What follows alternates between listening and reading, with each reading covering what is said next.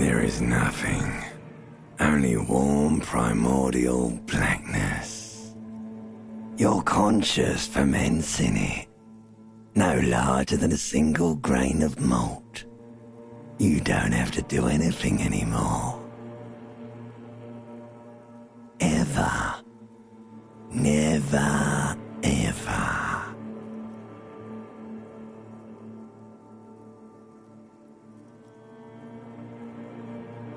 Never, ever, ever, baby. An inordinate amount of time passes. It is utterly void of struggle. No ex-wives are contained within it. You got it, sweet brother. Nothing upon nothing upon nothing. Coming right up, sir. Smooth passage.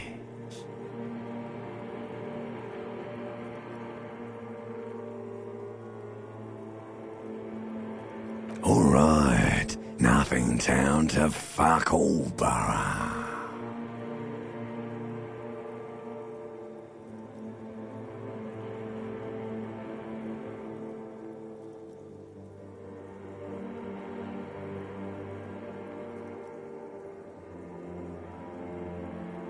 Great choice, Elder One. It has always been like this, and it always will. The song of death is sweet and endless. But what is this? Somewhere in the sore, bloated man meet around you. A sensation.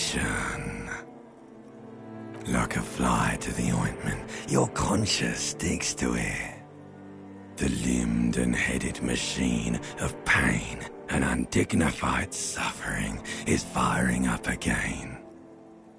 It wants to walk the desert, hurting, longing, dancing to disco music.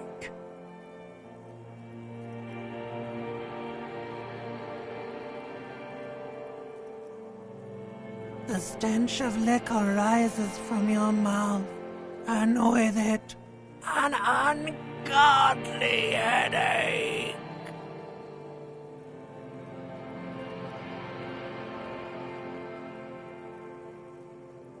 A fiery streak penetrates your skull, trying to force your eyes open. It's a sound, a clarion call from hell. Somehow, you know what it is. A Caprice Commander motor carriage.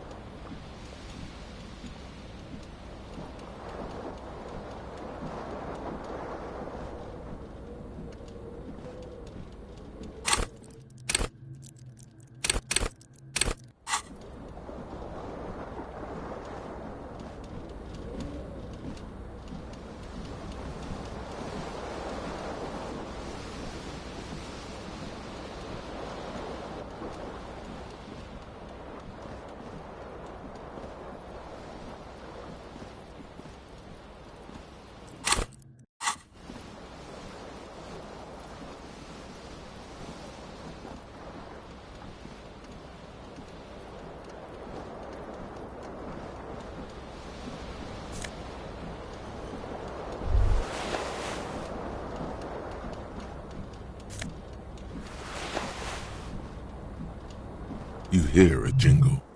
Keys are clinking in the pocket of your flare-cut pants.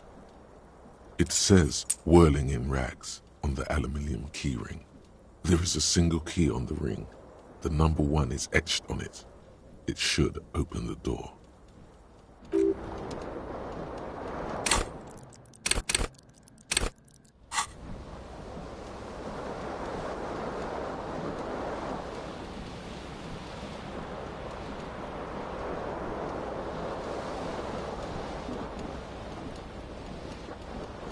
This fan has 2 chain pull switches. One ends in a tiny fan, the other in a light bulb. A truly horrific necktie has somehow attached itself to one of the blades.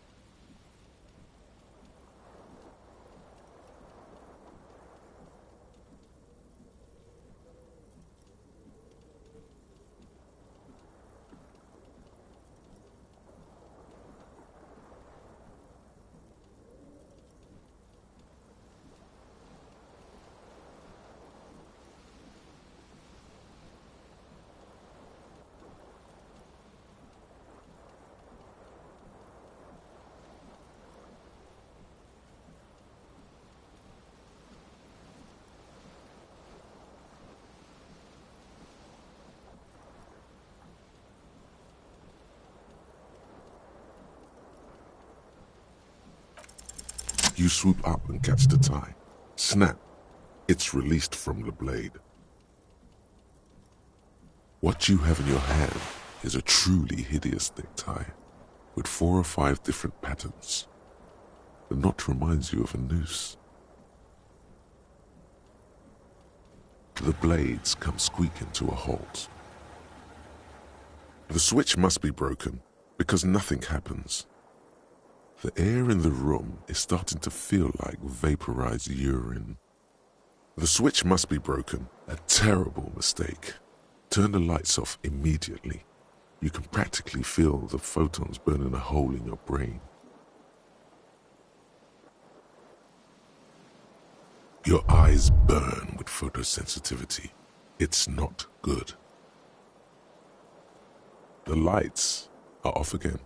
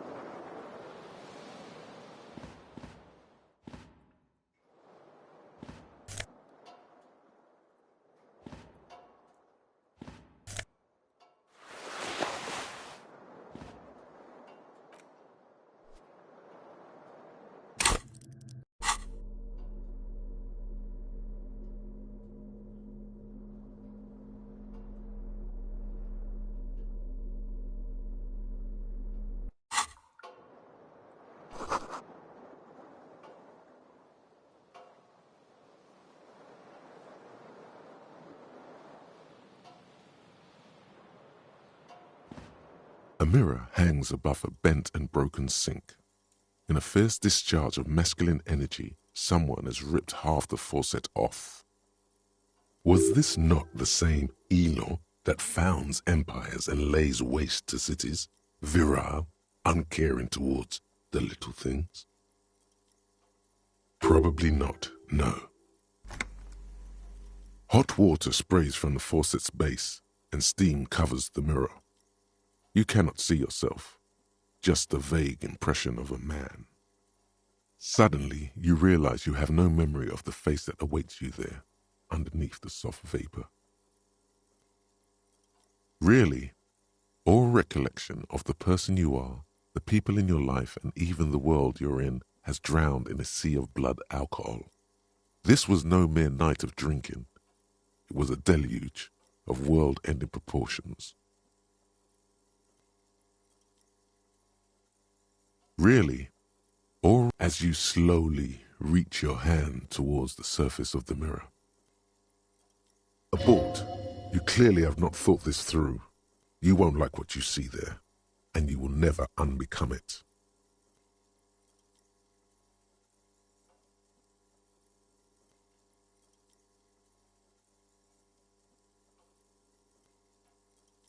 Behold.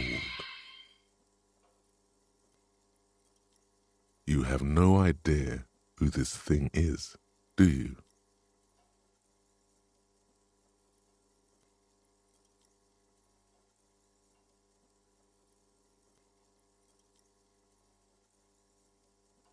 Too late. You clearly have rigor mortis on your face. Or wait, is that an expression?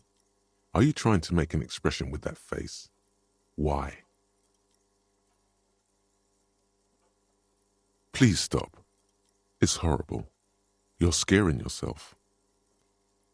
Oh my God. You can't stop. It's like it's not even voluntary anymore. You have worn that grin into your face and now it won't come off. What does it even mean? What is the emotion you're trying to convey?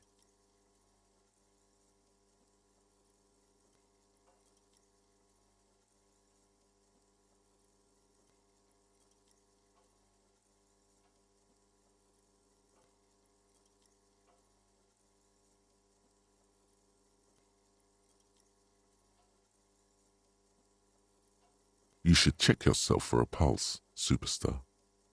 From here it looks like a cadaverous spasm. You find no sign of life on your swollen neck. However, putting your hand on your chest reveals an irregular heartbeat. You appear to be alive, for now.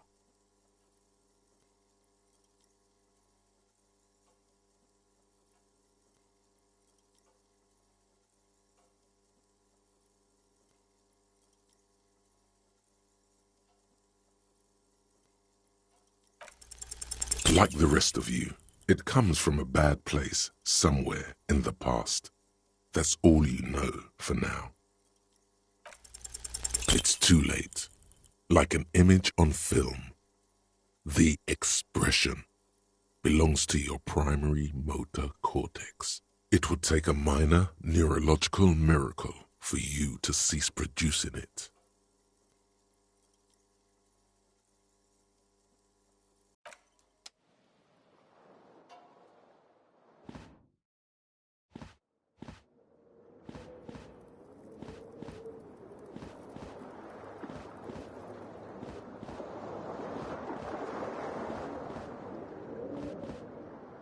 The window stands broken in its frame. Cold wind blows in. The shards face outward. Whatever broke this window came from the inside. A fine web of scarring covers the back of your right hand, but none of it is recent. More likely a projectile than a held object. There are no fragments on the floor from pulling a tool back in after impact.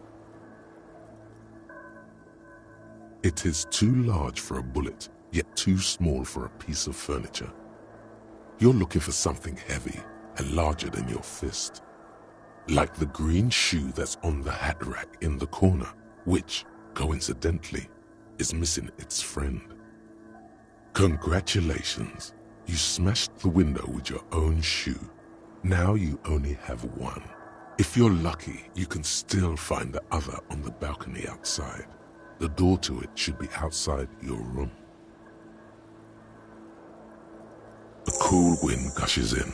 Your toes curl up from the cold.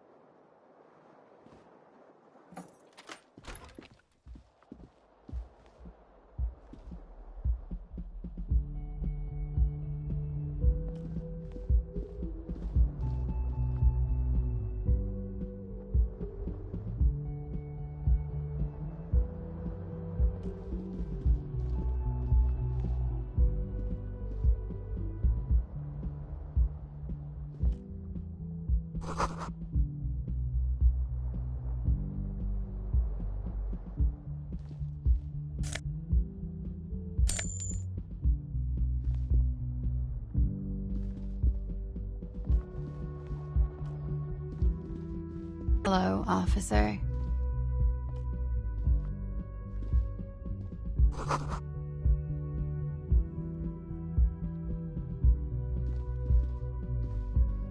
The young woman raises a cigarette to her lips. Her eyes are brown and her face is speckled with birthmarks. She can't be more than 28.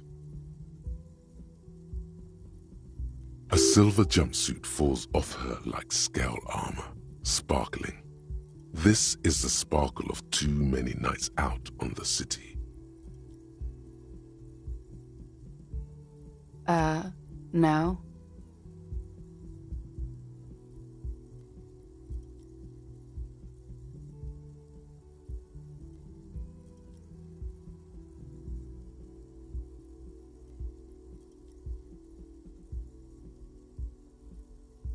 The young woman shakes her head slowly.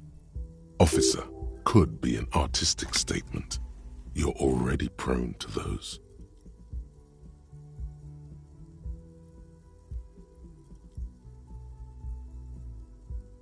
No. You're a police officer, sir.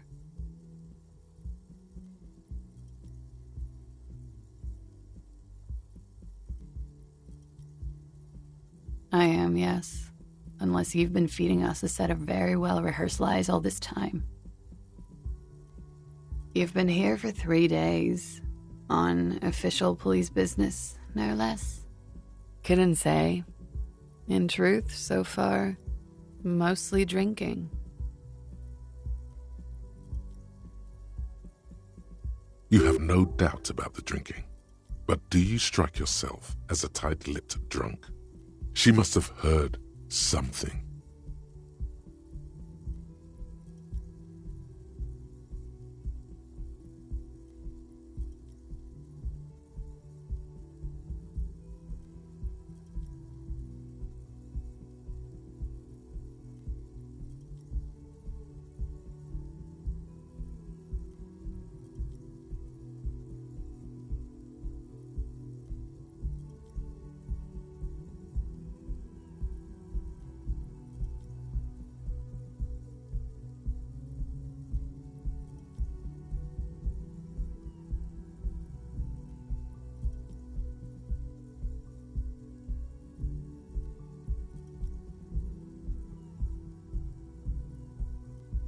Could it be because of the drinking?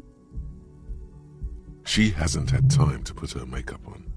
This is her morning cigarette. She looks tired, her beauty waning faster than it ought to at her age. The words have already left your mouth.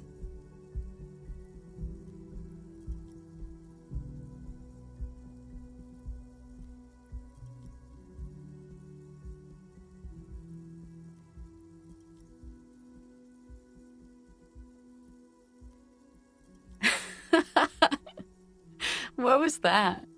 That's not even how words are used. What did you say? Come on, say it again. No, you see, that's not what you said. You said... Come on, man. Freddie, please. One more time. Goddamn right you did. You crazy asshole, you. What kind of cup are you?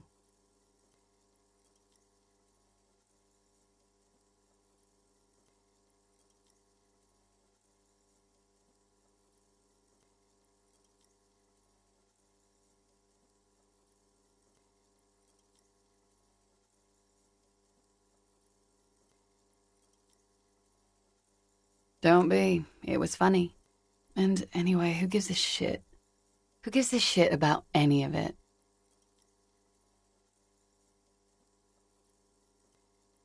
So what if you can't pull grade A pussy anymore? There are other things in life, more meaningful, more fitting for a man your age. This is Fata Morgana. One thing, though. It's gonna suck for you later when you have to interrogate me.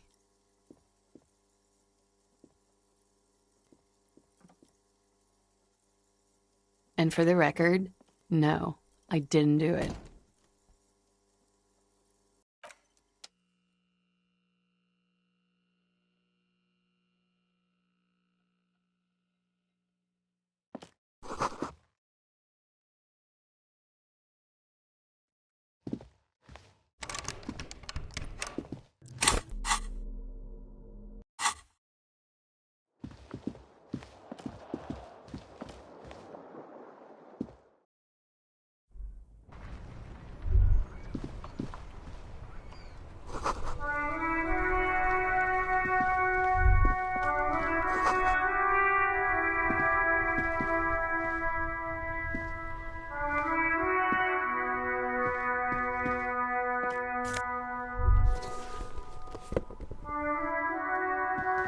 There they both are, two identical shoes, both copiously green and indiscriminately snakeskin, reunited on your feet, like two baby crocodiles.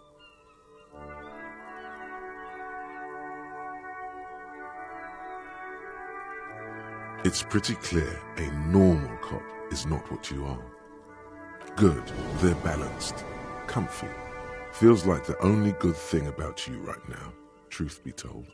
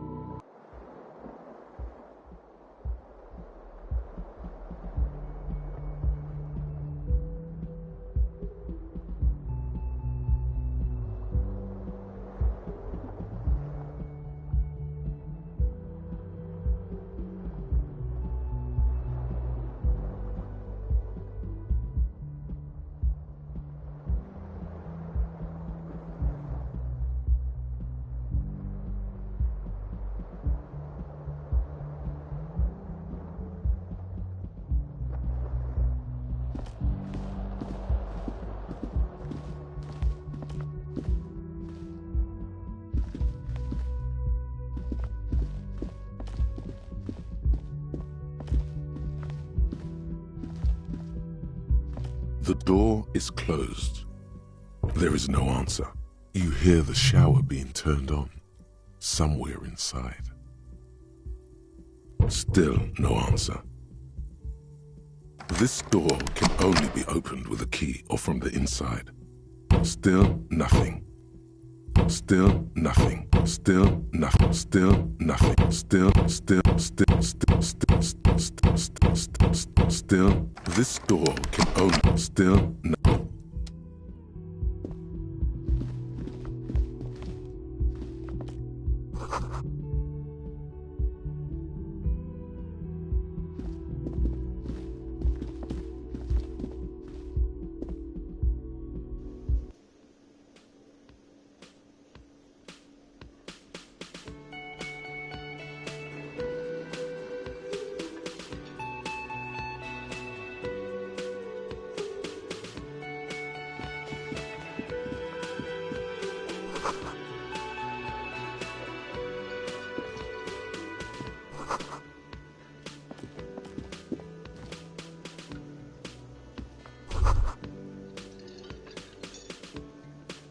You should totally sing karaoke here, the first chance you get. Your emotions need to be expressed. People need to know your vast, oceanic soul.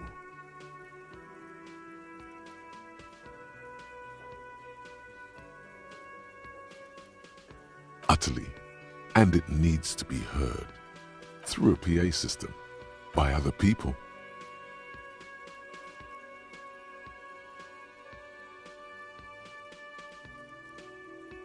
You have not yet stumbled on the right lamentation, but it's out there. It'll come to you. You will wreak havoc with it. Don't worry.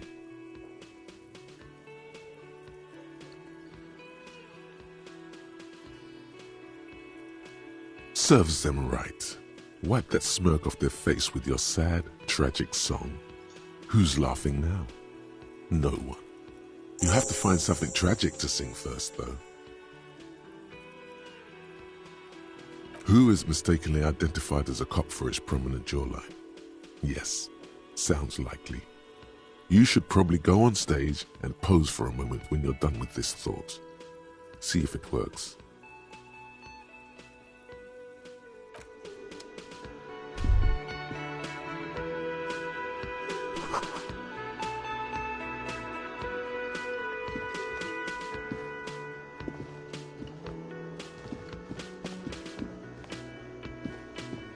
A man in his late 20s stands behind the counter, inspecting a stuffed seabird.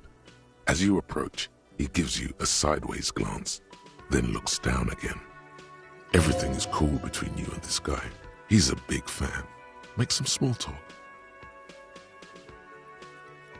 A competent work of taxidermy. The white and brown seabird lies among piles of coasters and drying mugs. One of its wings broken. The man is trying to mend it.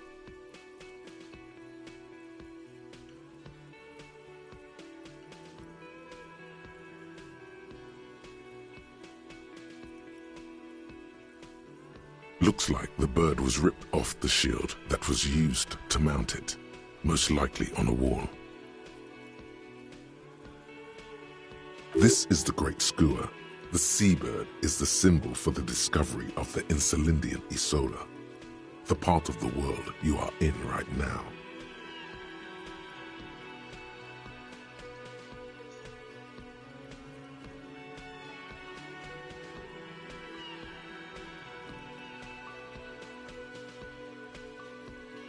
The small steel tag says as much. The great skua. Stegosaurus skua. Look, your buddy is over there.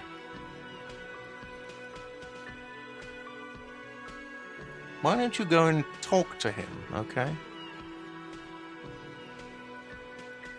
He pretends not to hear you, concentrating on the bird instead.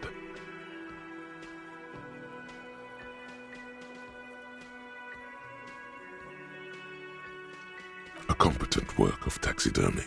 The white and brown seabird lies. Looks like the bird was ripped off. This is the great skua. The small steel tag says as much. The great skua. Look, your buddy. Why don't you go and A competent. This is the small. Look, why don't you go and talk to He pretend. Look, this the small. Look, why don't you go and He pretends not to. No, I'm not the bartender. I'm the cafeteria manager.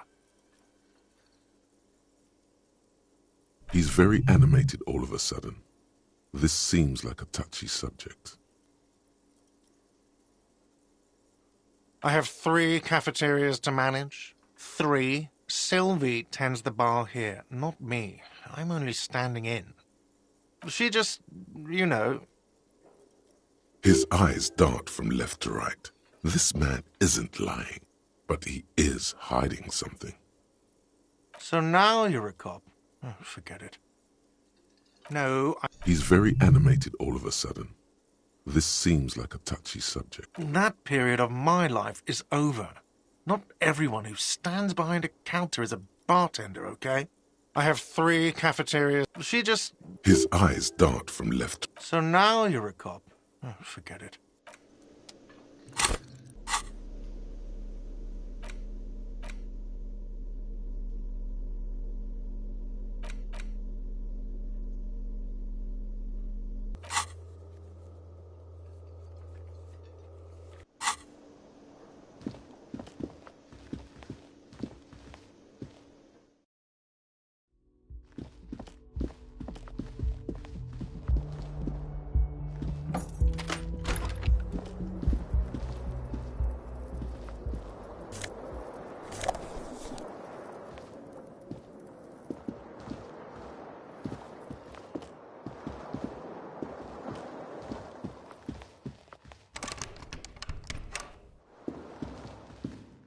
A mirror hangs on the bathroom wall. In it, your face, adorned with the expression.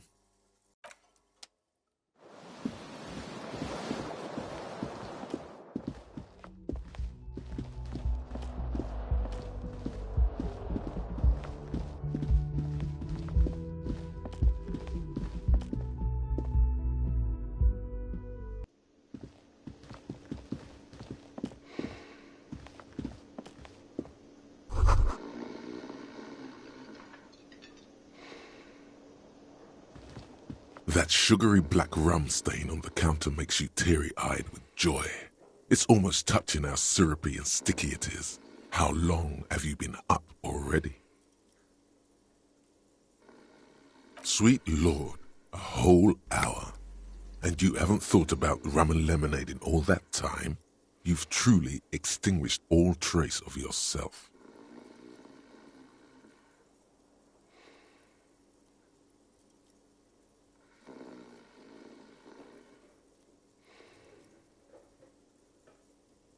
There he is, the old boy, the devil.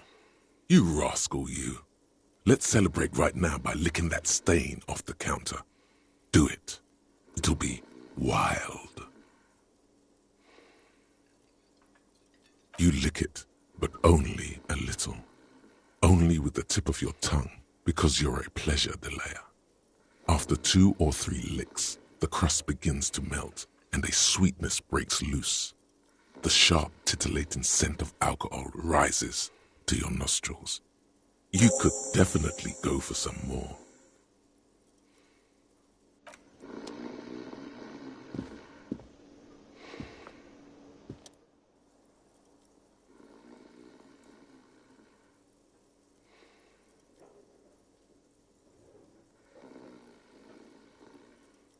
A colorful piece of plastic is dangling from his carabiner. Makes your fingers itch. On the counter, rolled out of his open hand, you see a blister pack of headache medicine.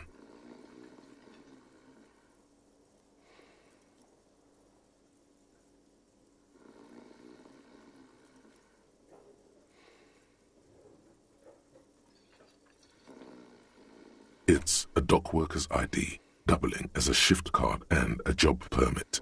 A young, able-bodied man stares back at you from the photo. Santiago S. John. The man does not mind. You probably need them more than he does. You've just picked up some magnesium. This item is stored in the bottom left corner of the screen above your character portrait. Use magnesium to heal your morale if you have morale damage.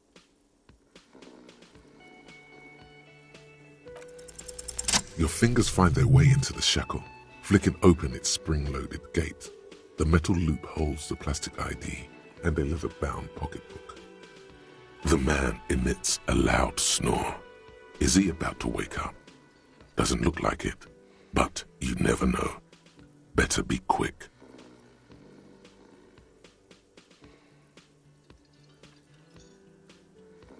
You slip the plastic ID card out of the loop and pocket it. The man continues to snore. Just for the record, you look nothing like the man on the document. You find a black paper note with a woman's profile on it. Seems like this woman lived centuries ago. The note says, 5 Real. It feels nice and greasy. The sleeping dock worker has little to say about your actions. He remains silent. You gently shake his shoulder, but nothing happens. This man could probably sleep soundly in a ship's engine room.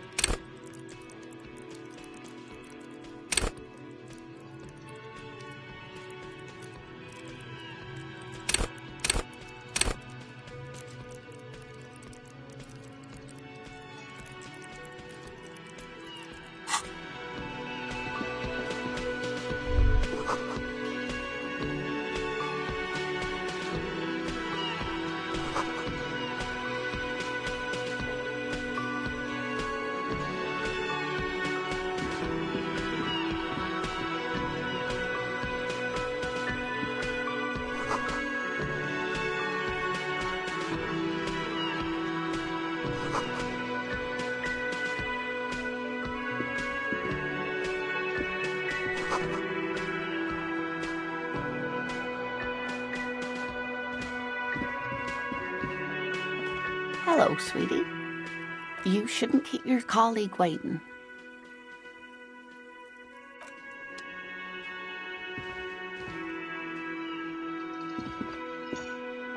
A bespectacled man in an orange bomber jacket is tapping his foot on the floor.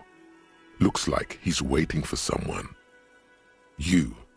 As you approach, he narrows his eyes and extends his hand in greeting.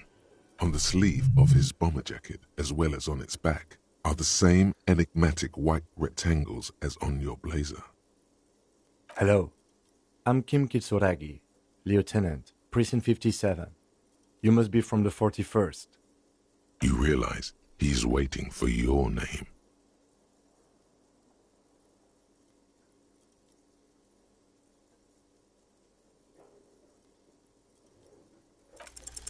Concentration makes you squint your eyes. Your name should be deep gold and orange, like a forest fire looming on the horizon, but mixed with the stench of liquor rising from your breath. You're 2 steps closer to it, but there are still many to go.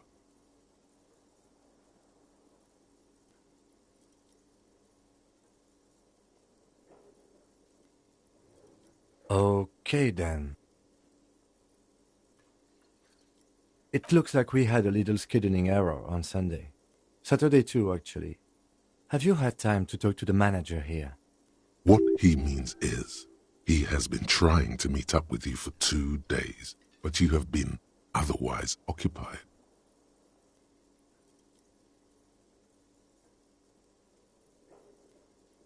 Then we should ask him for a rundown of the area. Get me up to speed. I understand the scene is out back, right? It also wouldn't hurt to assure him the police are finally here. In full force, I mean. Have you mapped out the initial interviews?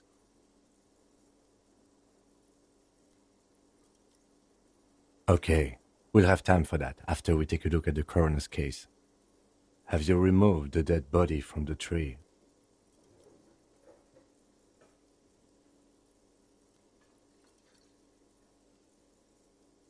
So, the body is still in the tree, where it has been hanging for 7 days straight. We should go there as soon as we are done talking to the owner.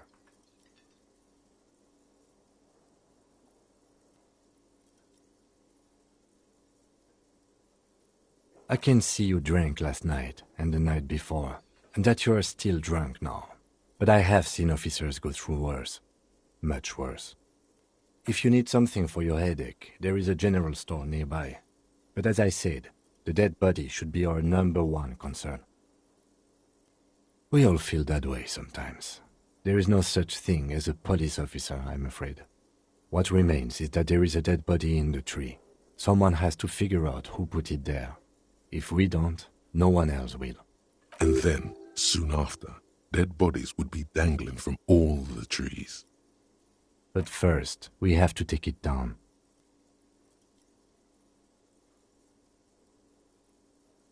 I was sent here to meet a detective from Precinct 41.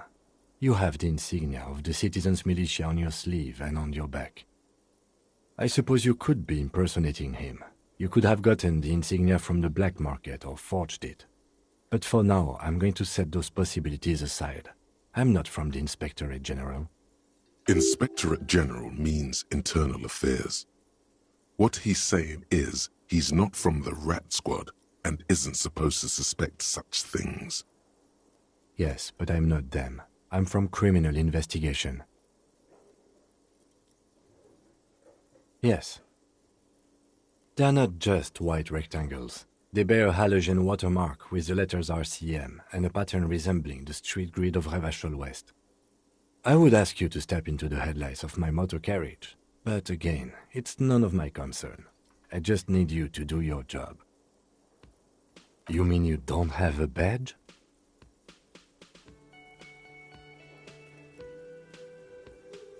Losing your identification card is a serious matter. My vehicle has a shortwave. You can use it to report your badge missing. I would advise you to locate it as quickly as possible. But getting the body down should still take precedence. Talk to the manager. Then we go out back and take the body down. After you, officer. Lieutenant Kitsuragi is now in your party. You can talk to him whenever by interacting with him.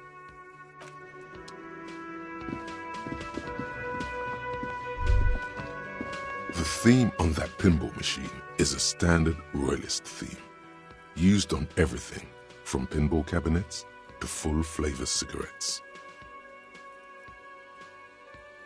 Clinging to a picture book version of the past century, waiting for the king to come back and cast out all the profiteers and homosexuals. Basically, imagine a yellow plastic crown with a liquor brand emblazoned on it.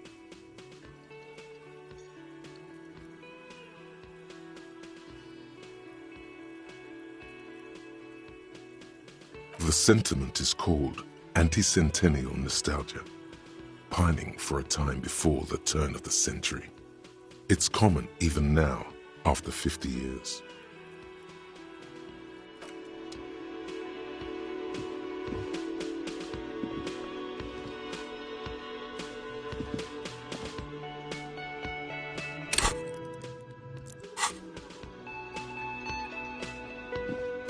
Hello, sweetie. Wait, who's Sweetie?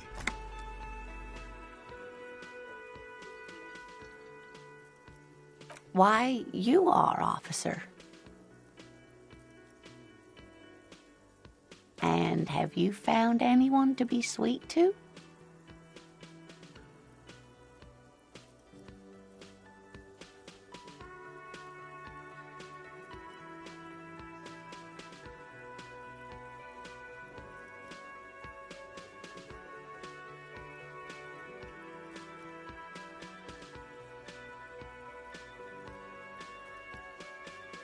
You rascal.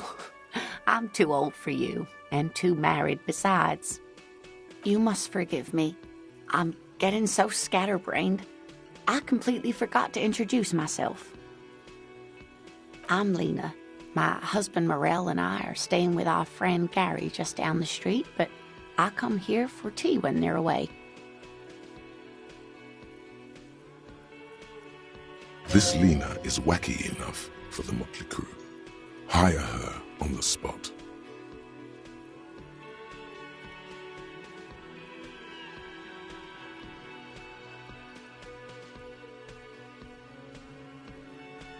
Whatever do you mean?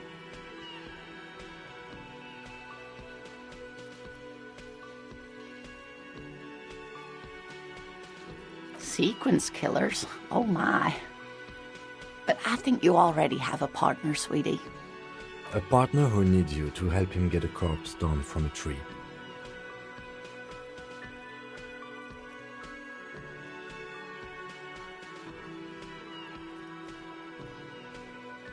I can assure you with absolute certainty, there are no sequence killings taking place in Martinez. Now, gentlemen, no need to squabble. I wouldn't be of much use to you anyway, sweetie. Thank you, but Martinez isn't the most wheelchair-accessible place, you see. I'd slow you down. Perhaps another time. Yes, dear. I'm a paraplegic. A paraplegic is someone with limited or no ability to use the lower half of their body. Paraplegia is caused by spinal cord injuries, like falling from a great height, or a grenade explosion.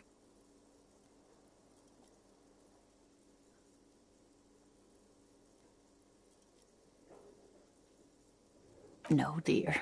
I'm not quite that old, although I was injured in the line of duty. Nothing so glamorous, dear. Though when I was young, I dreamt of planting the Revacholian flag on some figurative peak. I was a training and development manager at a rapidly expanding mail-order shoe company.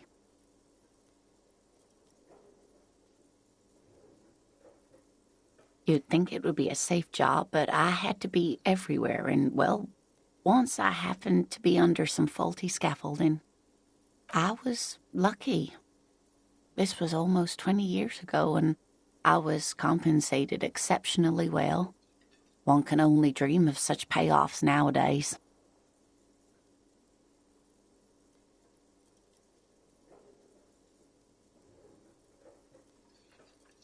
That's quite all right. I'm used to people asking questions. I know they're thinking about it anyway. Yes, officer. You look rather dazed. Like a stunned fox. But surely things can't be that bad.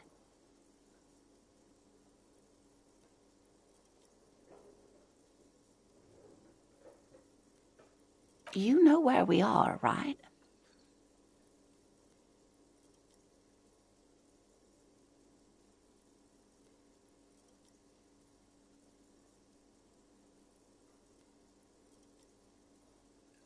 That's right. And where is the Whirling in Rags cafeteria itself located? Yes, we're in Martinez, on the coast of Revachol. How would I even begin to tell you? Revachol is the most beautiful city in the world. We're fortunate to be here, you and I. I haven't seen very many other cities personally, but everyone says so. Revachol is a rare jewel. This city used to rule the world, though it has seen better days. Speaking of history, you know what year it is, yes?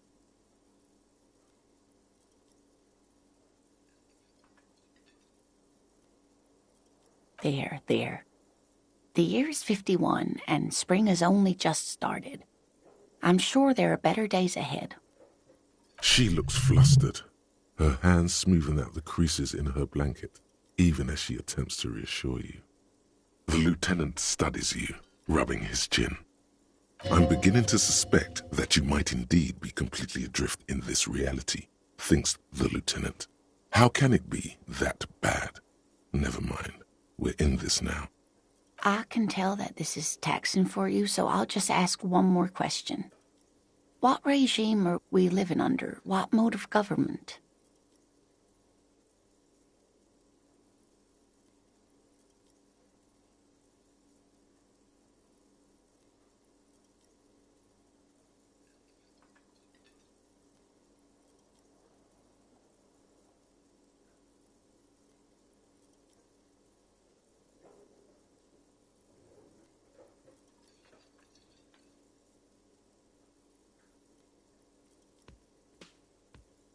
Nope, sadly not.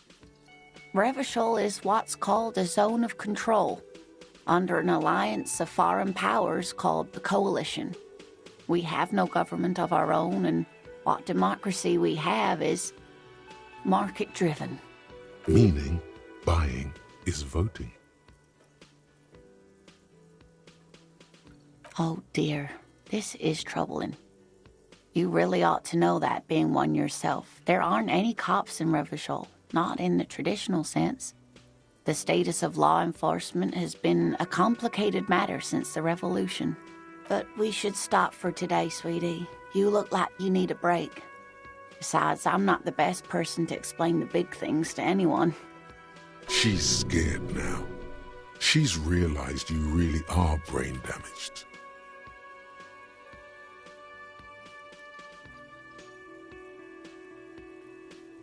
A defeat, I'm afraid. The people of this archipelago tried to build something new, something different. The rest of the world didn't like it, so they came and ended it. This was 42 years ago.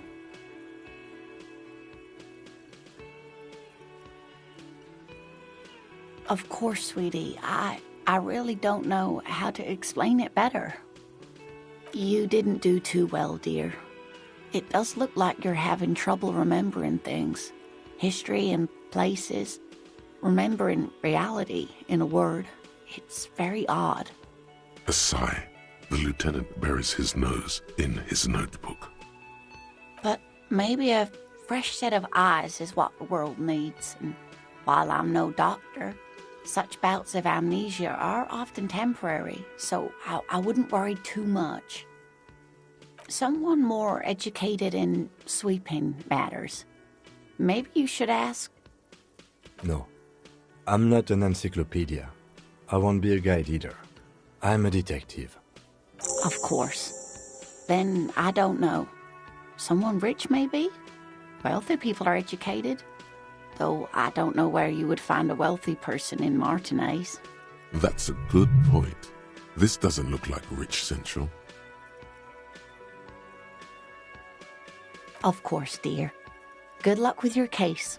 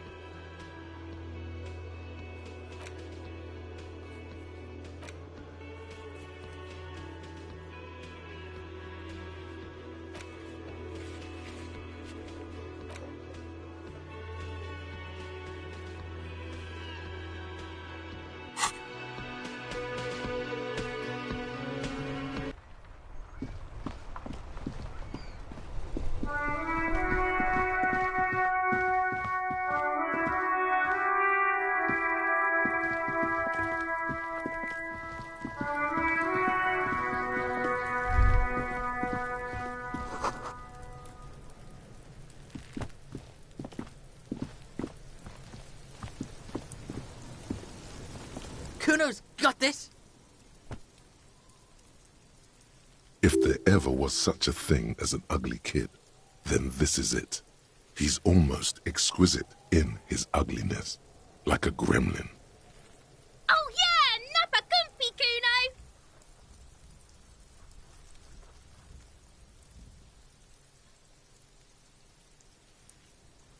Can't talk, pig. Shit's coming up strong. Throwing rocks. Shit coming up strong. That sounds good. Joyous.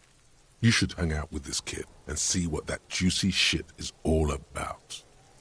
I mean drugs. The kid's on drugs.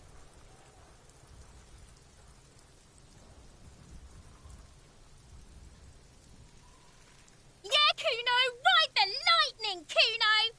Kuno's riding at sea. The rake, Kuno! You should throw the rake at him, Kuno! The fuck does Kuno know what a rake is? Kuno's not a gardener.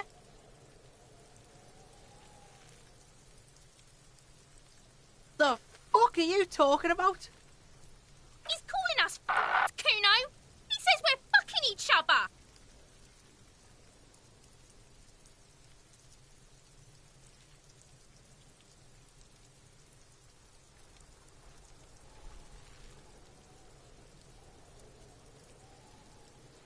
We shouldn't do anything. I don't tempt such forces. You will see. The language these kids are using, pure unfettered id.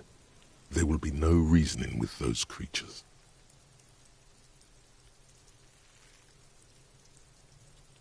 Fuck no! Kuno doesn't buy that shit. Fucking entrapment shit. Fast. This kid has got street smarts. Alright, entertain the Kuno. Show me what you got. What you got there? What you got, huh? Show me what you got. The kid moves his hands like a basketball player dribbling fast.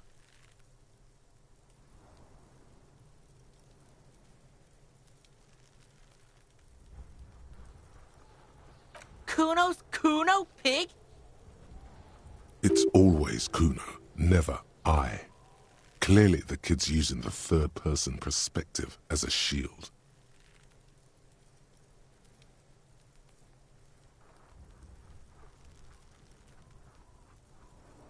The fuck are you calling a third person? Kuno's the fucking first person? Watch out, Kuno! He's trying to fiddle you! He's gonna put his hands on you!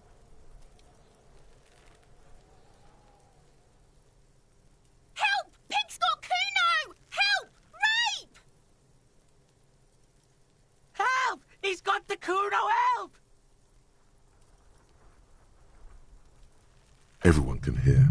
You need to get the hell out of here before. Help! He's digging his dick out! Escalate, Kuno! His dick is out! You're afraid! Pigs in here, Kuno! Somebody, please!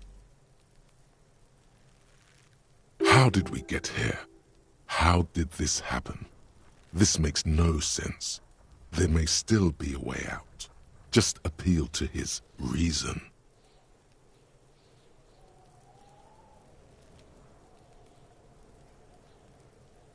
Help! Misters, help! He's flashing Kuno! He's showing his genitals! If you don't help Kuno now, it'll be too late! No! Get off Kuno, you sick fat fuck!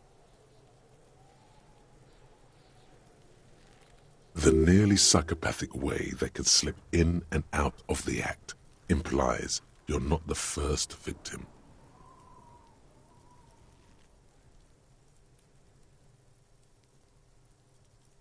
Fucking logical!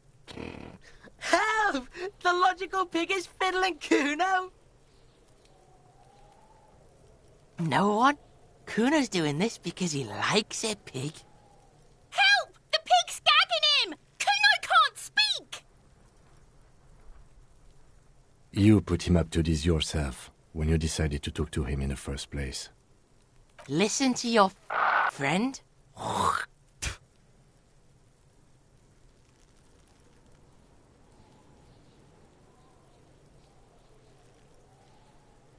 Kuno owns the fat ass. Help! The RCM is trying to fuck Kuno!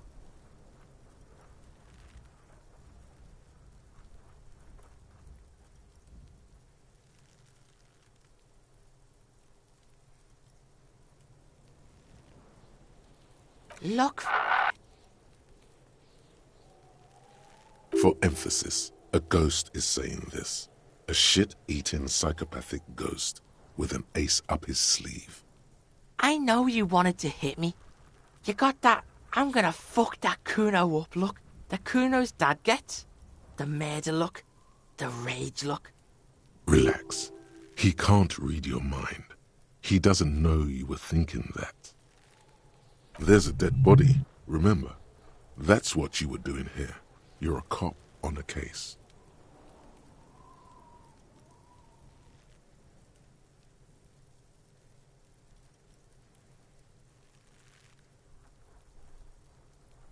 I can.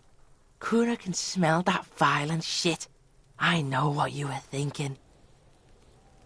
I'm gonna fuck that Kuno up. I'm gonna shut his shit down. You know what? You should have hit the Kuno, because now you're nothing. You're a joke to Kuno. Kuno laughs at you. King Kuno! Kuno turned you into his prison, bitch! You're gonna be in this shit with Kuno! No, you're not.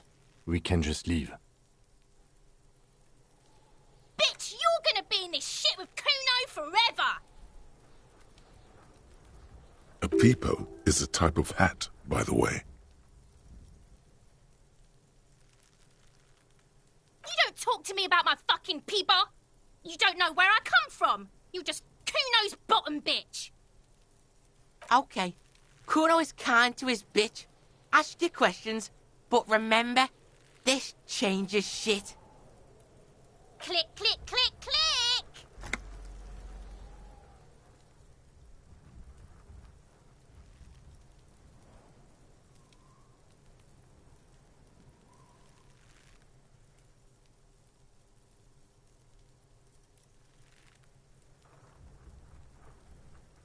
Shitload pig. What's your question? Don't tell the pig shit, Kuno! This is where you quickly ask him questions. Real cop questions. Like a cop.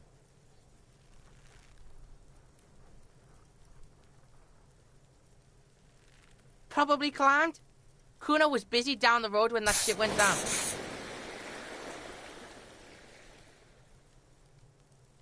You heard Kuno. Kuno wasn't even in Martinez. Kuno wasn't in Revachol. Kuno wasn't regional. I don't know. Some fucking... Mesk or I don't know. Some other place. Night City. Kuno was in fucking Night City.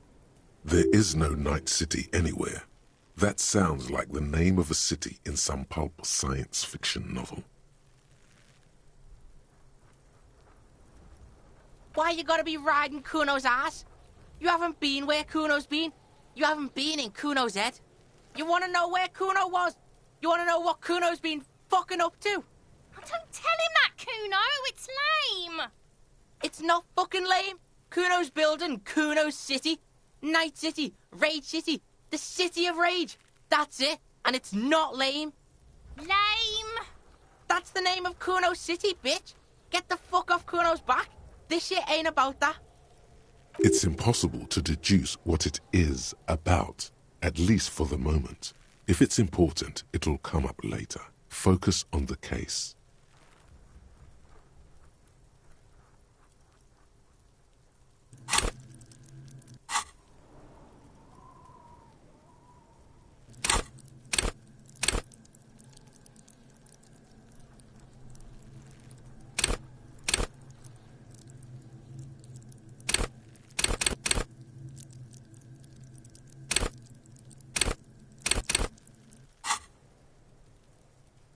Just a couple of pigs sniffing around in the dirt.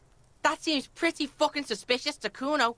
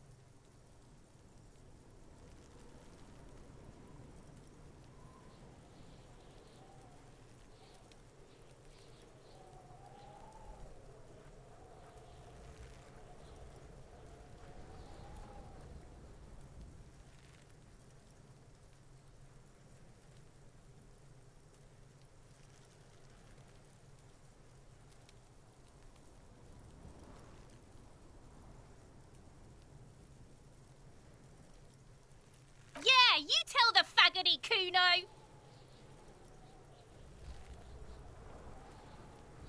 Kuno's fuck imp. Kuno uses the fuck imp for target practice. He's trying to hide the fact that he doesn't know. Kuno knows what you meant. Kuno's not a snitch, that's all. Trying to make Kuno sing into the popo phone.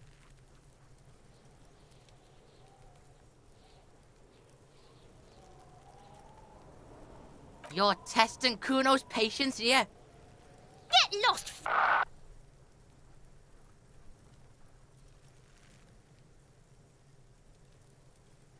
Right, Pig, this is where Kuno plays with his little wooden choo-choo. Fuck do you want with it? Yeah, whatever. Kuno doesn't give a shit.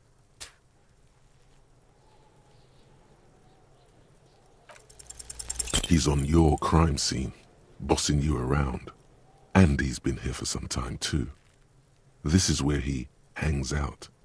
You have to get more out of him. He could be useful.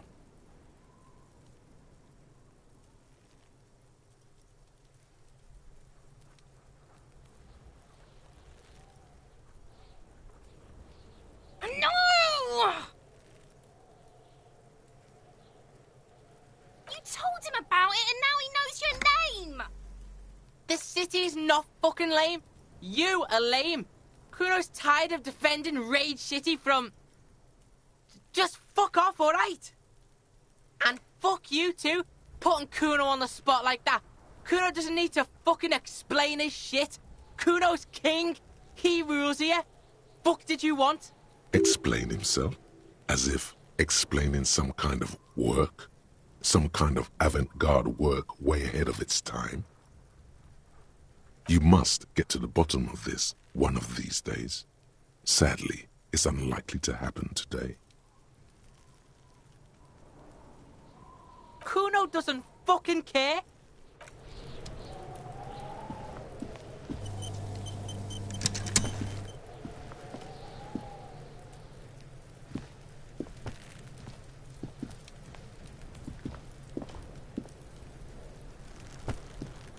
Kuno, the pig's getting pretty close to me. Come to snuff my shit out, I think.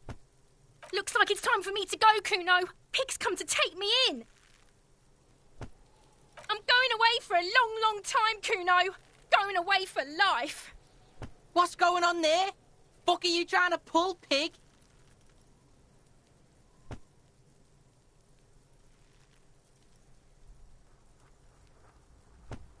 Murder was the case they gave me.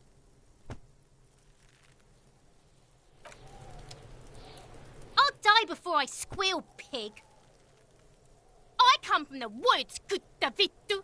You don't want to go there with me. You don't want to see what I've seen. Don't be traumatizing here. Get the fuck out of here. I'll die before I squeal, Pig. You don't want to fuck with me. I got my hands bloody. I'm not here, Pig. You're not seeing this.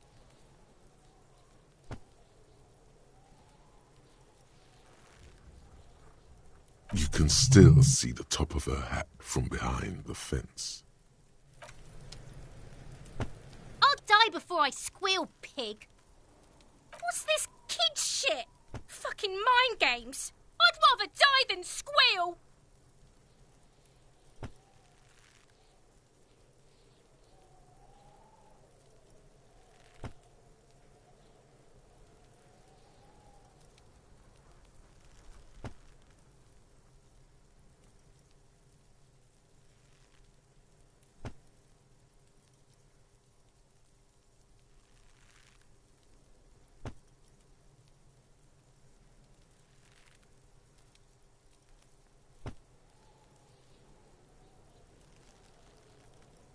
Get the fuck out of here, face. You got done. Talk to me. So it's a girl. Interesting.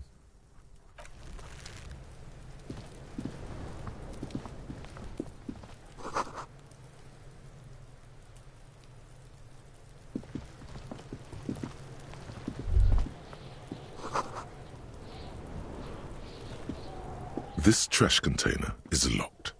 The sliding lid has a padlock that says, "Whirling in rags."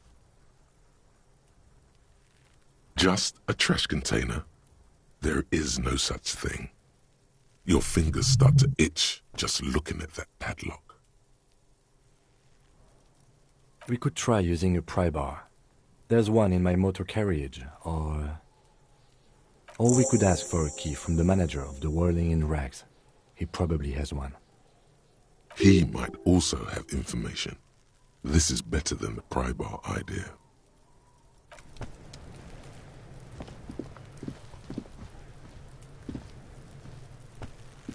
Fuck does Kuno care?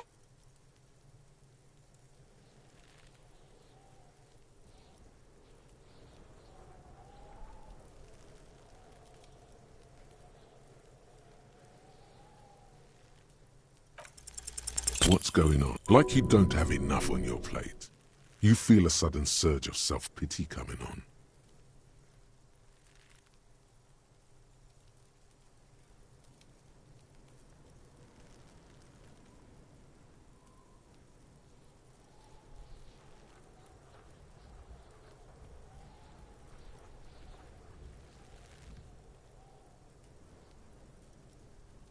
Take the pain, fucko! Take the bad! Smelling weakness. She loves it. You heard that, see? Porker wants to talk about how he can't hack this shit. Porker wants to move in with Kuno. Don't let him move in with us, Kuno! You have no idea what to say now. You're just going to have to try to change the subject.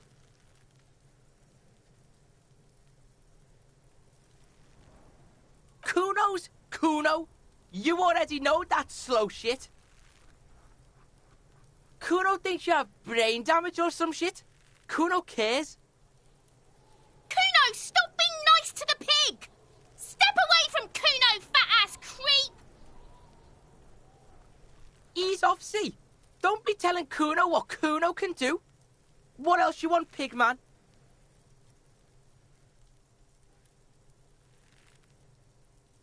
The fuck about it?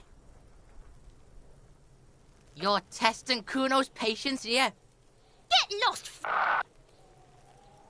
Kuno doesn't fucking care.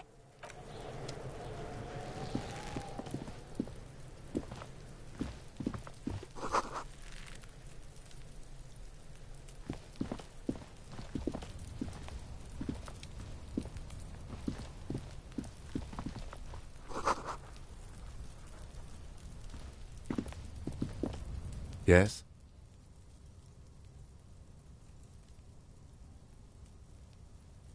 Me? I don't see how my life is pertinent to the investigation.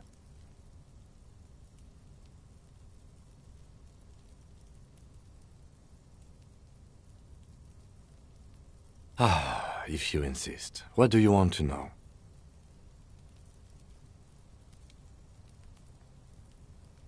That's because I'm half Seolite, or quarter. My father's father was from Seoul.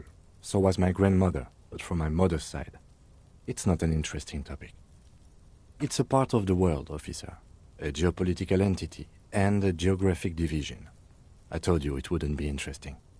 Seoul is a protectionist, isolationist, pan-Isolari state west of the Insulindian Isola.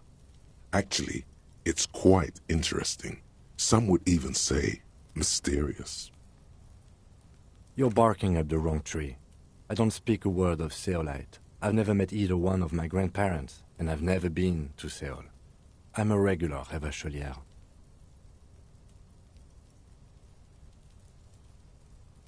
A point of pride to him.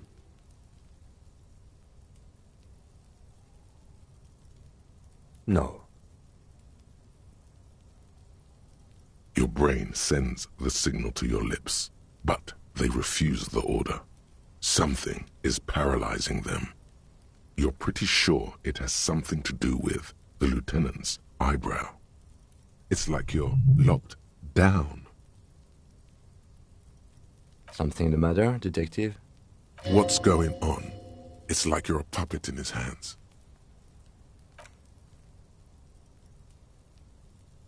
The lieutenant relaxes his eyebrow, and you seem to regain control of yourself. No. Your brain sends the signal to your lips, but they refuse the order. It's like you're locked. Something the matter? What's going on? The lieutenant relaxes his eyebrow, and you seem to regain control of yourself. That's correct. You feel a slight urge to put the lieutenant down for this, but you can't quite muster enough testosterone. Are they? They are mostly just cumbersome. What do you mean? I have no idea what you're talking about. The lieutenant's conceptualization skills must be rather rudimentary.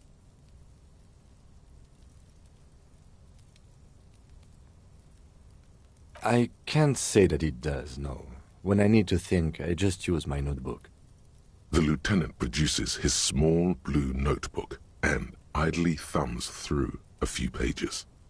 We all have our different mediums. His is written.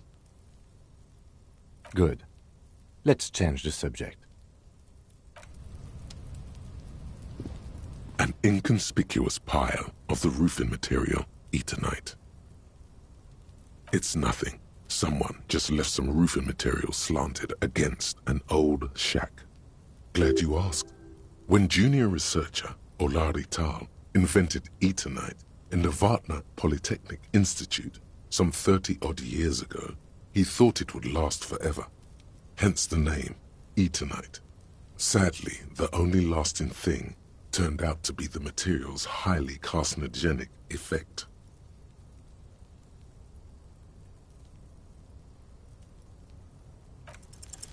Because there's a secret door hidden behind the panels of Eternite. That's why they're too orderly. There it is. You see a shabby little door.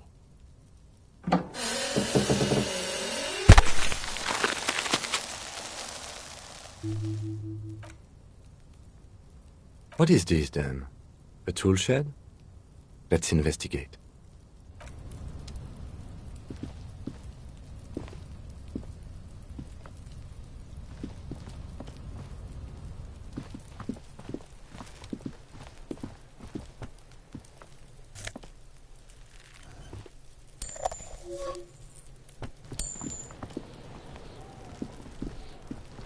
There are several footprints in the mud, left by work boots. Anywhere from 6 to 12 pairs have walked here.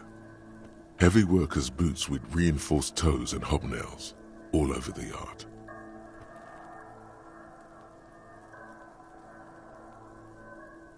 Isn't this something an industrial worker would wear?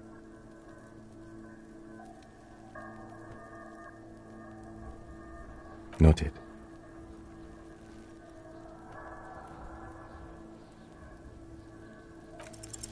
Maybe more than 12. No, 8 pairs of boots have shuffled back and forth in the mud. 1. Standard work boot, steel reinforced toes, number 46. 2. Standard work boot, steel reinforced toes, number 44. 3. Hobnailed work boot, steel reinforced toes, number 43. 4. Standard work boot, number 45 or 46? You don't know. It's a miracle you can tell the prints apart as it is. The cold must have preserved them. 5. Another standard work boot, steel reinforced toes, number 44. 6. An aberration, light as air, even pace. Same make of boot, but number 41.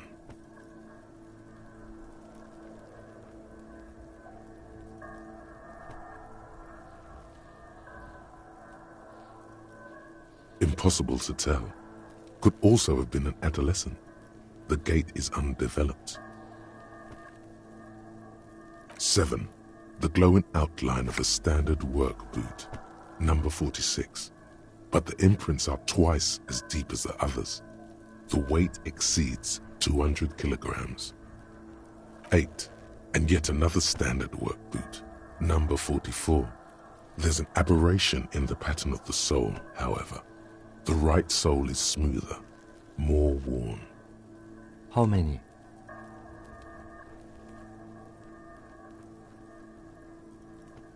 I was pretty off then. I counted 20. I never got the hang of it. Hyperopia. Do you see anything out of the ordinary?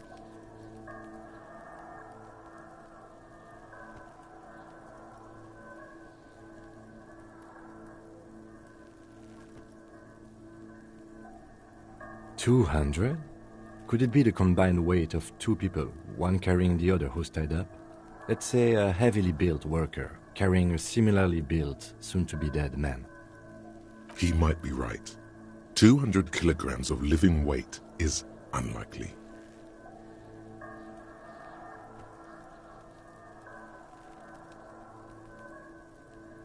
Possibly, yes. But why? Yes, they could have used a makeshift stretcher or just march him up to the gallows.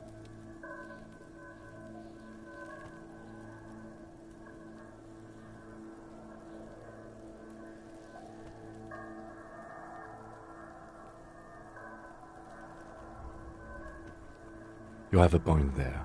Anyway, it's something to consider. What else can you see? A woman or a kid? Understood. Anything else?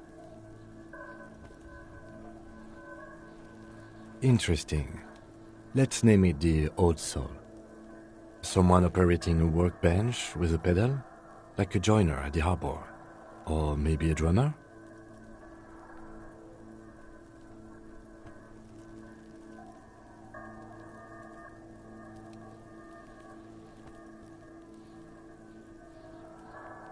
No, it's not. Forget I said it. We are not looking for a drummer. Perhaps it could be a driver. A driver would wear out the right shoe before the left. The accelerator is on the right.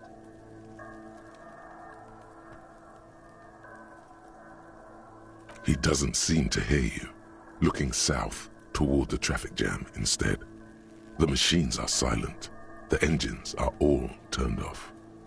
We should keep our eyes open around the traffic jam. See whether anyone strikes out as a potential suspect. Seems prudent, no? You're right. Let's keep a low profile.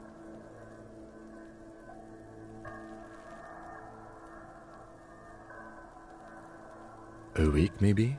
7 days would fit the time frame provided to us by the caller, who reported the hanging. It is not impossible. I pulled last week's forecast for coastal Havashol. 7 days below freezing. The day before, the day of his hanging, was the last warm day. Correct again. Sub-zero temperatures would preserve the tracks in a good state.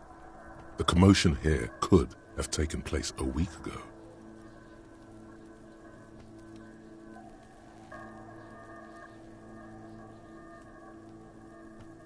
What do I think? A mob of people brought something heavy to the tree. One of them was carrying the victim. They shuffled around, especially under the tree. Then, after hoisting him up, they stood in a semicircle facing his direction. At first glance, this appears to be a lynching. Indeed, they all stood in a row here and looked at the tree. Yes, everything fits so well. Carried him over, hoisted him up, watched him hang. This is easy. The lieutenant's eyes narrow. He's thinking to himself. Either way. What else?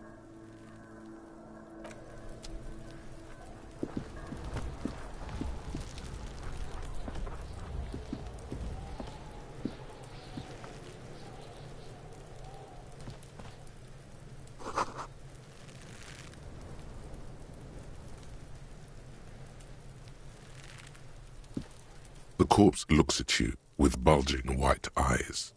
The face around them does not look human. It's swollen and ready to burst. His lips are fish-like and his tongue like a ball gag in his mouth.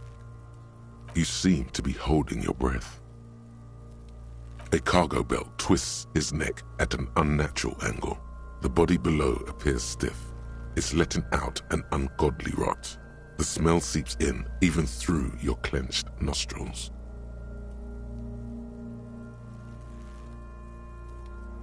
Active decay. It's okay to throw up, officer. No one is judging. He's about to blow! Cop's gonna blow, Kuno! The smell is repulsive. It pushes in from your mouth, more instant and more familiar than anything you'd expected, more fever than odor. It fills your mind, flushing you from within.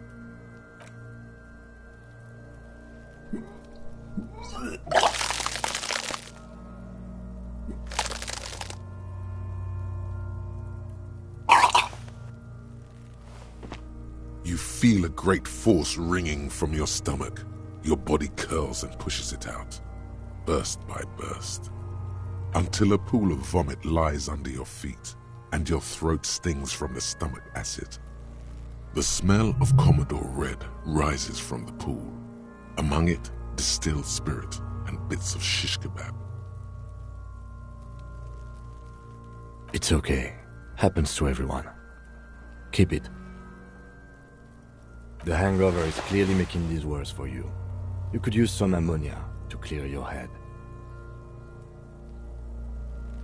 There is Frit nearby, east of the hostel.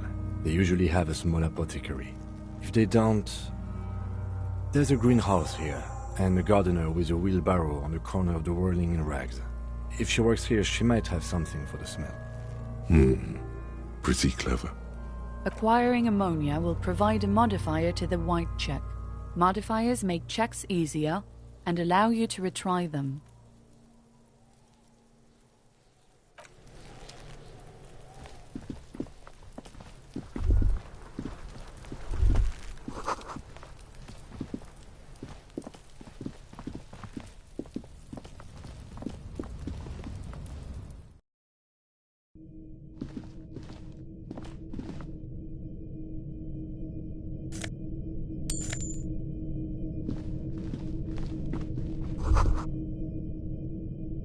Be still, my beating heart. It's amphetamine, sweet amphetamine. The lieutenant isn't studying the powder in the mirror. He's studying you. There's a good, vague way to ask where he stands on drug use. Professionally, I mean.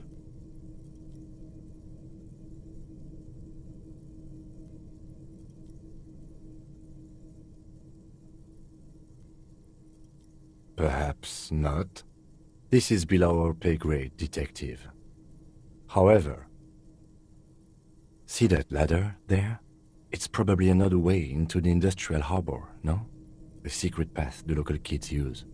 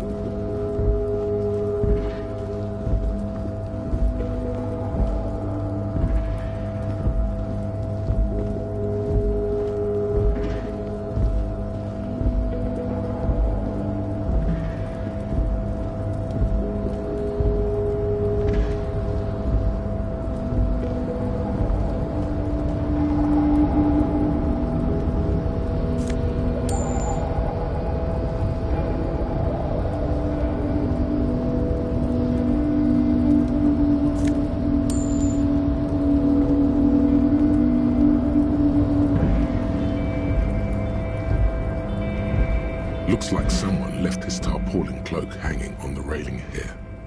When the wind ruffles the cloak, you can most definitely see a white rectangle on its back. Yes, it's probably yours. It bears the RCM insignia, and you have a habit of being careless with your equipment. You could probably make the jump. You look like you've done some track and field in your day.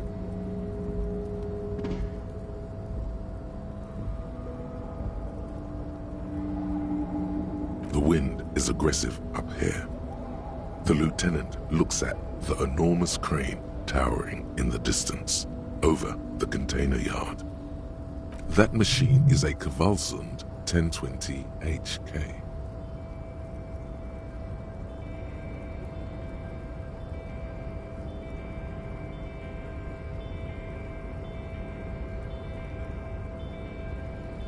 Is it? Kvalsund makes a lot of heavy equipment, but this is phenomenal, even for them.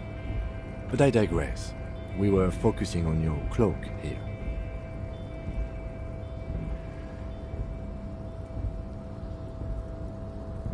What are we doing?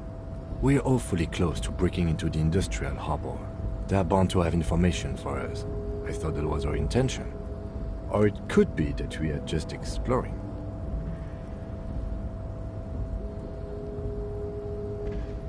The cloak? I do think it's yours, yes. As to whether you should go for it? Well, it doesn't seem too dangerous. 2 meter stops. Whenever you're ready to do it, I'll be right behind you. The cloak looks like a bag of goodies floating in the wind. Who knows what its pockets may hide?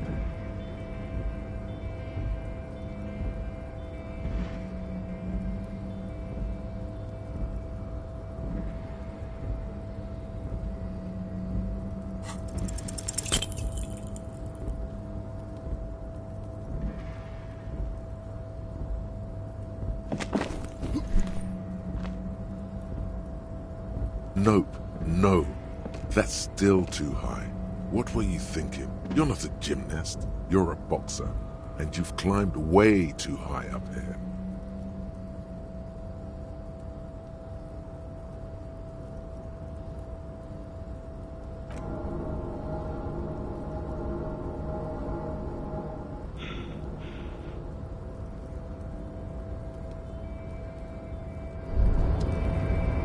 Despair creeps into you, getting fat on your weakness.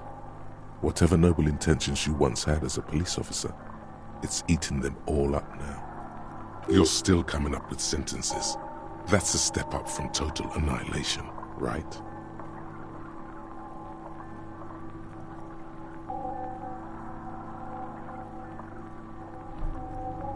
He watches you melt down stoically from behind the lenses of his glasses. Nothing you can say would make you feel any better now. Cop gives up the detective genre for social realism. Another police officer resigned from the RCM following a nervous breakdown. He now lives under a bridge, drinking and occasionally throwing excrement at passers-by, shouting, "I never loved that woman." When asked to comment, former colleagues objected to the theory that his psychological disintegration was precipitated by his wife leaving him. "It's because the Furrows lost that match," said Captain Ptolemy Price, once the man's superior officer. "It's because he couldn't get a big gun from acquisitions, and anyway, police work really burns you out after a while," Satellite Officer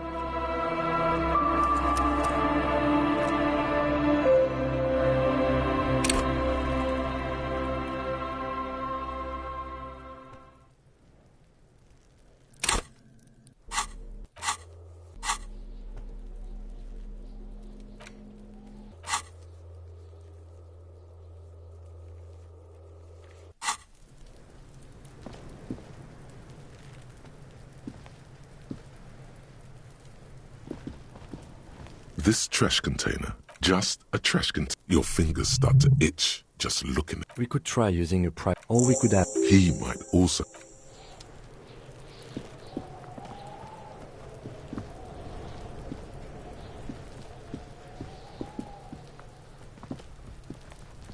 There are several footprints in everywhere. Isn't this something an industrial work? Noted. Maybe more than 12. No. 8 pairs of 1. Standard 2. Stand 3. 4. You don't. 5. 6. An aberration. Impossible to tell. Could also have been you're not bad. It's as if the whole world darkens. Everything else has a thin film of unimportance on it. And the tracks burn in the middle of it. 7. The glowing outline of a stand. 8. And yet... How many? I was pretty off then. I counted 20. I never got the hang of it. Had a woman or a kid? Understood. In 200? He might be right. Possibly, yes. But why? Yes, they could have you. You have a point there. Anyway, interesting. Someone operating a workbench. A drummer only uses the right foot for the kick drum. You're right, it's stupid. Perhaps it could be a driver. A driver would wear the right shoe before the left. We should keep our eyes open around the traffic jam. See whether anyone strikes out as a potential suspect. You're right. Let's keep a low profile. A week, maybe? It is not. I pulled last week's forecast for... Correct again. Sub-zero temperatures would preserve... What do I think? Then, after hoist... Indeed. Yes. Everything fits. The lieutenant's... Either way.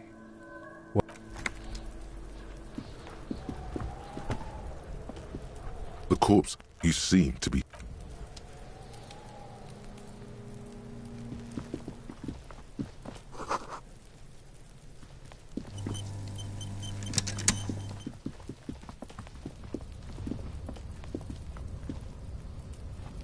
An inconspicuous pile of the... Because there's a... There it is.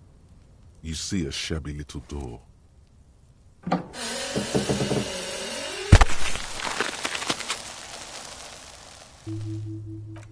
What is this then?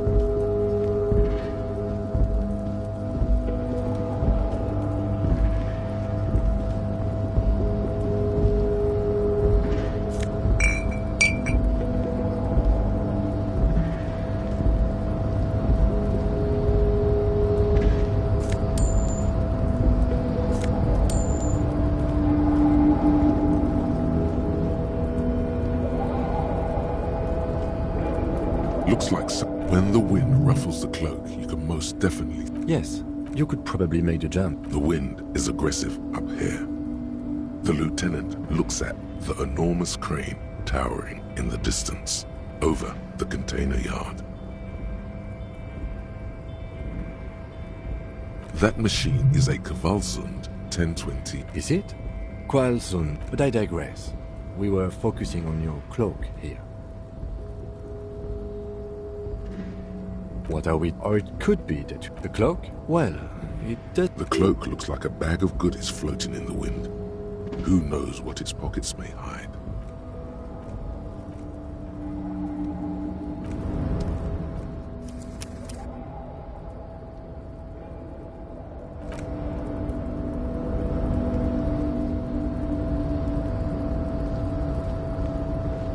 tarpaulin cloak with possible RCM markings is still caught on the railing.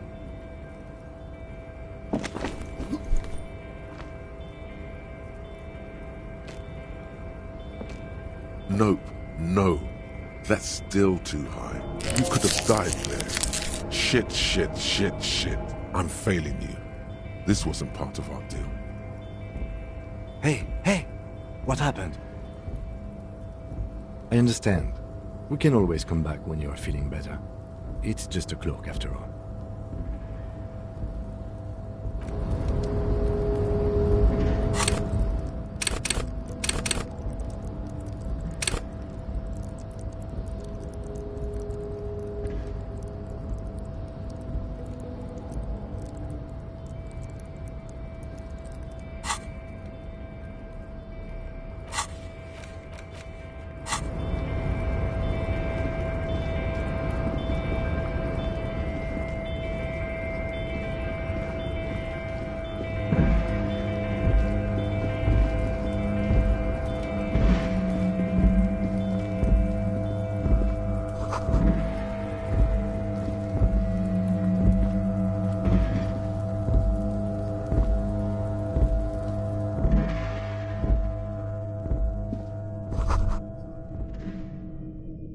Be still, my beat. The lieutenant, there's a good vague way. Perhaps not, but that there...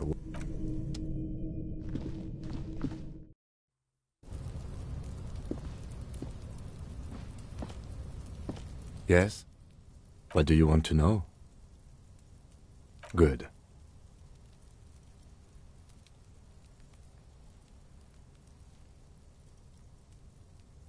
Me? I don't see how my life is pertinent to the investigation. If you insist. That's correct. You feel a slight urge to put the lieutenant down. Are they? They are mostly just cumbersome. That's because I'm half... It's a part... Sale is a protectionist. You're barking at the wrong... A point of pride to him. No. Your brain sends the signal to your lips, but they refuse the order. It's like you're locked down. Something the matter, detective? What's going on? It's like you're... The lieutenant relaxes his eyebrow, and you seem to regain control of yourself. What do you mean? I have no idea. The lieutenant's conceptualization skills. The lieutenant, we all have our different media. Good. Let's change the subject.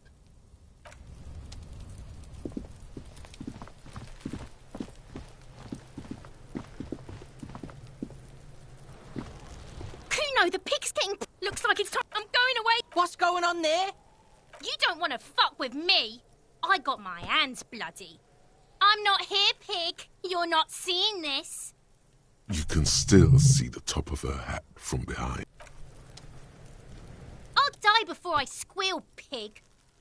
I come from the wood. Don't be traumatizing it. I'll die before... What's this kid shit? Get the fuck out of her face. You got done. Talk to me. So it's a girl. Interesting.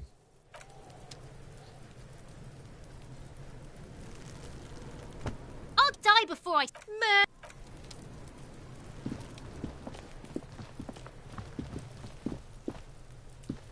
The corpse you seem to be... A cargo belt twists his neck at an unnatural angle. The body... Activity. He's about to blow. Cock's gonna blow. The smell...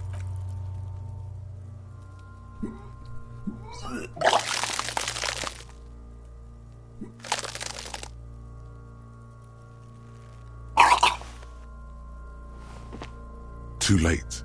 Until a pool of vomit lies under your feet. The smell of Commodore Red. It's okay. Happens to have. The hangover is clearly making this worse for you. There is frit. There's a green hot. Acquiring ammonia will provide a modifier to the white...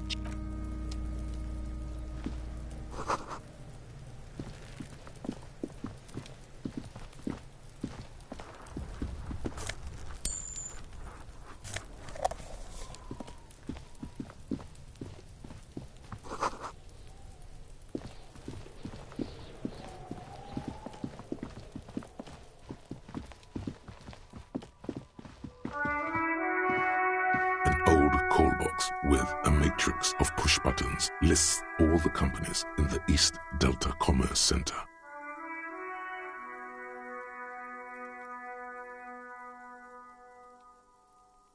This button looks new, but someone has removed the name card. Nothing happens when you try to ring it. This button looks new. It's probably not connected yet.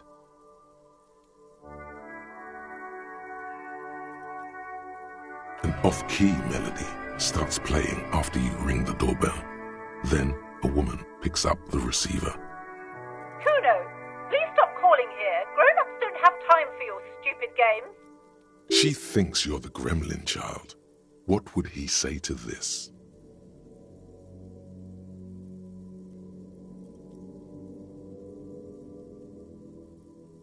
Pardon? This is not Kuno. Who is this? Please just stop calling here. I don't have time to deal with this. Thank you. A single beep indicates that you hear the same waiting room music, but no one picks. You ring the doorbell, but no one answers. What an ominous name for a hair salon. Doesn't bode well for anyone's hair. All you hear is static, but no one answers the call.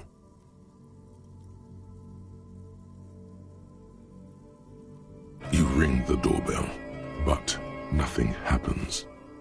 You wait for a minute or two, but all you get from the call box is silence. No one answers the call. Looks like someone has melted half the plastic off with a lighter. The doorbell doesn't work anymore. You hear static from the intercom speaker. It sounds as if someone has picked up the receiver but isn't saying anything. You can almost hear them breathe. Yes, hello. This is Tricentennial Electric.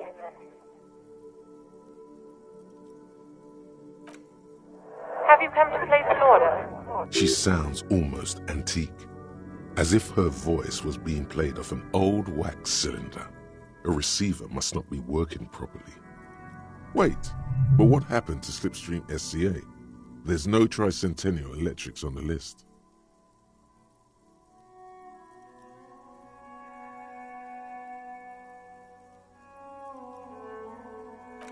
My God. The lieutenant exchanges a look with you. It's you. My God. I didn't think I would hear your voice. She must be mistaking you for someone else. Who cares that you don't remember her? Just go along with it.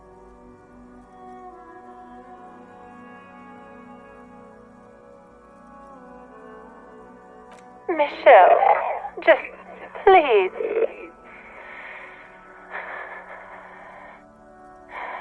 Why did you even call? I don't understand. You've been gone for months. I thought you didn't care. Ever since I came to work here, it's been different. As if my mind's been wiped clean. A spot of static overrides her words. When she speaks again, it sounds like she's submerged. It's so nice. It's so nice to be able to finally meet again. She sounds like she's about to cry. She doesn't answer. Silence. The only thing you can hear now is static and waves washing ashore on the bay.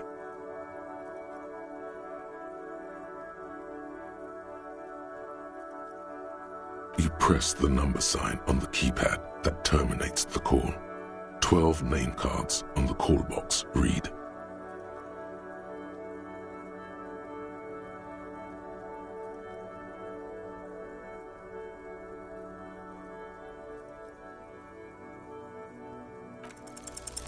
Whatever she says, it can't hurt you. You're a different person now. Stronger, healthier, and... alright, maybe not healthier, but it's a bonus that you've drunk so hard you can't remember any of your past relationships. Oblivion's the ace in your corner.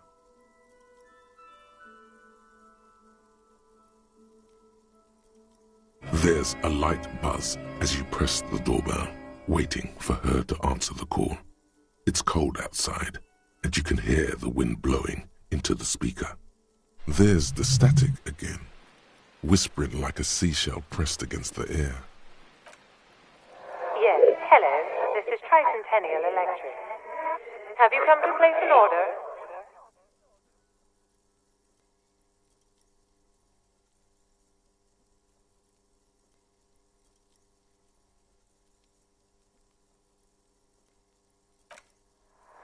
My God. Here come the bad vibes again. Relax. Distance yourself from it. It's you. My God. I didn't think I would hear your voice again. Wait, is she... Michelle, just please. Why did you even call? I don't understand. You've been gone for months. I thought you didn't care. Is this some kind of joke?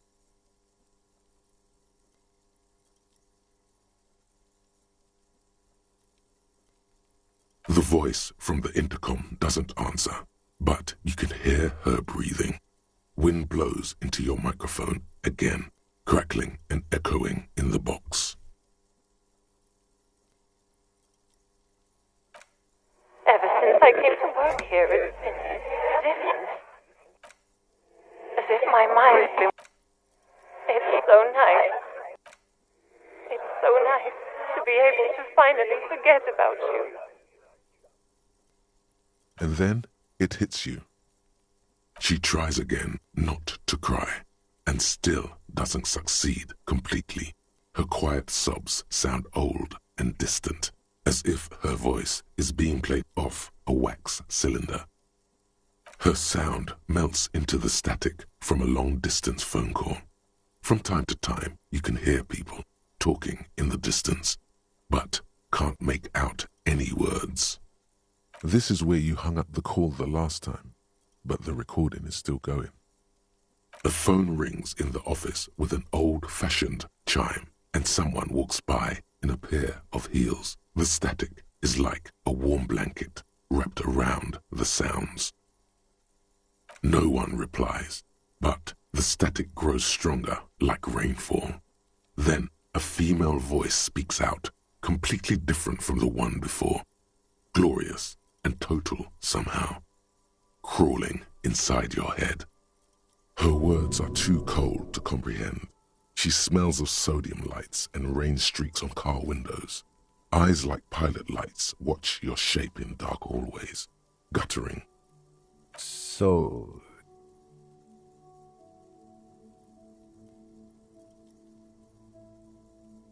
It was a recording trapped in the circuitry from some ancient tenant. This sometimes happens. Shall we conclude here? We have other mysteries to solve. Don't take this the wrong way, but during our short stint working together, something weird is almost always happening to you. That is true.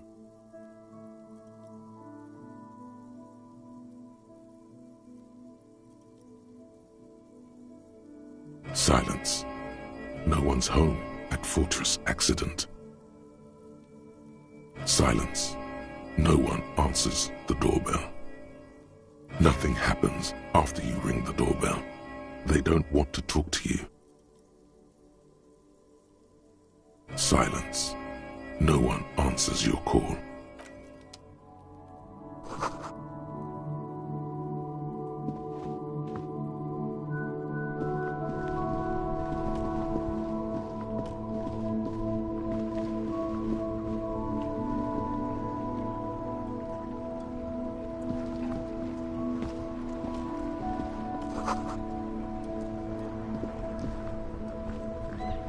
The RCM in Martinez. What can I help you with?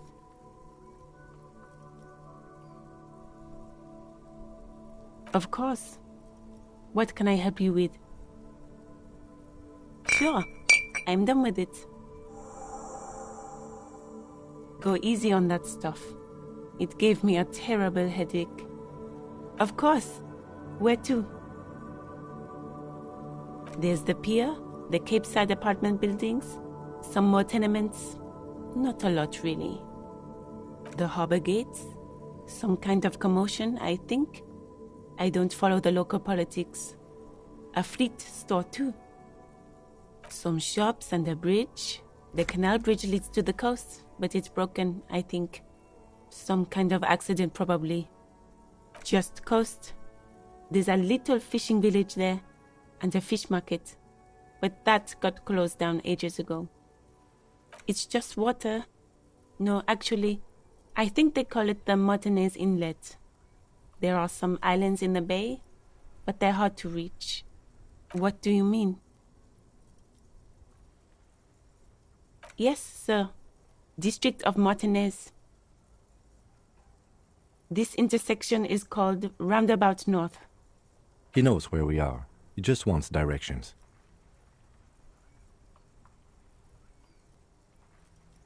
No problem.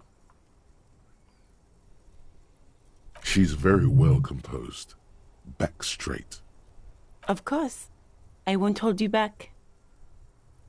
If there's a corpse, then you're going to need those gloves for the autopsy. Sure. Keep them. I have another pair.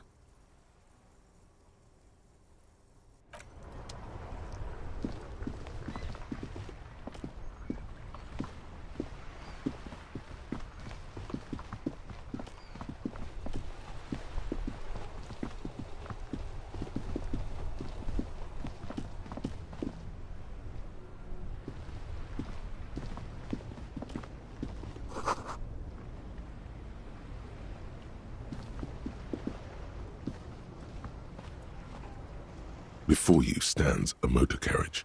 The bodywork is covered in blue and white livery, bearing the number 57. Vapor emanates from the large engine on the back of the vehicle. It hasn't had time to cool off yet.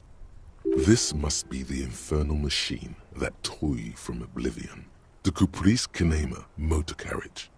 In the cabin, you are welcomed by a set of steering levers, a radio microphone on a hook, a pull-out toolbox under the seat, and the soft glow of the fuel preheater gauge. A scent of leatherwork and heavy fuel oils washes over you. The frequency tableau lights up, and a green button labeled Prime Line glows like a feline eye. And then you hear something. The soft purr of electrical kittens, radio waves cast far and wide over the metropolis. A woman's voice greets you through the static. This is Precinct 57. Hello, Lieutenant. How may I assist you? Hello, Alice. Please assist our colleague from the 41st Precinct here. I'm putting him on. Operating the radio is easy. Just be confident. You've probably done it 1,000 times.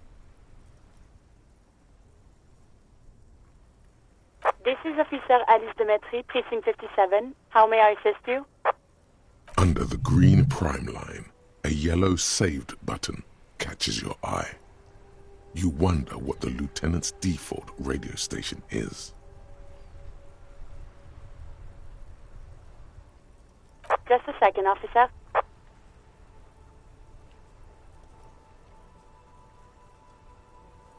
Ten 2, 10-5. This is 41st. Come in. Over. The man uses relay code. You've got this. You're a cop, and cops know relay code. 10-4, message received. 10-5, relay message. What's your status? Over. 10-18, state your message, sir.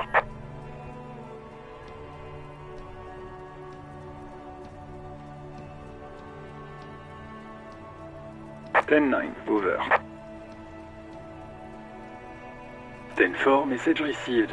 This is a very serious situation. I need to 10-22 the captain. Over. Is it him? What does he want? Says he lost his badge and needs to report it. He what? He lost his badge? Who lost his badge? Dick fucking Mullen. Who do you think? It's Officer Dick Mullen from the bestseller Dick Mullen and the Lost Identity. Dick Mullen is not your name. It's the name of a fictional detective who would not lose his badge. Defend yourself. Immediately. They're laughing at you.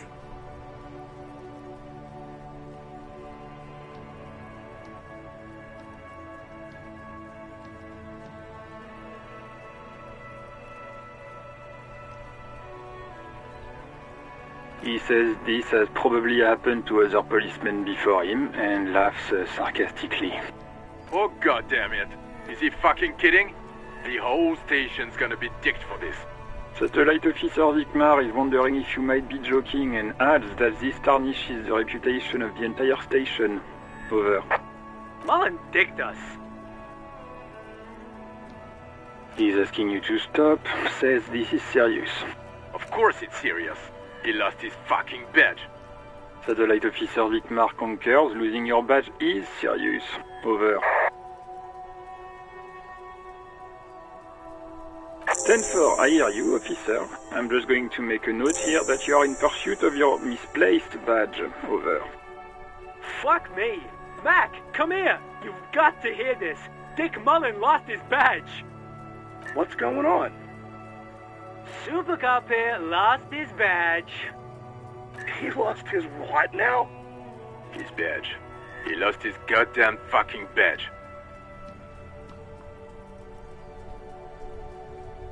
10-9, come again. I didn't get that. Over. New heights even for Captain Sober. Ask him. Ask him if he's lost his gun too. Sergeant Orson wants to know if you lost your gun too. Over. Check your pockets. Check your... Holy fuck. You don't know where it is, do you?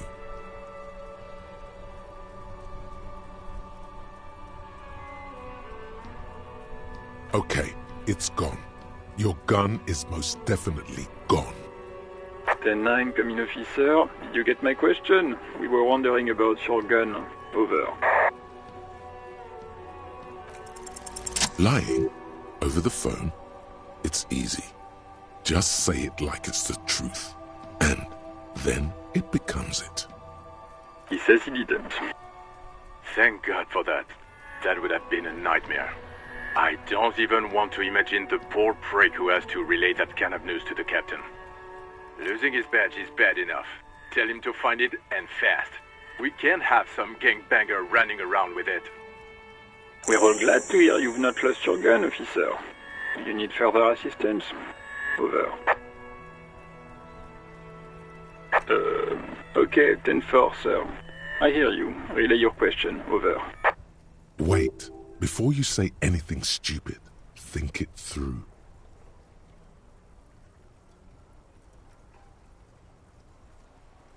You're going to be looking at a straitjacket if you tell everyone you lost your memory. Be smart about this. Ask if he's there alone. 10-4, sir. I'm not hearing your question.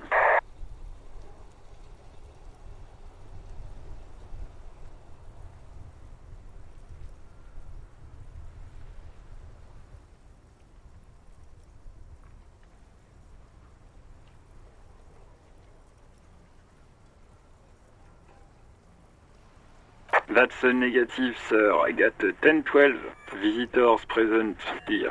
Over.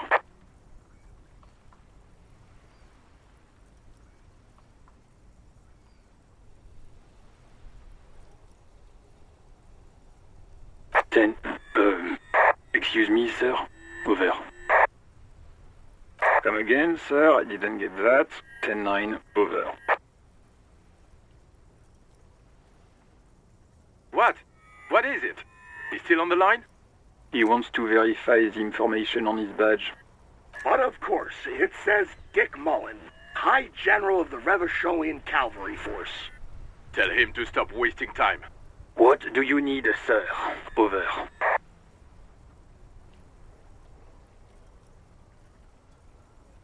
10-4, well, that's, Does he actually want something, or is he hell-bent on disrupting our work? He asked if he ever told me about his days before joining the RCN. For God's sake, cut this shit out! Tell him to stop wasting time and be a goddamn policeman for a change. Sir, Satellite Officer Vicmar says... So, was there anything else? 10-9, repeat message. I didn't get that, sir. Over. What? What is it? What can he possibly still want from us? He seems intoxicated and keeps asking me to call him by his name. Mullen's drunk and emotionally aggressive. That's new. Wrap it up. Don't indulge in his drunken antics. Understood, sir. Over. Roger that. 10-10. Over and out.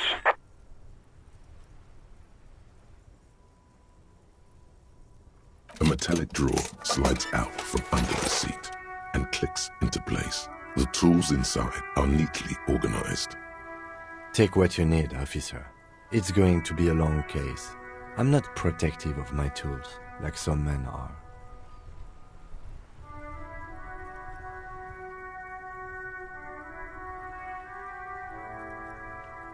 The handles are long and sleek. Snap, snap go the cutters in your hand. You can do good work with these.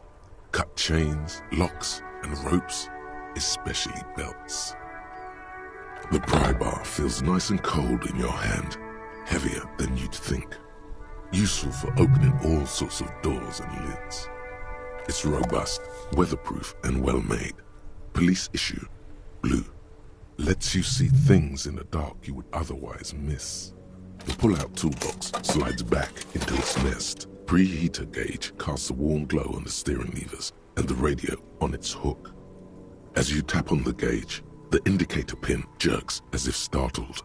It's in the large orange sector, indicating the engine is warm. Next to the gauge is a red switch labeled heat. There's no use pressing the heat button. It won't start without the ignition key. Translation: we're not going anywhere right now. The white suede feels luxurious under the touch, and the metal clutch handle so very familiar in your palm.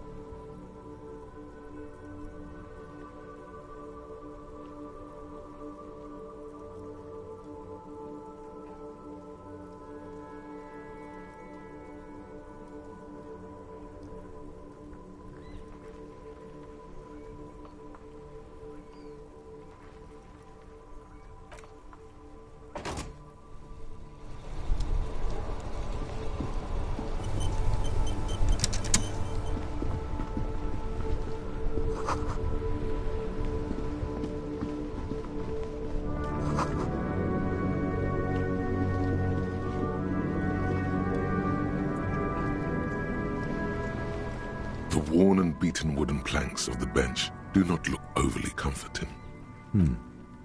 We can sit on benches after we've solved the murder. Let's go. You can revisit the bench if you ever need to pass the time when Lieutenant Kitsuragi is gone.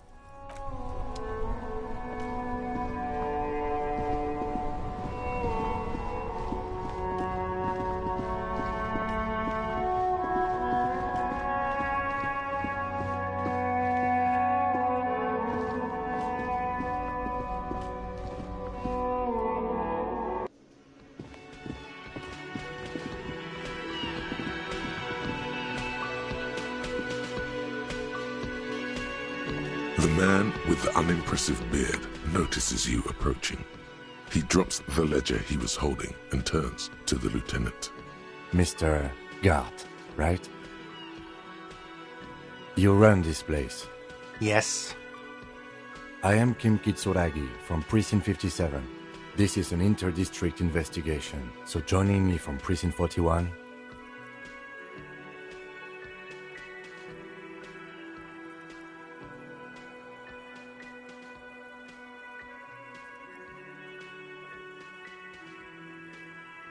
Are you kidding me?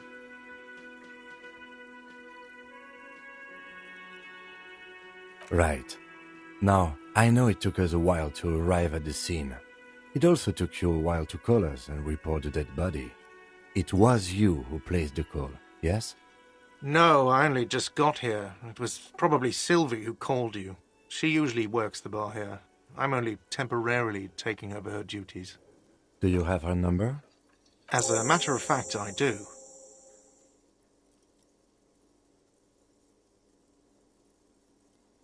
This sounds like something you can use to call this Sylvie later. You said you just got here. From where? Are you... What, of Martinez? No, I live in Jamrock. I only sometimes come here to keep an eye on the place.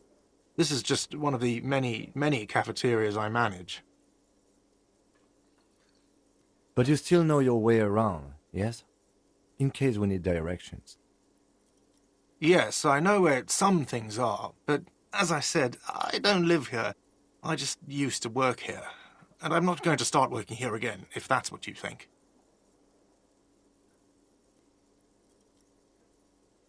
I didn't imply that. Detective. He probably means this is where you step in and ask your questions. His face expresses profound doubt in your having this. Ask him about the body's location before asking if he killed him. People give up information in the more innocuous questions, which you can later use in the more sinister ones, not vice versa.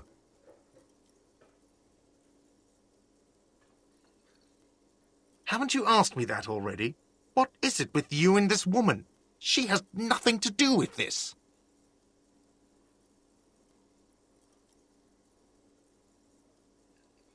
Okay, you got me. She went away because of the dead body out back. And because I asked for her number. That's why Sylvie went away. I hope you appreciate that. Thank you.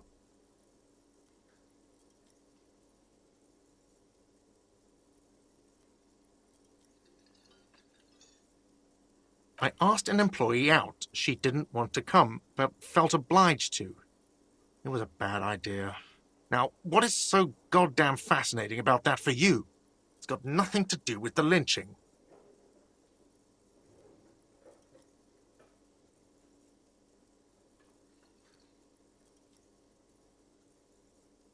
Good for you. Was there something else? I'd like to get back to what I was doing. I don't know who killed him. I'm not the police. That's your job. The lieutenant turns the page in the little notebook he's been scribbling in. Let's go. Not so fast. You owe me 130 real.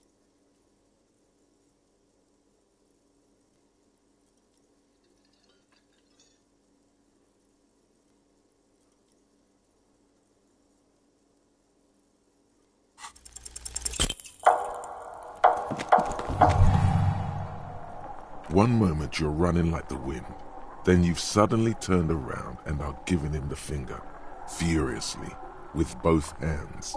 Why?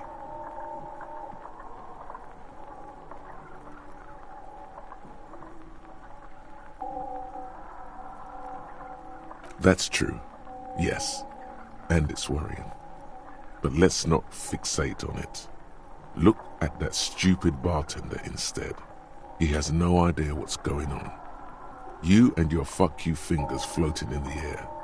Barkeep's got his mouth agape like an idiot. You showed him. Watch out!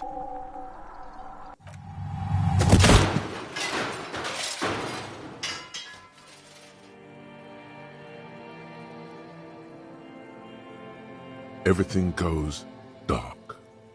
Back so soon.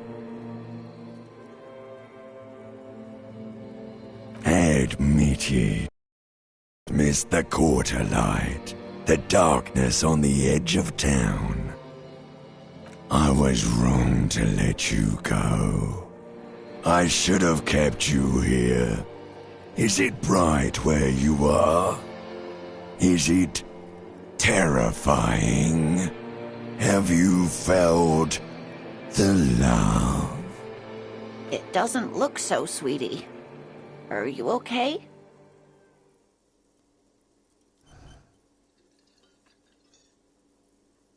No, you have sustained a trauma to your lower neck.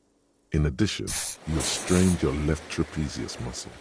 Pain surges down your back when you move. The chair took the brunt of it. Don't worry. Are you sure, ma'am? Yes.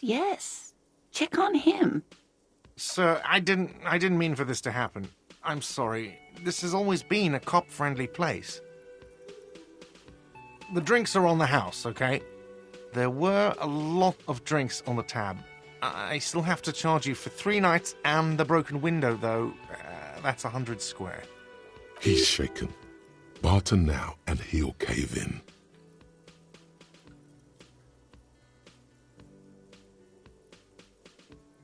Okay, fine. I'll take it off your bill. Sleep in a post-apocalyptic hellhole if you want to. Just know I won't give you another room. Don't thank me yet. You still owe me 60 real for 3 nights stay. If you don't have it by tonight, I just can't let you up there. And for God's sake, watch out for yourself.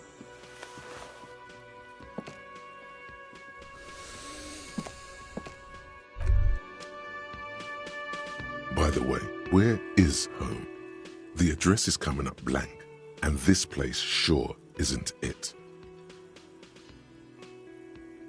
But you've been at this hostel cafeteria for only 3 nights. Where were you before? You had to be somewhere. In time or space? That doesn't sound like somewhere you can stay if you run out of money.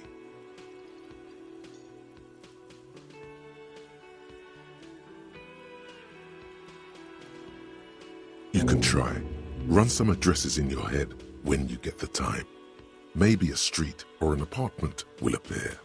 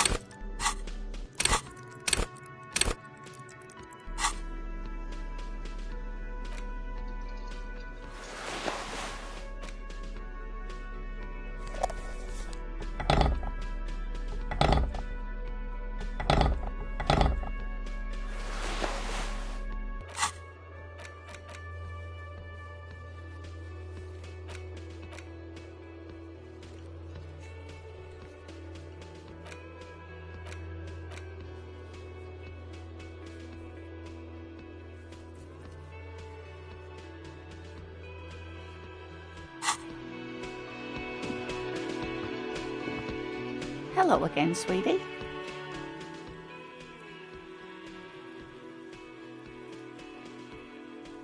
Oh, I'm perfectly all right. I'm more worried about you. What was that?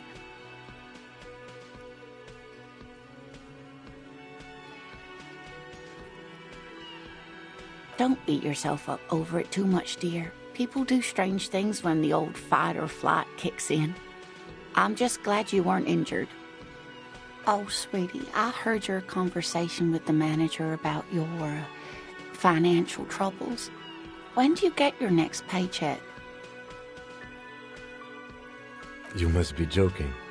Although our pay does sometimes feel like a joke. It's not easy to assert your right to a decent living wage when you don't have a strong union behind you. Maybe you should talk to Everard, the union leader. Interesting idea. This Everard sounds powerful.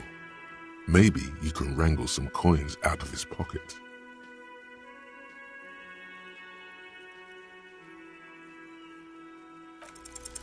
Your deportment remains dignified as you shed a single manly tear.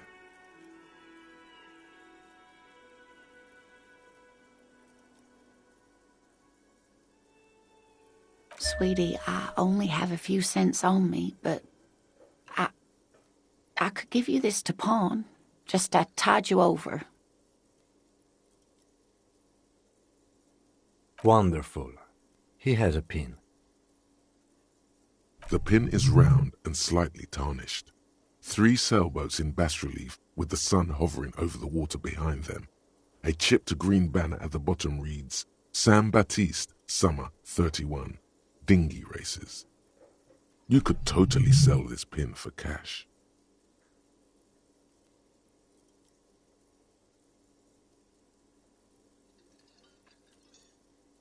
Cross the plaza and follow the road along the coast. Down by the water, there'll be a shack nestled against an old stone facade. That's the pawn shop. An old friend of my husband's goes there often. He says the owner is quite helpful. Items that can be pawned at Bird's Nest Roy's appear in your inventory under the Items tab. You can pawn these items when talking to Roy. It's easy.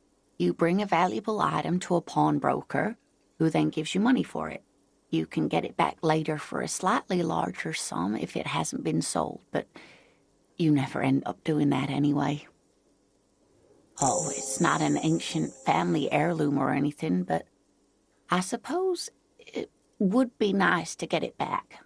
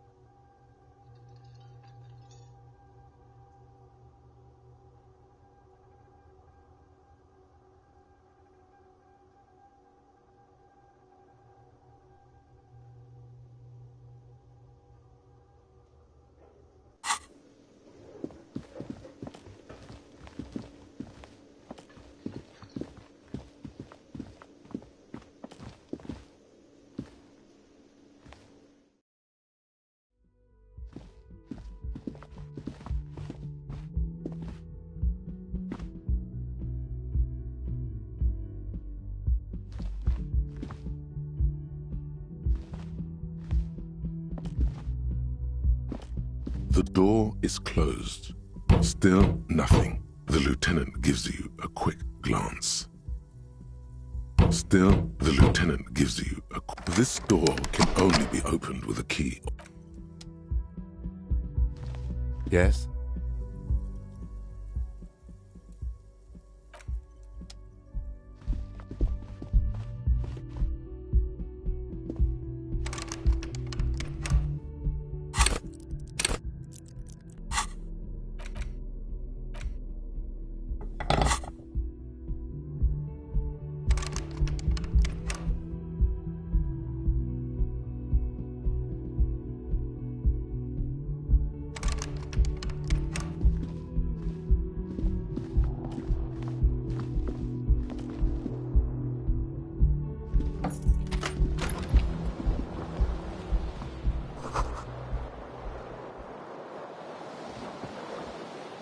The bed is cold and not particularly inviting, but it's yours.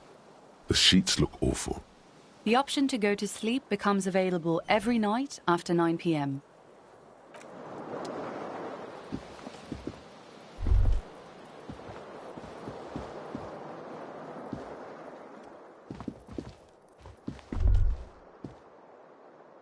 Kim also tries not to look at the pile of taped viscera on the carpet, or the weird suitcase on the hat rack, or the potted plant dying in the corner.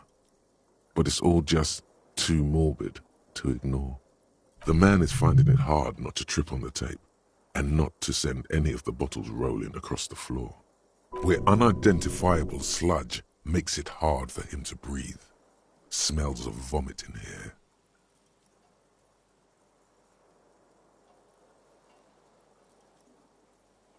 No problem, officer.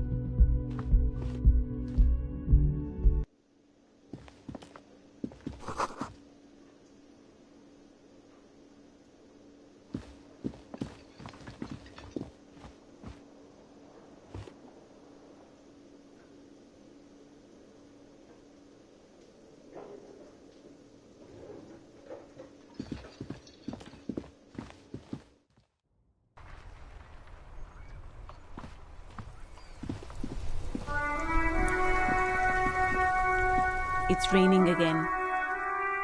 It was clear just an hour ago. Excuse me? Oh, well, I didn't write it there. I'm just sitting here. Okay.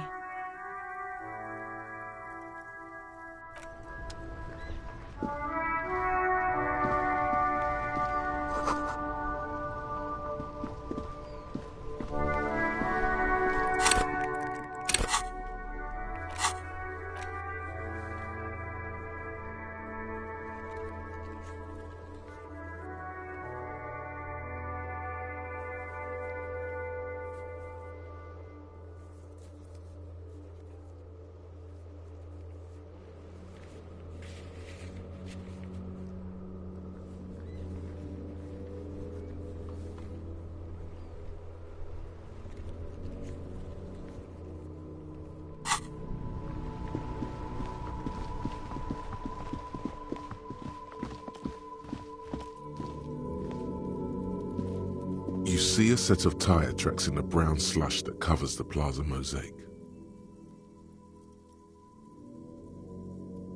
Hard to say. Your vision is blurred and you're having difficulty concentrating thanks to your relentless hangover. Cop habit. You look at everything. This isn't case-related, you think. No, these tracks are not interesting at all. Let the street sweeper just sweep them away.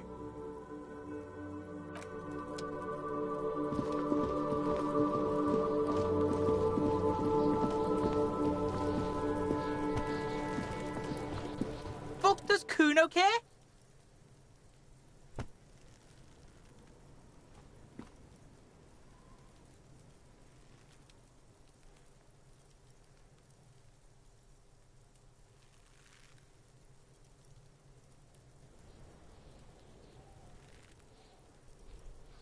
Kuno doesn't...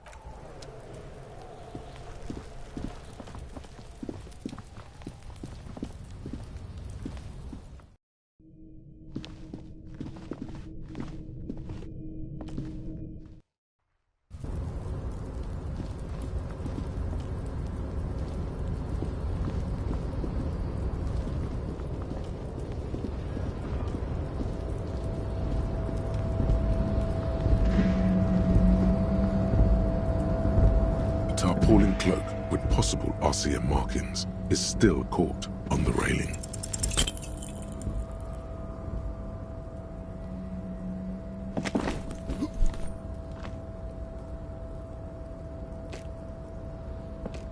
Nope, no.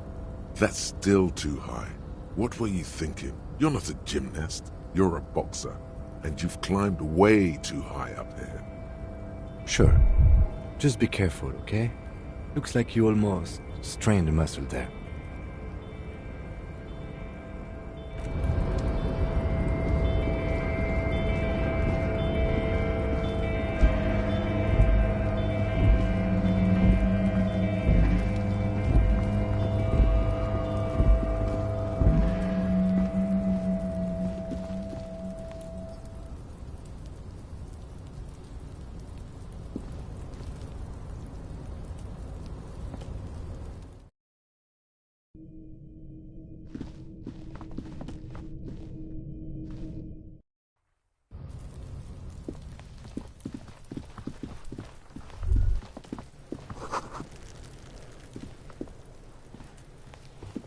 There he still is, looking right through you with his white eyes. The body below, the ammonia only makes it worse. The combination forces tears out of you. The second time, not so much. When the vomiting is done, your cheeks are wet with tears.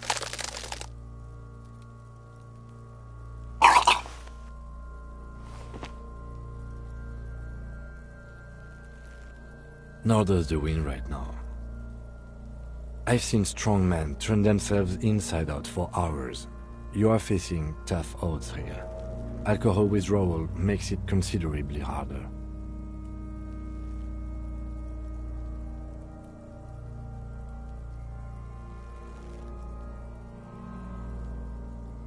I've seen captains puke their guts out. It never gets easier. You never get used to the smell. Every Monday is cadaver day. Throw up, investigate. Throw up, initial autopsy. Throw up, bag it. Then drive to the station. Maybe throw up on the way there if you didn't bag the thing tight enough. I think I've lost my sense of smell.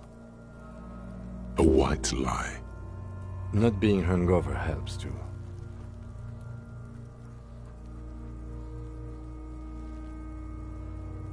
That's probably a good idea. Clear our heads. But before we can do that, you need to get your shit together. We should go talk to the locals. Find something else to do while the wind changes. It's pretty bad right now. You've gained a thought. When this dialogue is over, go to your thought cabinet and internalize it with special bonuses and effects. Give it half an hour. Get yourself together. Then come back and have another go.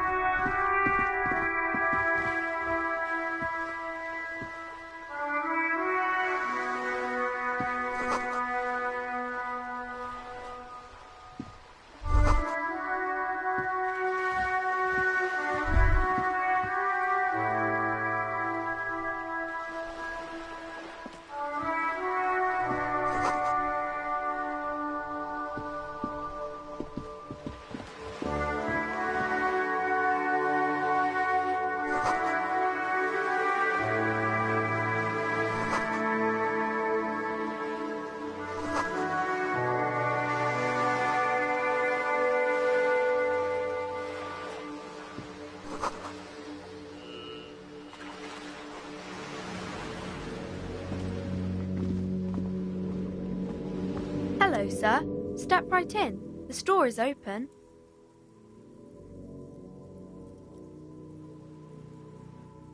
Are you interested in a new and exciting book?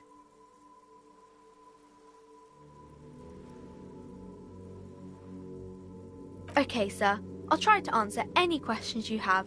I hope they're about books. My name is Annette, sir. My mum, her name is Plaisance. She owns the store. She's inside minding the register or organising the stock. Feel free to step in and browse our wares. I'm signalling that the store is open. Otherwise, people might not know. they'd miss out on the crime, romance, and biographies of famous people.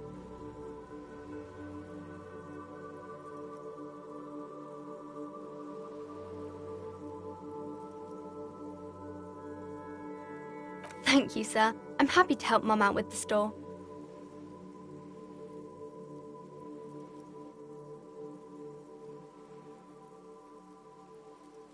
I do my studies at home at the moment. I have to help Mum keep this place running.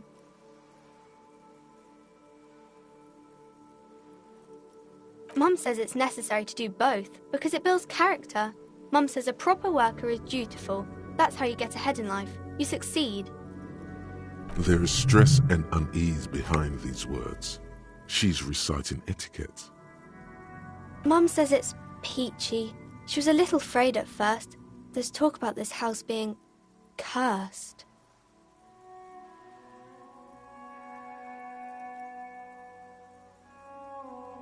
Cursed in the way that makes them say that no business has ever really thrived here, sir. That they all go... Exactly.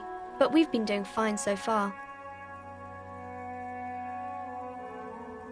They shouldn't be, but they seem real. Anyhow, they say that these grounds are doomed for businesses.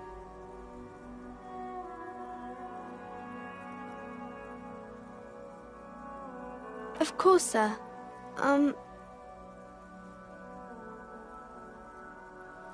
Crime fiction is about murders or burglaries or things like that, and the work of a policeman or a private detective who's trying to solve a crime and catch the criminals.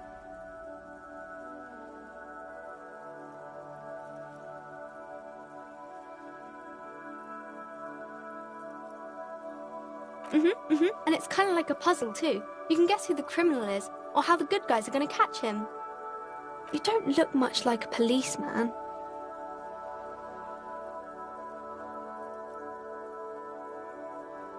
Didn't mean to offend, sir. Sorry, sir.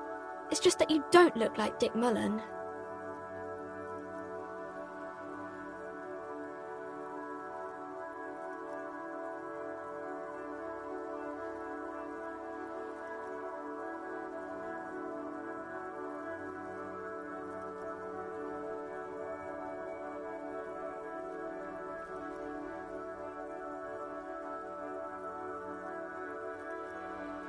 Don't say that. He's not even real. You're real.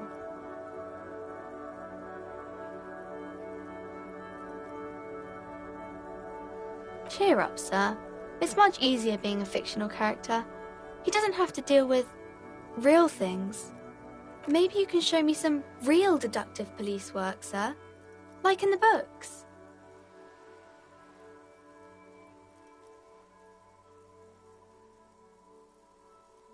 It's the type of book where there's a rich lady and she has to choose between the good man and the bad man.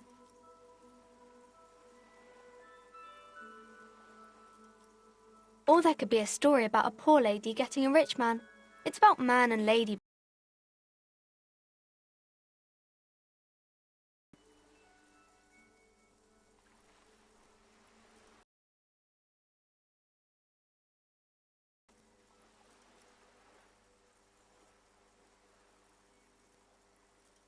It happens, but usually the guy gets rich in the process, or should actually be rich himself, but has lost his family property unjustly, like during the Revolution or something. Those are unhappy books, for most of the pages. People sad about what they have lost, but then it all turns out just fine in the end. These are not very common. You can't have a choice between bad and bad. Nobody wants to read a story like that. Well, maybe then it's fine. Maybe if the lady then decides not to pick either, because she doesn't need a bad man. Yes, that would be interesting. That's really not a proper romance story. That's more like everyday life. Not in romance books, sir. These are about nice and pretty people, and everyone is happy in the end. I haven't read many of those. Maybe you should ask Mum.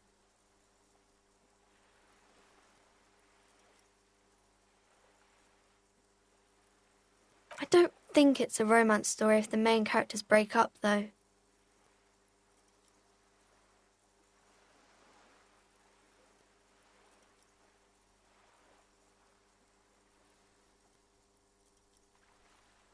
Sometimes they break up for a little while, but then they always get back together. Maybe some about other books?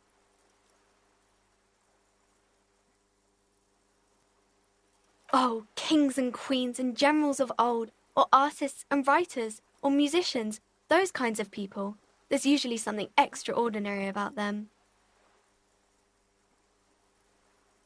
I think that's why people read them, to find the secrets of their fame. Seems like most people who read those books fail to get more famous from reading them. But it does make the famous people more famous.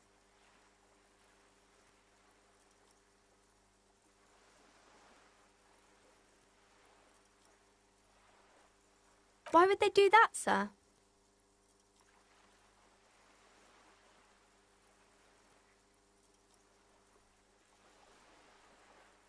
That's so cool. Maybe they'll make you a book cover picture and everything. Standing over a dead body, holding a gun. The girl keeps her hands folded, hidden. Why is that? What do you mean, sir?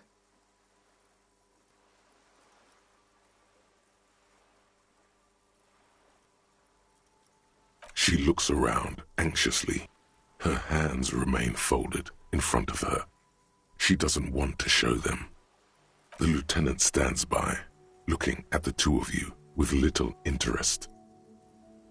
She brings out her reddened hands, her nails frayed, nearly chewed down to the flesh. And you knew this from me keeping my hands folded?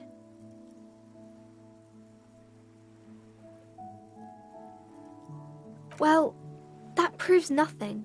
Anyone could do an easy deduction like that.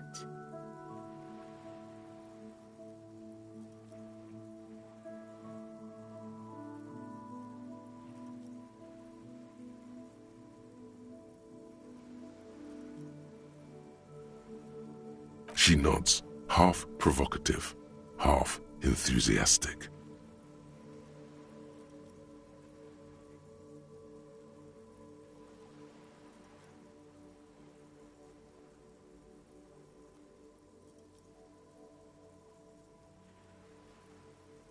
Maybe so, sir. Okay, I know it's a bad habit, and I shouldn't.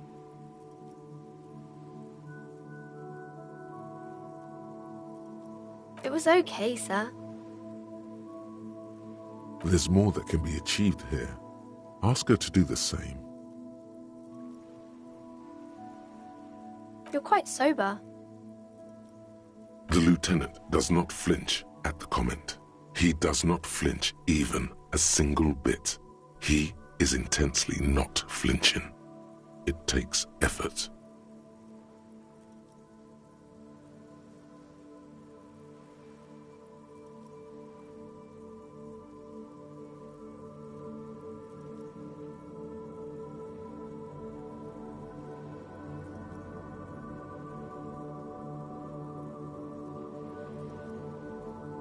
I'm sorry, sir. I hope things get better soon.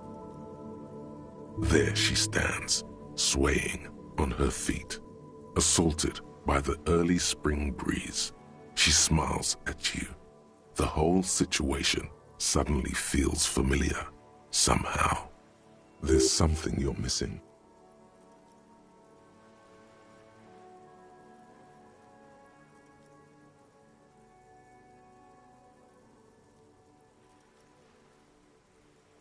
No, sir, I can't.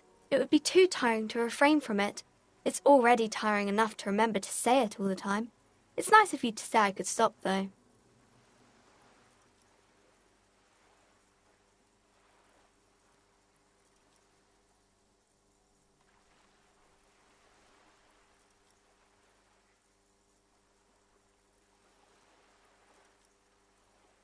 That's a friendly enough face, most of the time. You have absolutely no idea. Familiar? How? You must have forgotten something you heard again.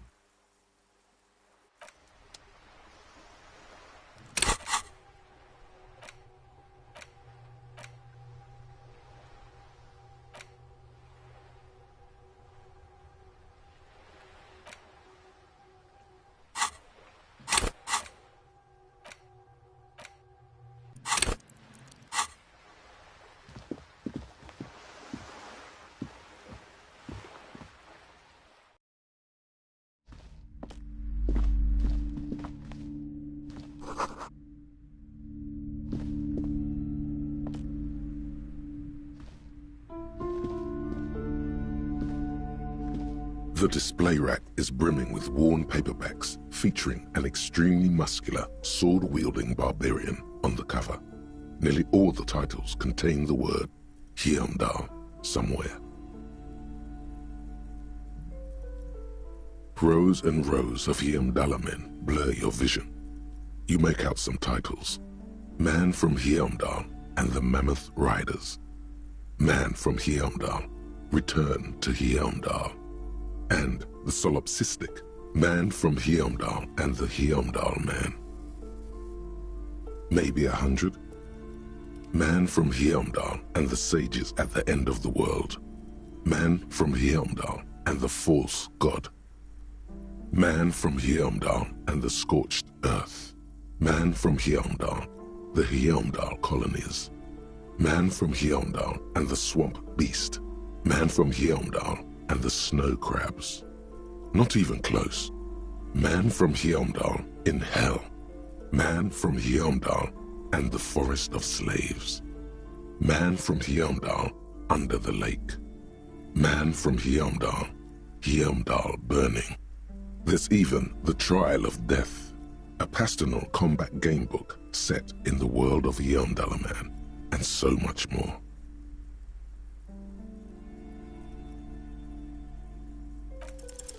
Nothing of interest, only silence and the cosmic background pain radiation. Oh, Man from Heimdall, a very popular series of adventure novels. They're awfully immoral and violent books.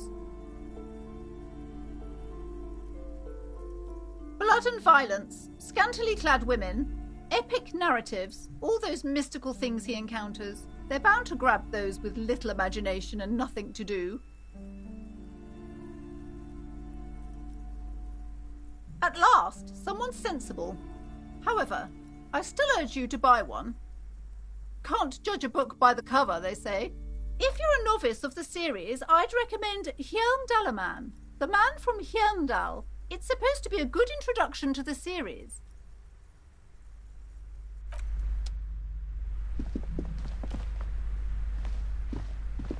A small mountain of colorful board game boxes. There are numerous types of games for all ages. A lot of shelf space seems to be taken up by Wirral-related merchandise. An endless variety of source books, lore books, and codices litter the table. The topmost book is titled Welkin Compendium, 2nd edition. There's also a large hardbound tome with intricate cover art, The Hunters of Katawak, Boreal Creature Compendium, and a pick-your-path adventure game book titled Tales of Wirral, Cavern of Velkrag. Books in a board game section? Who wants to read books? There's a box that says Wirral, 3rd edition Mega Setting Supplements Module. The side panel notes, a fantastique adventure board game, new maps and miniatures.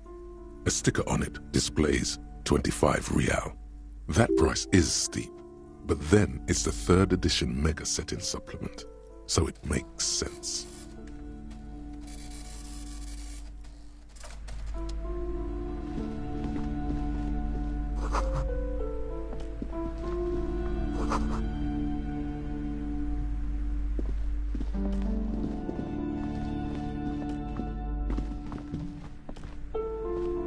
Welcome to Crime, Romance, and Biographies of Famous People.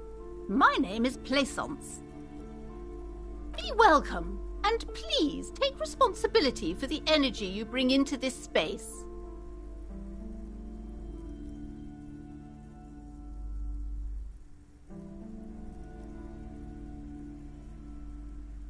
I am the proudest owner of our little shop of culture.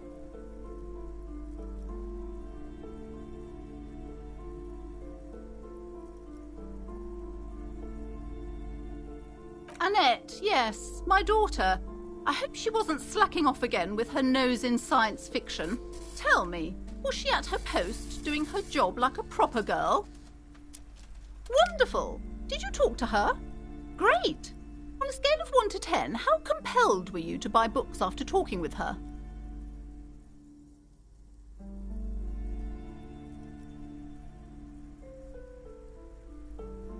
My precious, her dedication brings joy to my heart.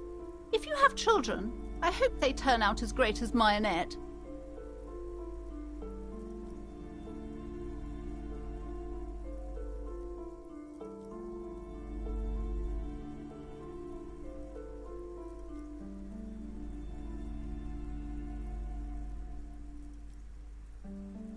God! I've told her not to do that. It's such a disgusting habit. She'll get over it. Anxiety is a part of life. She can, if she has enough willpower. This is what's called growing pains. Life isn't easy. Life doesn't give breaks. Come on, ma'am. It's obvious she can't do anything about it. You are placing an unnecessary burden on a young child.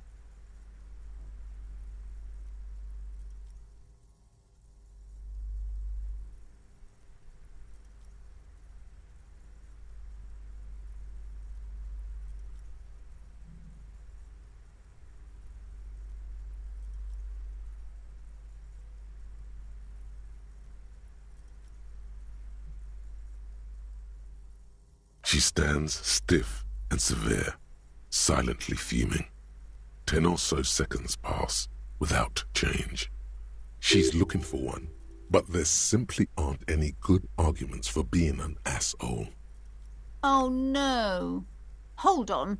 I need to invite her inside and apologize. She must be freezing out there. There. I don't know what to say to you. My husband, he tries to teach me business lessons. I have what my mother called a dull mind. All this stress.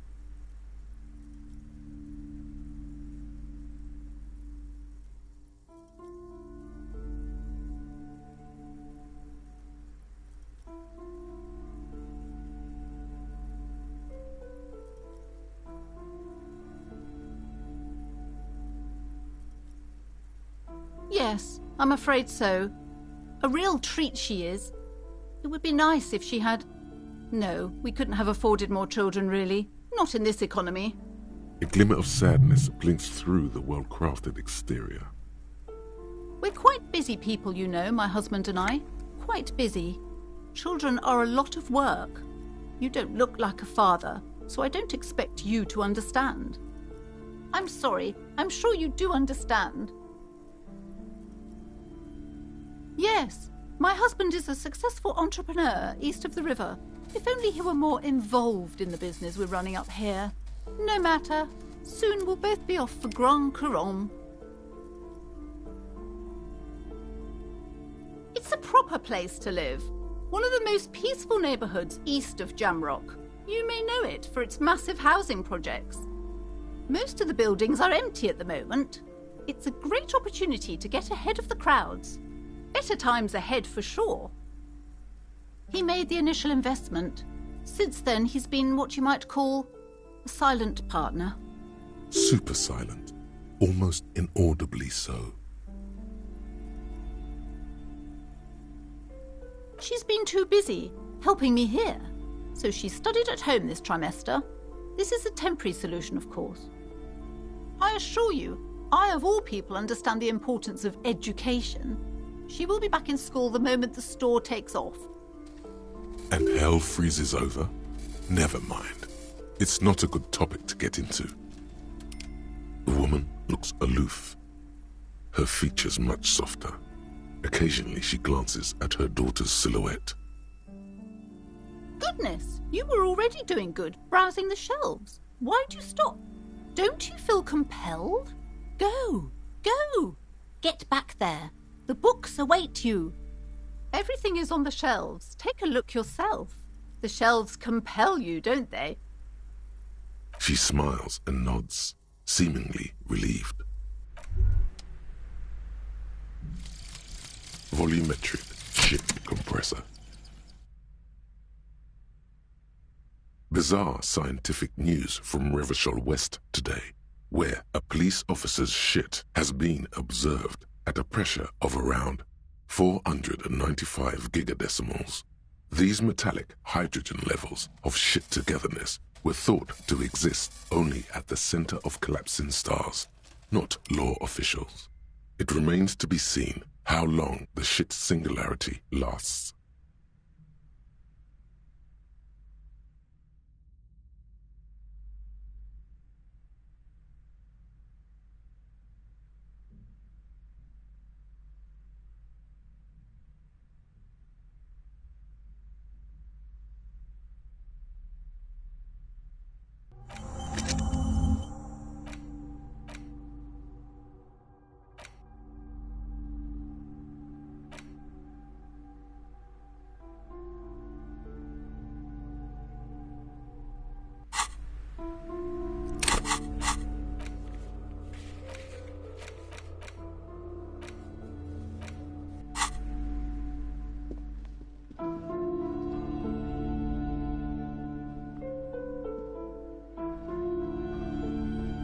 I'm sorry, sir. I can't talk right now. I'm very busy with my homework. I have so much homework now. Out of the rain and into the gutter.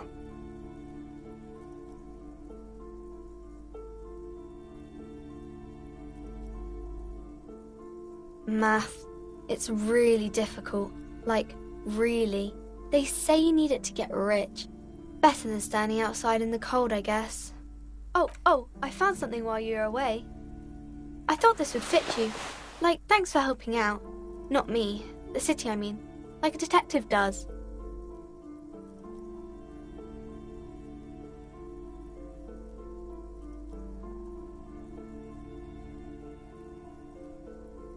Yes, just like the one Dick Mullen wears all the time. You'll look way more serious with that. Right, I have to get back to my homework now, before Mum notices.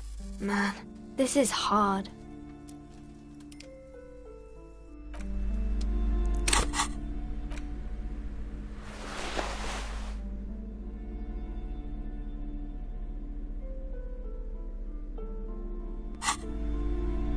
Hi, Ace Detective. Are you here for more books? You have absolutely no idea. Familiar?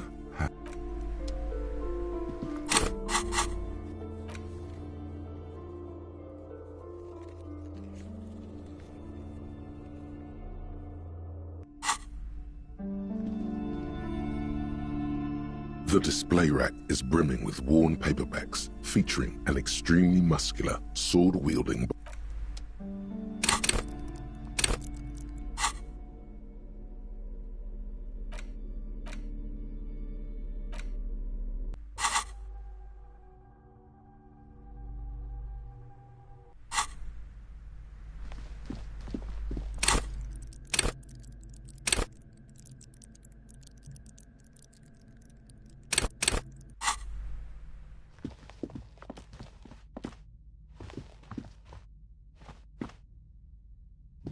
You see a set of tattered curtains blocking the way to another room. A strange cage-like trinket dangles from the curtains.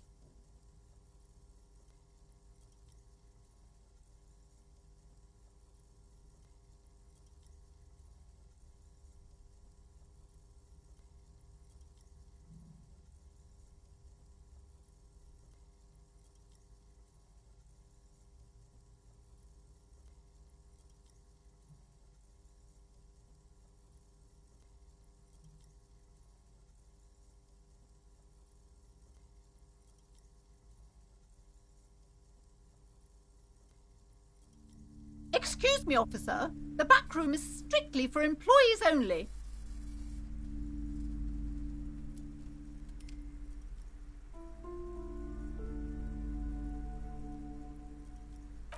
You see some kind of charm, an irregular polyhedron assembled from bones, sticks, and straw. Inside, a disturbing fish head with empty eye sockets stares at you. This is a traditional Seminese ward, meant to provide protection against ill luck, bad dreams, curses, and other supernatural scourges. Inhabitants of Elysium, the Seminine Islands down south. Aside from poking at it suspiciously, there is nothing else to do with the fish head charm at this time. The curtains remain shut before you. Nothing. Now please go back to browsing the books. Don't you feel compelled to look at the books?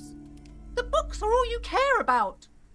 She speaks almost as if she's trying to put a spell on you, urging you to buy more books. Oddly enough, the more she tries to draw you away from the curtains, the more alluring they become.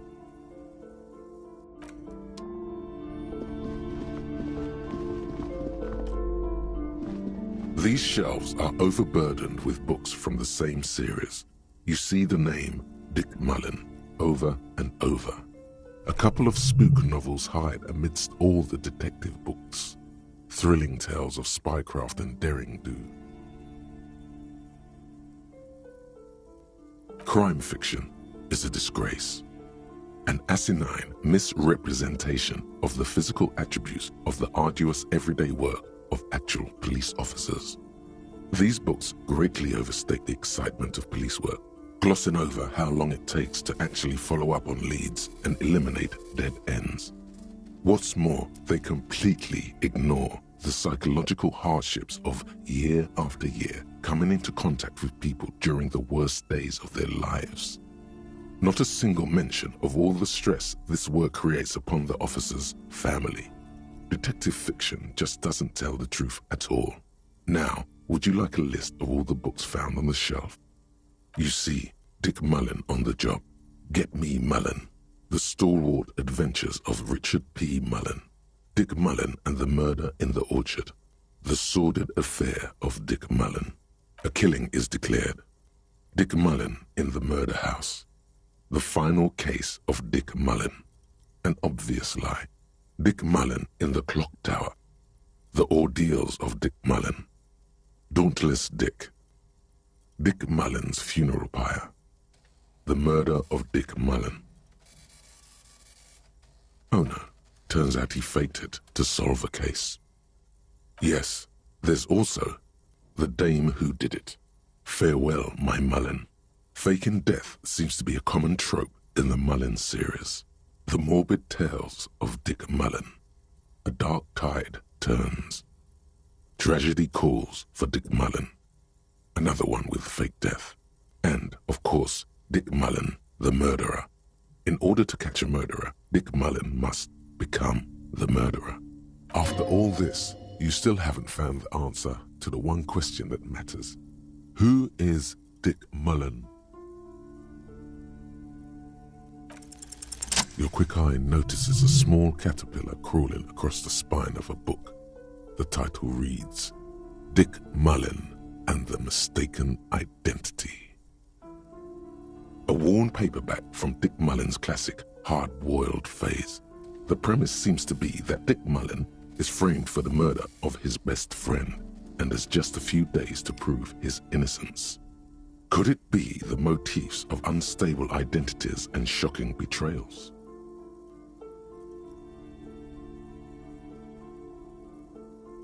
Perhaps you're drawn to the dark and noirish atmosphere. Is it because the smoking dame in the slinky red dress on the cover is giving you a hard-on? Yes, it is. The bulge in your pants is embarrassingly obvious. Relax. It's not that bad. Also, this means your blood flow is returning to normal. Good news, really.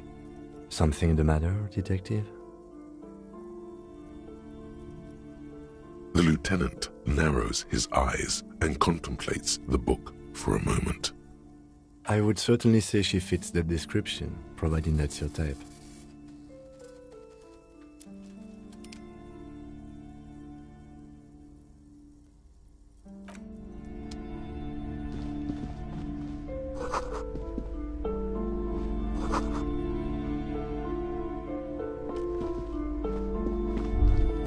On the shelf reads, Biographies of Famous People. You see a large variety of names, none of which ring a bell. Browsing through all the books with all their names makes your head spin. None of these seem important or relevant. It's all just vapid egoism. Suddenly, a particularly odd title catches your eye. It reads, High Speed Love, the tragic true love story of Jacob Irv and Alfie Delatraz, by one Cecilia Averbrook.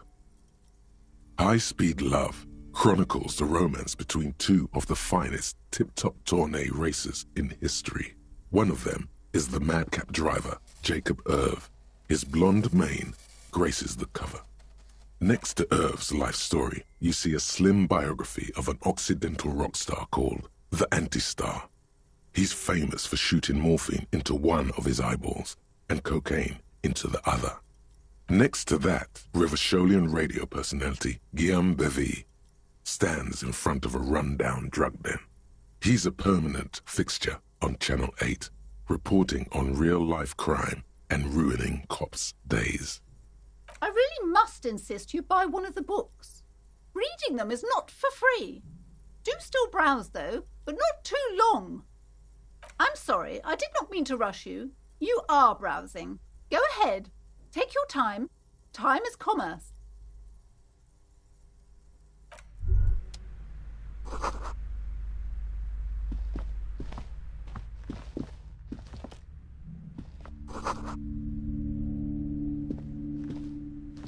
This bookstore is not strictly about crime, romance, and biographies of famous people. There's also a wide range of paranatural literature. Amidst the various books, you find one written by someone named Matthias W. Dundas. It's about wholeness, unity, balance. These three things are very important to the working class mind. The point of the book, and many others on this shelf, is to give people medicinal advice in situations where they don't have access to paid health services. It serves platitudes, while also telling everyone that traditional medicine, the kind people don't have access to and which costs more than this book, is garbage and would only give you cancer anyway, without even curing your cold or anything. Wholeness, unity, balance, on the other hand, can basically take care of anything. Though it is important to note, when it's up to your mind to heal yourself, then it's because of your mind that you're ill in the first place. The book features chapters on topics such as how to find magnesium. It even lists plants you can harvest magnesium from. How to continue drinking if you're an alcoholic who has destroyed his liver. And there's even a chapter on the ancient Seraïs tradition of using duck gallbladder preservatives to treat and prevent sexually transmitted diseases. Pre and post factum apply. Nothing worth buying. Sir, please, no browsing in that shelf. That wisdom is not for free. I can't have you end up, like, opening a police store next door and stealing my customers. Oh no!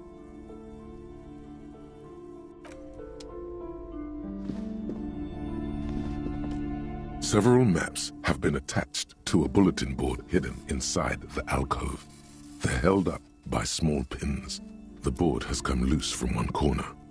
The maps look old and faded. Your eye catches a map of Insulinda, a map of Revachol, and a map of Martinez. I'm sorry, officer. The map of Martinez is the only one available. The other two are not for sale anymore. And besides, you could scarcely afford them. They're quite valuable, though they might not look it. The map of Martinez is 90 cents, though. That old thing? It's an out-of-date map of a tourist location that never was nor came to be. From when some design studio people tried to spruce the place up 4 or 5 years ago. They also renovated the horse statue, set up those coin-operated viewers, and designed the new street lamps. The place does not look like a successful tourist trap, does it? They didn't get that far, for some reason. A shame the project never got going. Would be nice if someone fixed Martinez up. All these ruins are bad for business. You peek at the storekeep, waiting for her to be distracted.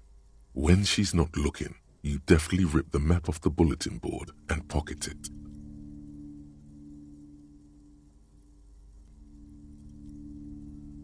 You're now the proud owner of a map of Martinez, which, to be honest, did not even cost that much. The north coast of a verdant island is shattered by the delta of a river. It is the River Esperance.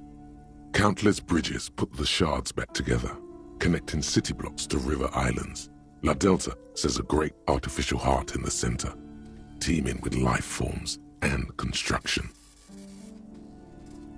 To the east, rolling hillsides, Le Jardin, Stella Marie, the suburbs of Saint-Baptiste, swallowed up into the megacity. They sound rich to you. This is Rivershell East. Houdon, it's somewhere to live. Not bad. Then there's Jamrock. It's bad. People shouldn't live there, but they do. Then Forburg. It's almost as bad and much larger. Then Coal City. It's the worst. It's so small you can't even see it on the map. No, wait. There it is, north of Jamrock, the strip of coast next to the Greater Rivershell Industrial Harbour. It looks downright despondent. It's almost Coal City, to be honest.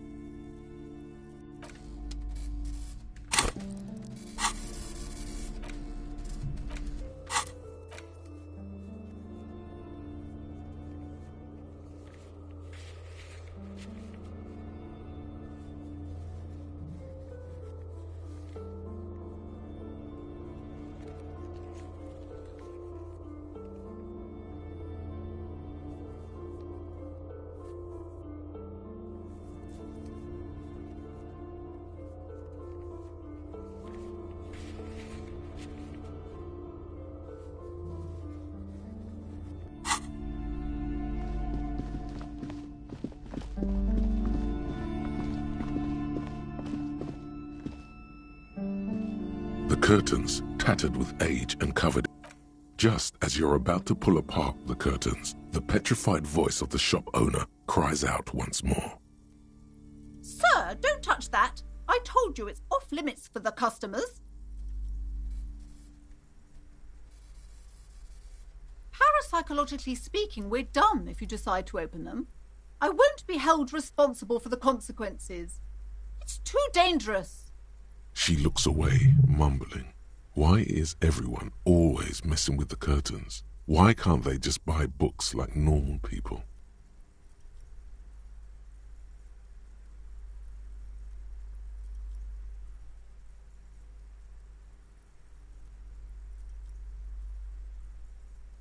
No, it's just a storeroom for the employees, I told you.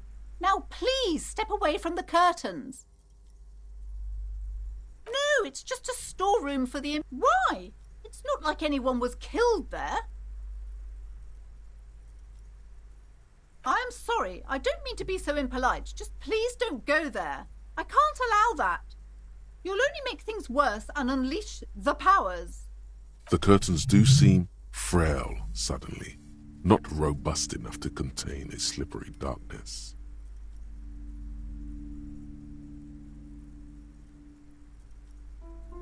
You do? My God, even more reasons not to mess with the curtains. Just step away, dear sir. Thank you. Let's just talk about this first, all right? There's no reason for you to venture into the unknown. Talking is always good. Go see what she has to say. The curtains, tattered with age and covered in dust, hang before you, as if taunting you.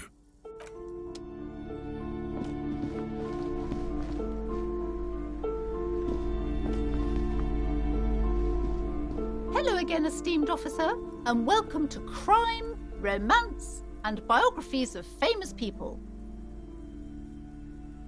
I already told you, it's just a storage room for employees.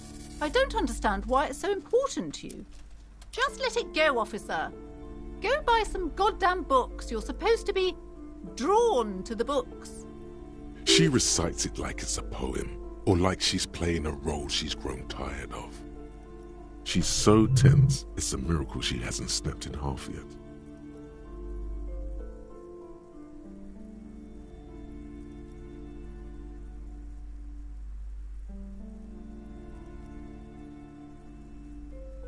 It's just for decoration. Okay, fine. It's just because this place is cursed, just like everyone said. They don't call it the doomed commercial area for nothing. Are you happy now, officer? Happy that you've ruined everything? Host of hosts, she prays. Guard me and my honest business venture from the curse that lurks behind the curtains.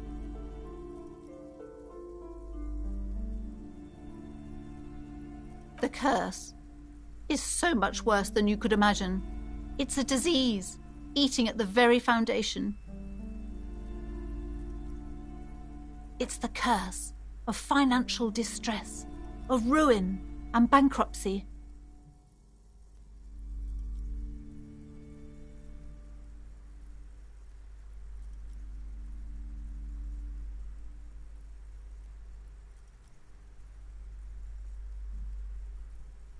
It's not just that, officer.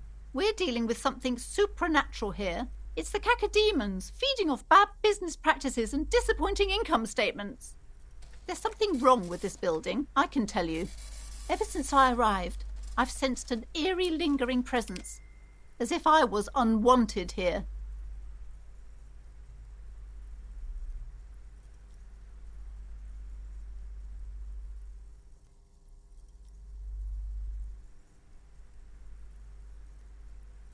It's not good to talk about the curse, not in detail. The negativism, it's dangerous. Talking about the void wraiths angers them. Wow. Void raves. You have new words.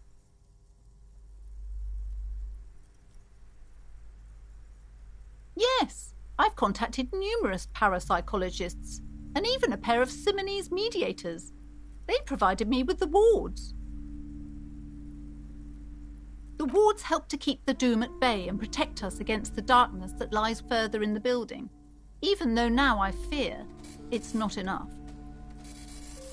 Oh, this? No, it's a special Himian amulet, blessed by desert pygmy shamans, with a spell of compulsion. It's to compel people to buy books. There are numerous spells cast throughout the store. I had the books anointed with a different inducement spell, for example. It's guaranteed to boost sales 15%. Desert pygmy shamans. That sounds like a rather questionable way to describe a group of people. Most certainly not. I don't want anyone who's not familiar with the psychic arts to get involved in this mess. Stay away. Leave the spirits be, so they can return to their slumber. My liege, you know what this case calls for? A para-detective.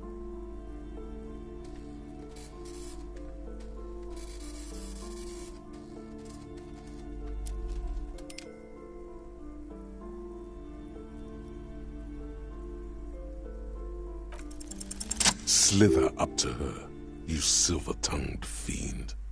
Show her what world-class perfidy looks like.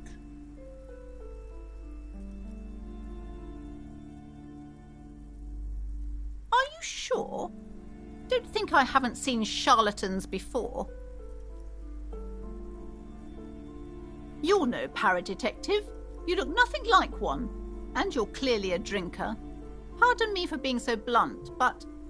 You look like one. The lieutenant keeps his usual stony calm. He silently picks out his notebook.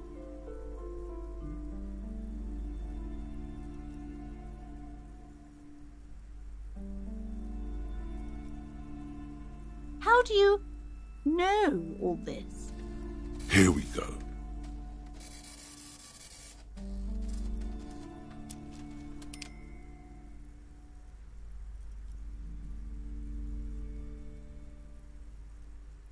You're part Simonese. Oh, it means our meeting couldn't have been mere chance. The hand of fate guides us. But I am not the only one at risk. I have to think of my daughter. You are certain you can help us? Keep us safe? I can't allow any collateral damage to hit us.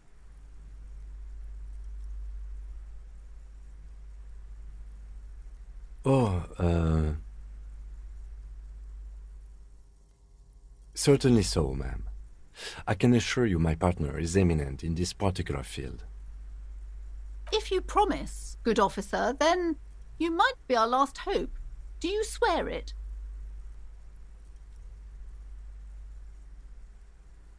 Thank you, sir. There's one more thing I haven't told you about yet. The entity. Do not act surprised. You know of these things, sire. You have? The entity takes the form of a woman, a witch probably. I've suspected that she must be connected to the curse ever since I first saw her. Did you know that she lives inside the chimney? Yes, that chimney is part of the building's central furnace, and it's enormous. She has barricaded herself behind some metal security curtains. God knows what she's doing there. Some unnatural magic, I assume. You should go find the entity and ask what happened to all the companies in the building. What is the source of this curse? Here's the key to the warded door behind the curtains. Take it. Oh, and please do return to me after you've looked round. I'm quite anxious to know what she has to say about the curse. What you discover in there. What you discover? Probably just some office space. Don't be scared.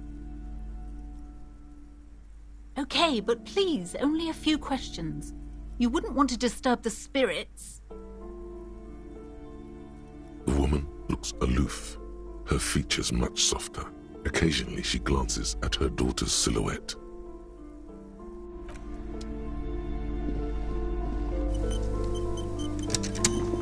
Hi, Ace Detective. Are you here for more books?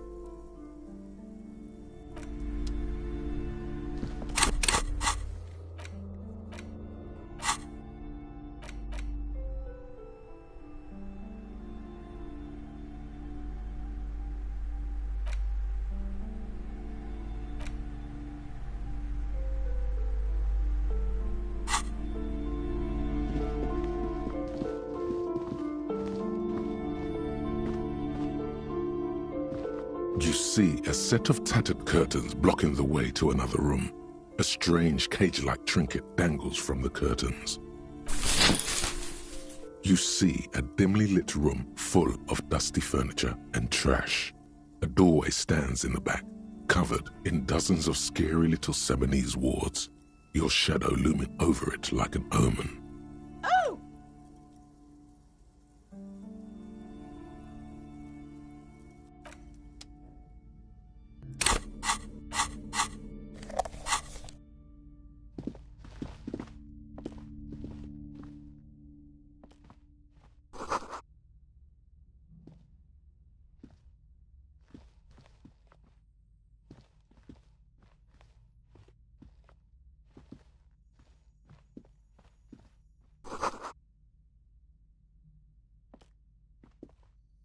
A heavy door with a missing handle stands before you, covered in dozens, if not hundreds, of Seminese trinkets and charms. It appears to be locked. Only an echo. No one is there. A hollowed-out, dark echo. After exerting some force, you manage to turn the key. It's eerily silent. The door slides slightly open, letting a draft of cold air into the room.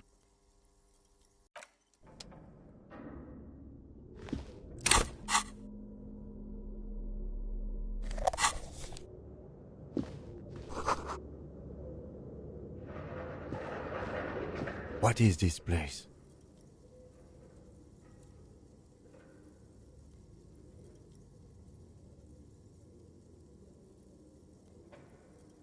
I think you're right, though it looks like no one's been here in ages. I doubt the electricity still works. Good thing we have a flashlight on us. Don't forget to take it out of your bag before we move on. Some specks of dust shimmer in a faint beam of daylight falling from the window. Other than that, the room is dark. An eerie feeling rises in your chest.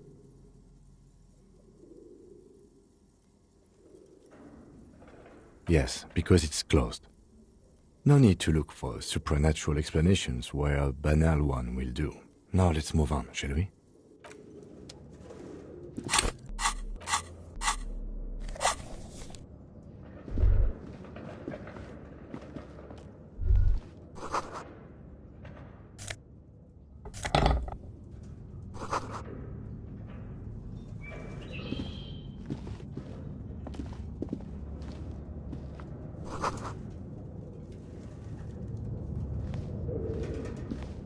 barbell lies on the floor.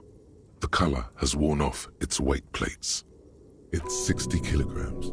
Your triceps hum at the sight of these weights. Show the world what kind of beast it's dealing with. Lift them. There are no collars on the barbell. This is a safety hazard.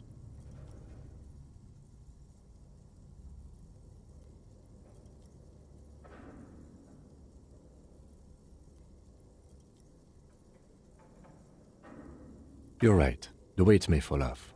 Better not touch it then.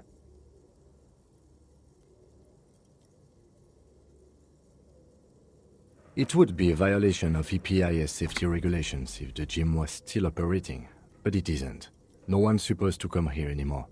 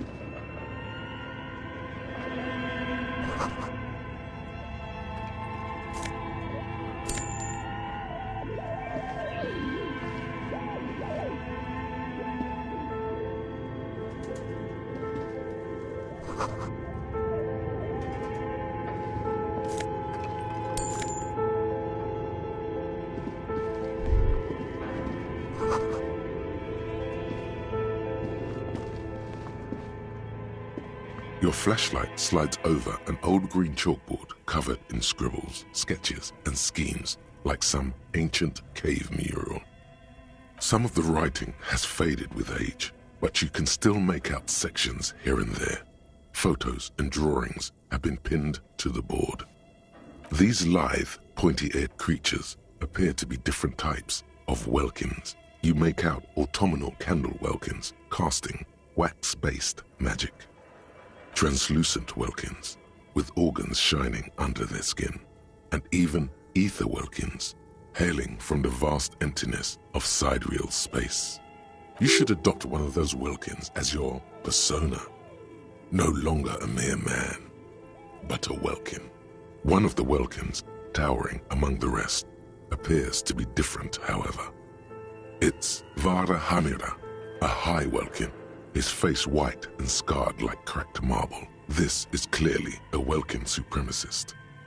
The note says, all non-Welkin races will be purged. The Haldor, the Tworg, the humans, and even headless men, all of them, purged. Imagine a world filled only with Welkin, Green Welkin, Dread Welkin, and the High Welkin to rule them all. An inordinate amount of time has gone into drawing these little Welkin creatures.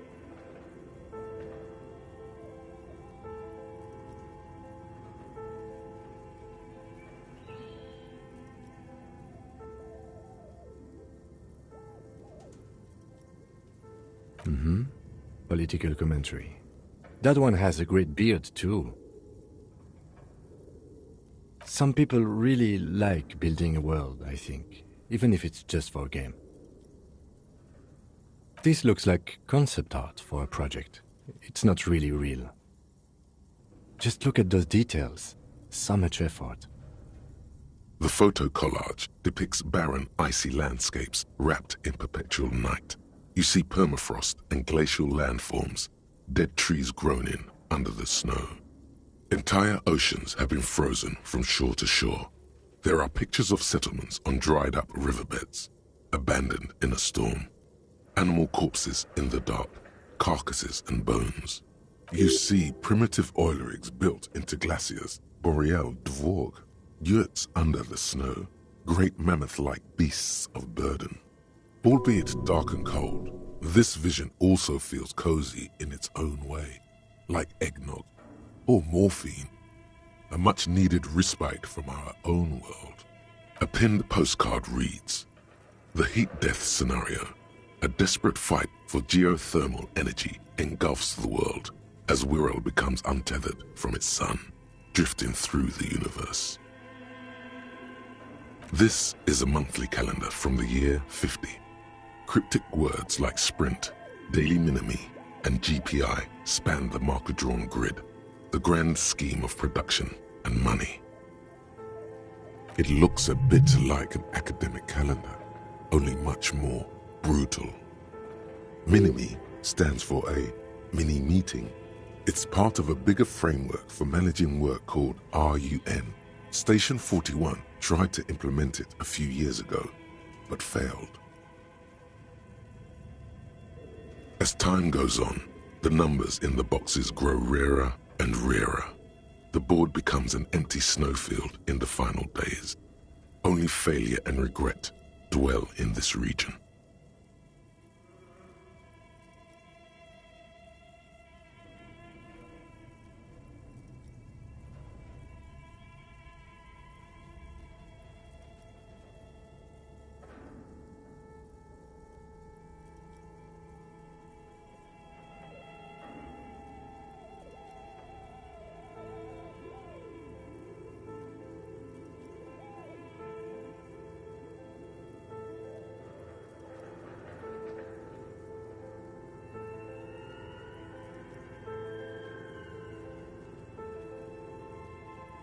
Looks like they didn't make it.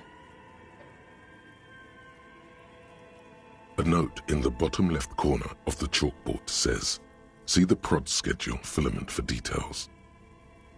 The handwriting is only partly legible, but you can still make out 3 slogans: "Call in, tune out," "Wirral untethered," and "Heat death of the universe." The full text reads, "Heat death of the universe is the new black."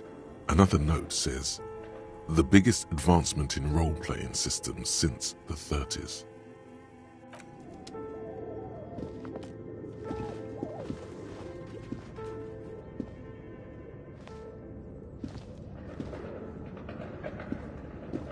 This appears to be some kind of machine with a cube-shaped heart and a wired framework. The keyboard has a rectangular on-off button. A piece of paper still hangs from the printer. A radio computer. Just sitting here without anyone inside. What he means is that these things cost money. Why would anyone just leave it behind? This is the Ream Civic radio computer, model RC5120, equipped with a Feld mainframe and a Ream-compatible printer. We have one of these down at the station, but I never really learned how to use it.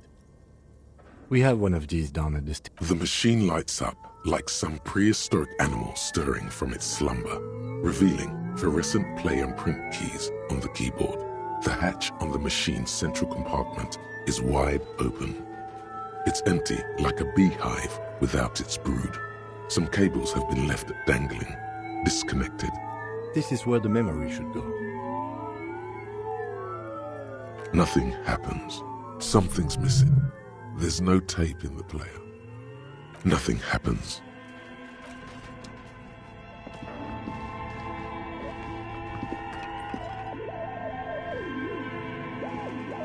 This old fireplace is covered in lines drawn in blue and red marker, the mesh spreading over the stone like blood vessels on alabaster skin.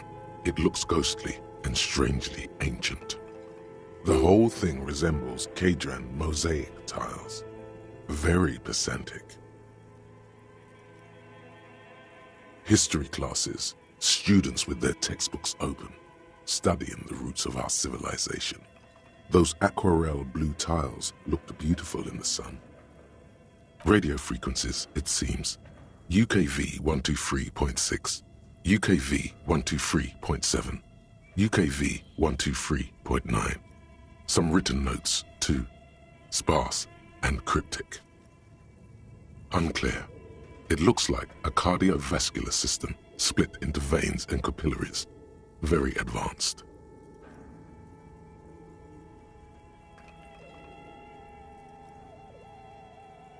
You think so?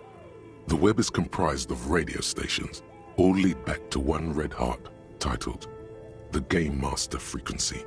A note says, this one can listen in on any station it wants. They must have had massive airwidth. These things don't come cheap.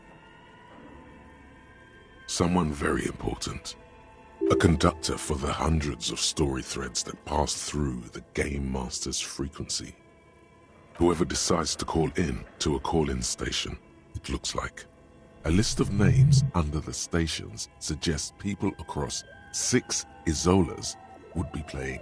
Muindi, Insulinda, Kotla, Grad, Samara, and even Il Mara. There's no way a little basement studio working here could pull anything like this off. My God. It's as if the less money they had, the more ambitious their project became. Exactly. This schedule, I know doom when I see it.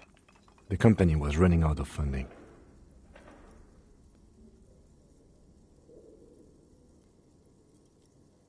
Nothing. It's just lines on marble. An echo from times long gone. No one has used the fireplace in ages.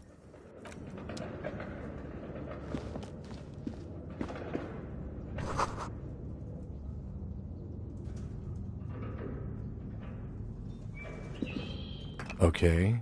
What do you think is going on with that computer, chalkboard, and fireplace?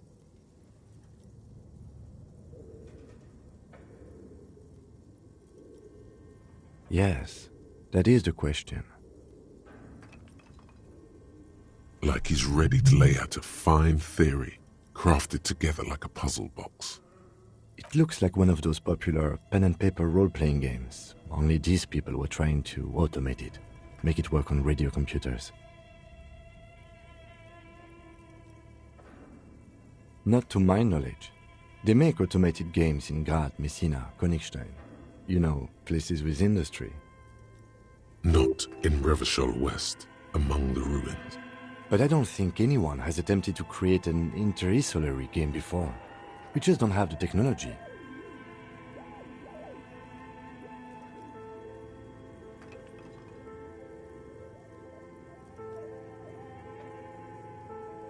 No idea. They stopped filling out the schedule on the chalkboard.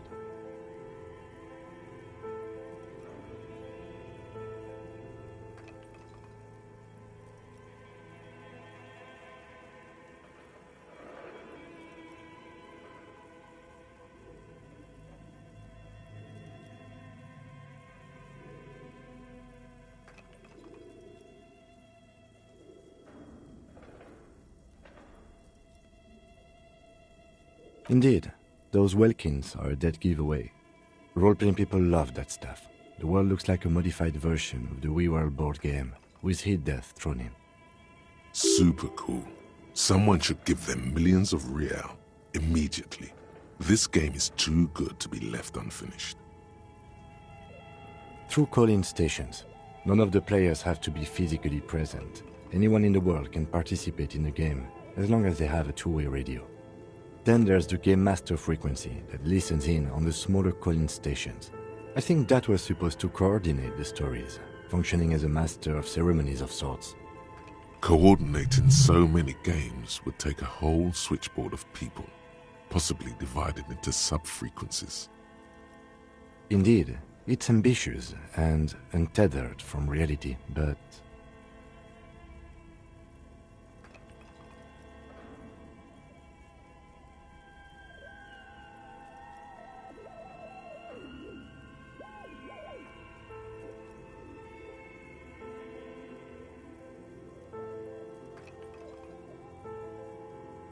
Yes, especially in here. Okay, let's keep moving.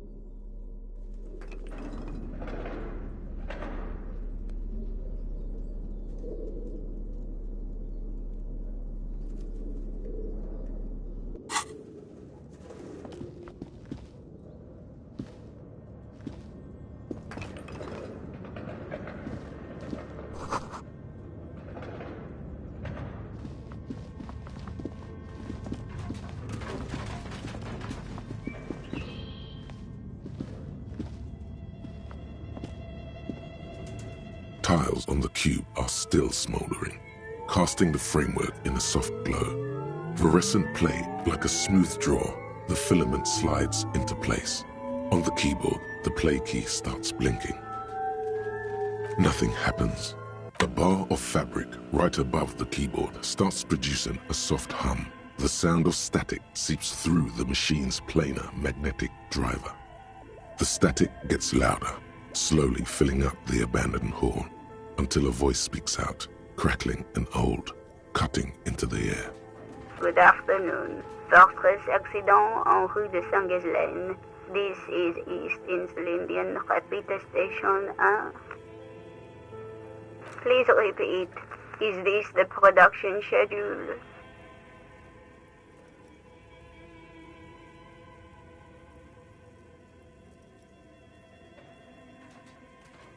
The filament you have inserted into the reader. That was a question. Have you inserted it into the core? Good. Please repeat the password. Password? Of course it would have a password. That's why there's a human administrator involved.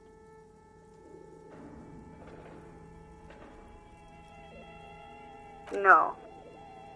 A hint system is not part of the protocol for repeater stations.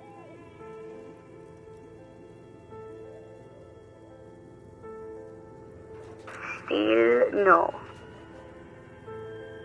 I am contractually obliged to protect the privacy of the filament holder for Fortress accident. Without filing a warrant with Lintel, I cannot give you access to this filament. I'm afraid we are not doing that, unless we want to wait for a month.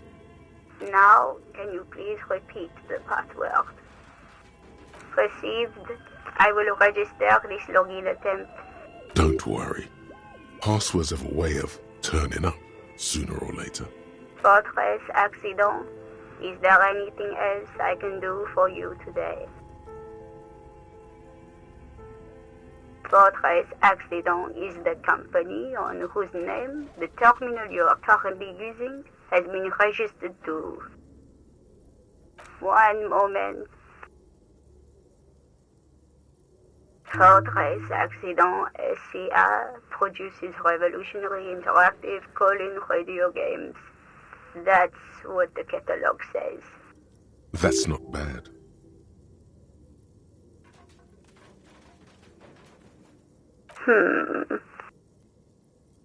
Any other questions?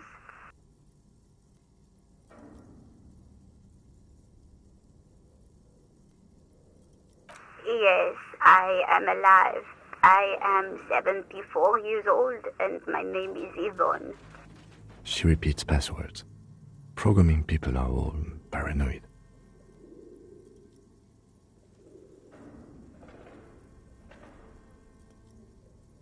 I work as a repeater at the East Insulindian Repeater Station.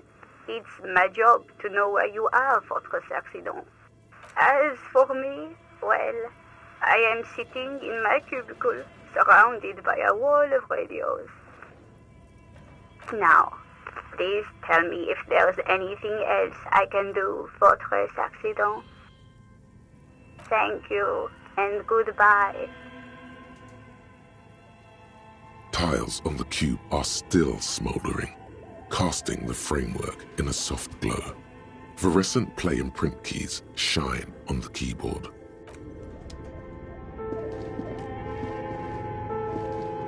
Your flashlight slides over an old... Some of the writing has faded with age. This is a monthly calendar from the year 50. Cryptic words like, it looks a bit like an academic calendar. Mini-Me stands for a mini-meeting. As time goes on, the numbers in the boxes grow rarer and rarer. The board becomes an empty snowfield in the... Looks like they didn't make it. A note in the bottom left corner of the chalkboard says, see the prod schedule filament for details.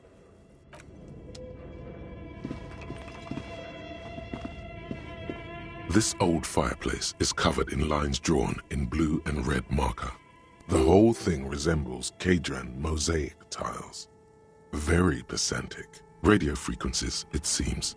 UKV 123, unclear. It looks like a cardiovascular system split into veins and capillaries. Very advanced. You think so? The web is they must have had massive air width. These things don't. Whoever a list of names under the stations suggests people across. There's no way My God. It's as if the less money the schedule. The company...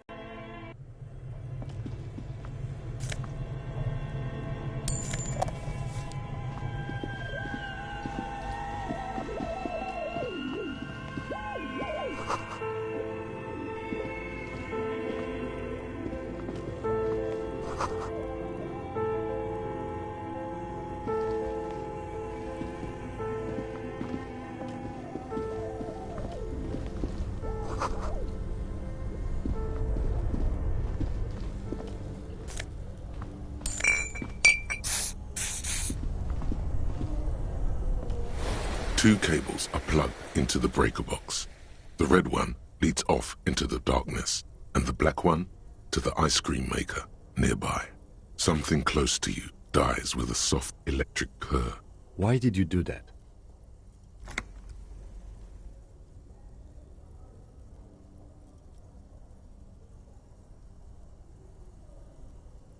The lieutenant raises his brows, but doesn't say anything. The electric distribution board now has one cable missing.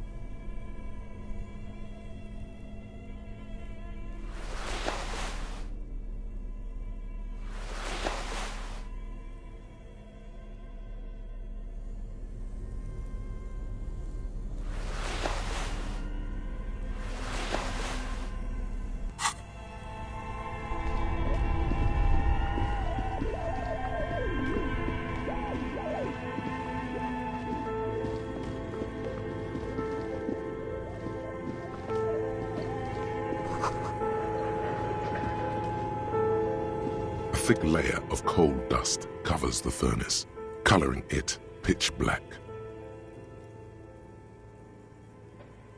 Looks like it. Looks like an old central furnace used to heat the building. It's connected to the chimney. No one has used it in ages. No signs of any recent fire. Only dead rats. It's dark and grimy here. In the darkness you can hear chatter.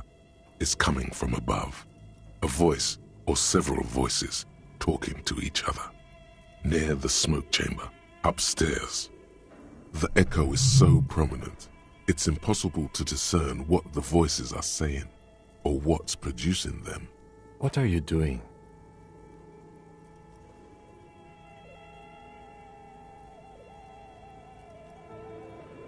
Wait, really? We should investigate, see if someone's upstairs.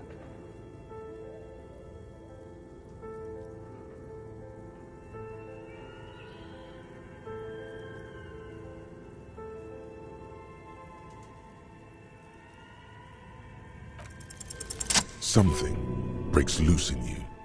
A mighty bellow echoes throughout the chimney's depths. The chatter of tiny voices above suddenly cease. Then... Hello? Hello? Did you say anything? I can't hear you. Please come upstairs. There's a safety curtain on the second floor. I'll open it. You hear a low rumble upstairs. The sound of a curtain being pulled aside. After you, officer.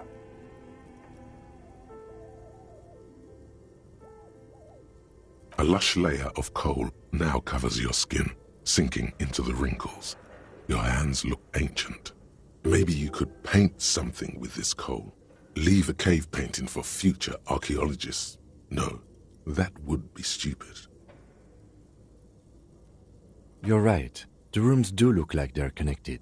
But malignant entities don't exist. At least not the supernatural kind. Always has to be the skeptic, this man. A hollow ring. You feel something in your chest, an unnatural pressure. It's spreading to your left arm, your jaw. Yeah, screaming isn't happening on account of extreme shortness of breath. You're just making it worse. All you feel is pain and weakness. You have to surrender now. We all do. It gets so dark. You don't even see her face. Like you. Cop suffers final heart attack.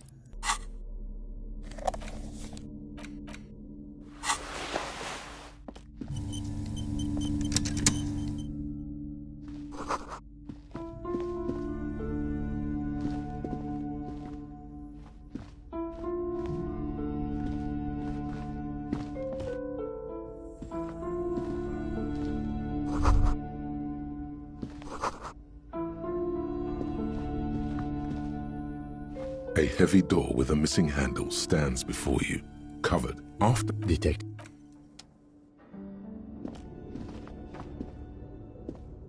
What is this place?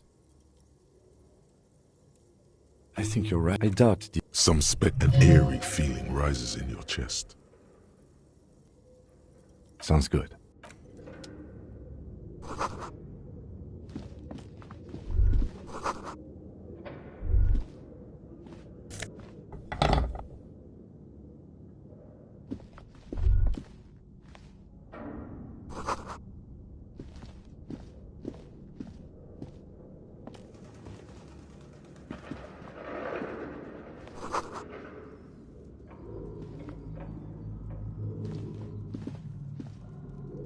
Barbell, it's 60 kilograms. There are no collars on the barbell. This is a safety hazard. You're right. The weight may fall off. Better not touch it then. It would be a violation of EPIS.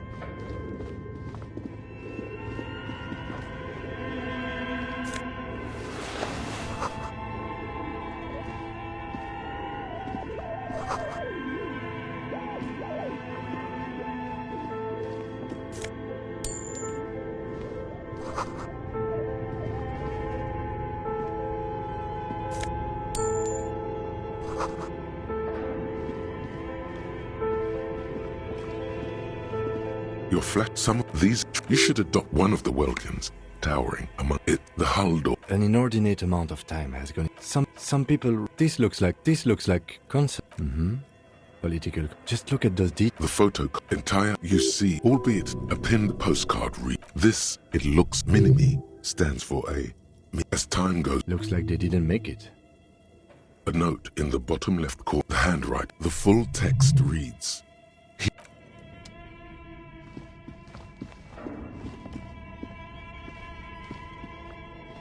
this old fireplace, the whole thing resembles history class, radio frequencies, unclear. It looks like a cardiovascular. You think so? They must have had massive, whoever decided, a list of names. There's no... My God. It's as if... Exactly. Nothing.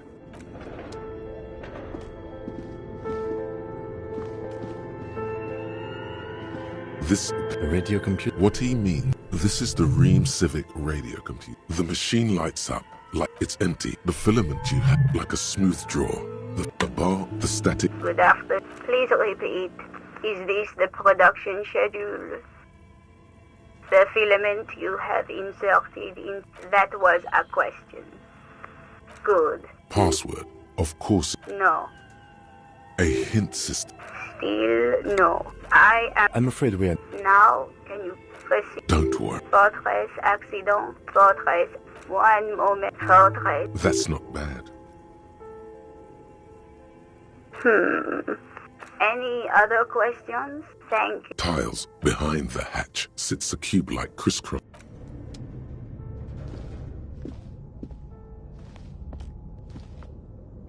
Okay. What do you think is going on with that computer, chalkboard, and fireplace?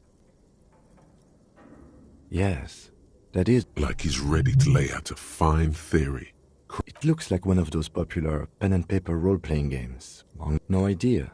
They stopped filling out the schedule on the chalkboard. Through call-in stations. None of them there's the game master... Coordinating so many... Not to my... Not. But I don't think anyone has attempted to create an inter-isolary game before. Indeed. Super cool. Someone should give them millions of real. Immediately. Indeed. It's ambitious, and yes. Okay, let's...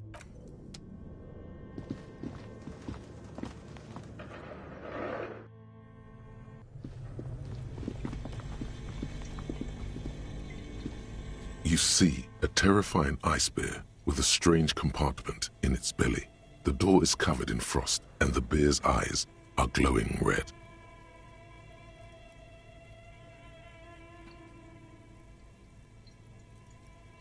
The bear looks oddly realistic. Is it taxidermy? The lieutenant doesn't answer. His eyes are glued to the animal. A sharp slice of light shines out from its mysterious belly door. A gust of freezing cold air rushes to greet you. You hear a low grumble as the bear regulates itself. This is the inside of a refrigerator. The lieutenant takes a peek inside. His hand has found the holster of his gun.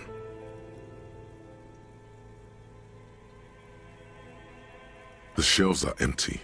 All you see are crumpled ice cream wrappers with the brand name, Revachol Ice City. A handwritten note has been attached to the door. The fridge is huge. You pocket the note and the little fridge magnets keeping it on the door. You've acquired an interactable item. Investigate this item further by going to the Interact tab in your inventory. A friendly cartoon bear smiles back at you from a glossy cellophane wrapper. It looks nothing like the fridge. The paper still smells of vanilla and chocolate. Good question. It looks like an ice cream fridge.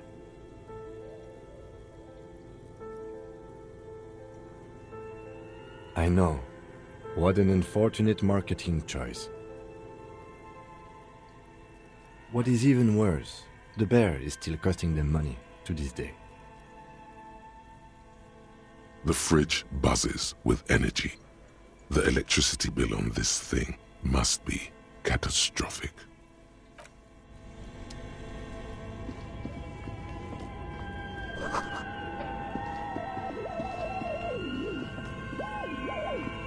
A thick layer of coal dust covers the furnace. Coloring it, it's dark, the echo is... What are you doing? Wait, really? We should investigate. Muster all your strength and yell. Your dehydrated, hungover throat can produce little more than a dry croak. The chatter from the chimney continues on as before. You seem to have made no impression on whatever's up there. Then again, maybe it's worth actually trying something up there. Maybe you should let your voice rest, officer. Try again later. Looks like it. No one has used it in ages. No signs of any recent fire.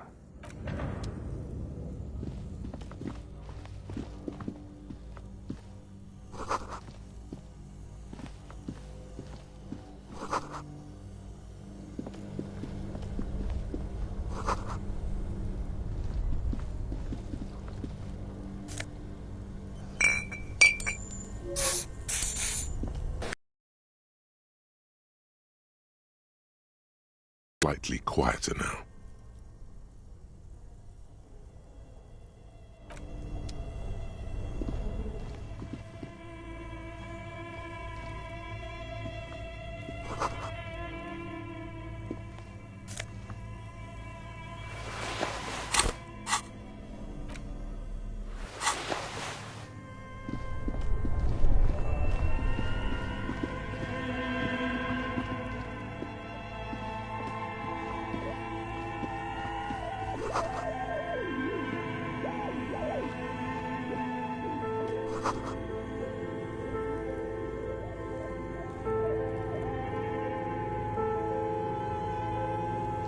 A few bricks have fallen off, revealing a compartment behind the wall. It's too dark to see in. There is, yes. And there also appears to be something inside the hole. Interesting. Do you want to take a look? Your hand reaches deep into darkness and spiderwebs. Rummaging around, you find rusty rifles hidden away. Most of them are rusty and inoperable, like the rest, but one catches your eye. A bolt-action model with a fine wood stock, in better cosmetic order than the others. That's a rare sight. Seems to no longer be functional, but still a beautiful thing in its own way.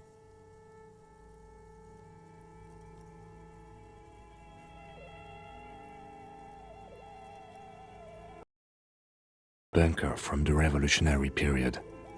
Look at all those rifles. Must be an old weapons cache. It means there are firearms, albeit inoperable, still lying around in Martinez. It's an interesting coincidence, I would say. Might come in useful in the future.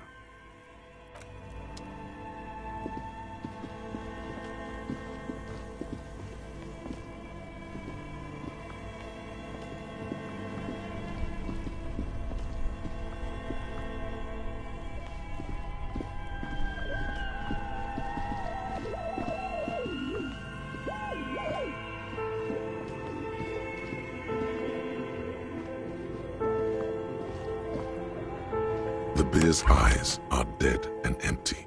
Ice inside the fridge slowly melting. The power has been cut off.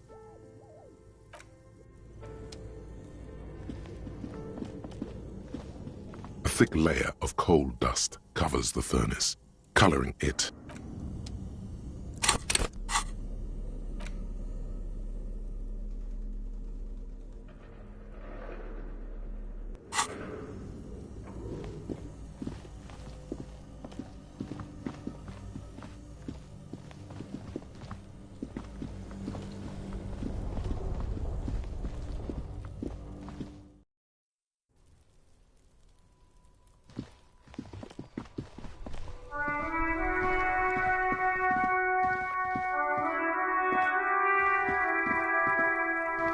You see a set of tire tracks in the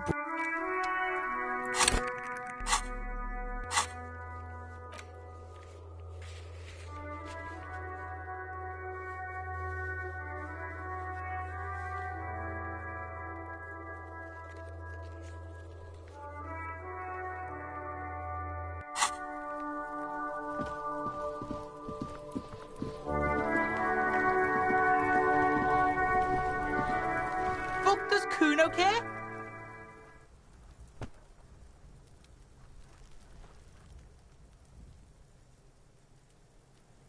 Yeah, like a fucking volcano. Yeah, yeah, yeah. Fucking pathetic. You're lucky you didn't die there.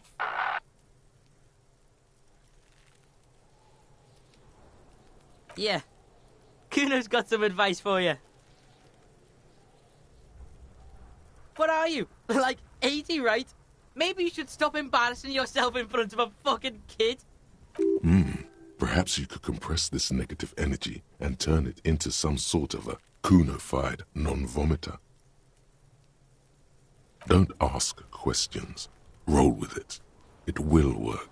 I promise. That's right. Turn your weaknesses into conceptual strengths. Try it again now.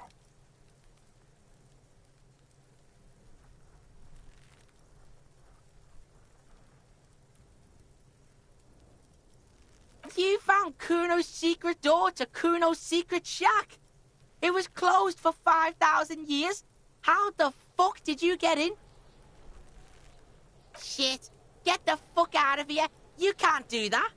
He can't do that, Kuno. He's trying to fuck at you again. Pigs can't displace. Can't do that teleport shit. How did you like it in there, pig old boy? Kuno's got a lot of cool shit there, right? Oh, that? Kuno decapitates pigs. That's just a Kuno demo tape.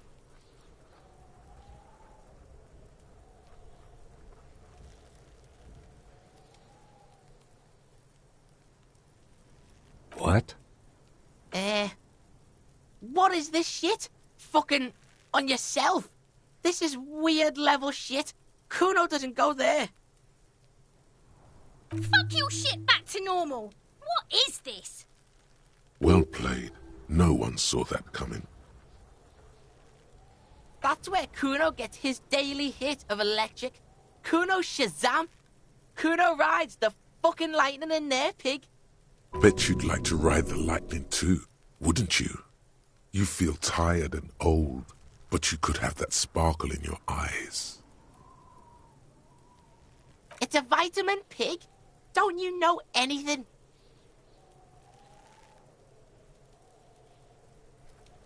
You could use some. Yeah, it's the mag. You fucking need that shit to stay on top of your game. Kuno goes through like a tube a day, rips mag like a motherfucker, and you could use a bottle. Oh, don't teach him, Kuno. He's gonna use it against you, Kuno. You're not getting this, pig. It completely takes away the hangover. It's like you didn't do anything. Like you stayed home playing with your choo-choo. Fuck you, pig. Don't do mag. You're gonna OD and you're gonna fucking die. Is it? You got pretty fucked. Kuno's surprised you've still got your head after all that. Don't sweat it, drunk pig. Kuno will keep your nasty secrets. Kuno's not snitching. He's saying you climbed up there. He probably saw you do it. Yet, that conclusively explains how the coke got up there.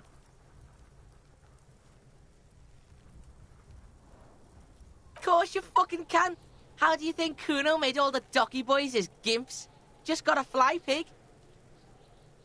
Kuno knows. Kuno and C saw you shit yourself. It's okay, pig. Not everyone can face the fear Kuno style. That's all there is to it then. Don't be a pansy.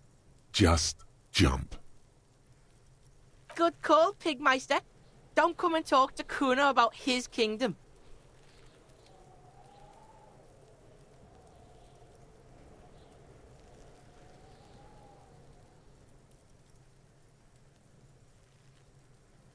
Kuno doesn't... Hear that? Magnesium. That's what you're lacking. The lack of magnesium has you slouched. Yes, and it's critical. Look at yourself. You're practically devolving into a fish due to the lack of magnesium in your bloodstream. You need to get so magged up. You've probably had 2 heart attacks and a minor stroke already, and the only prescription is insane amounts of magnesium. Yes, if you want to live, you need to evolve. You need to transcend the carbon barrier. Go to the apothecary and buy insane amounts of magnesium. It will reverse the damage to your circulatory system.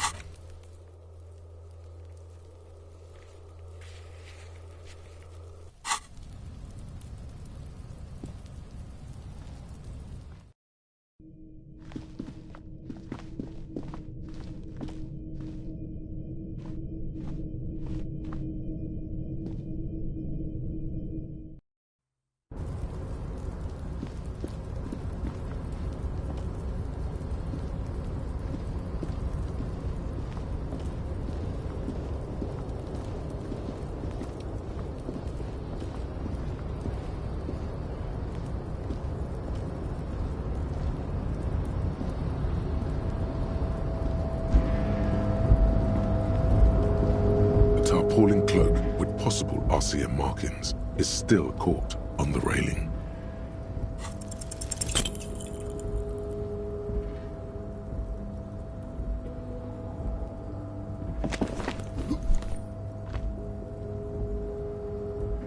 Nope, no.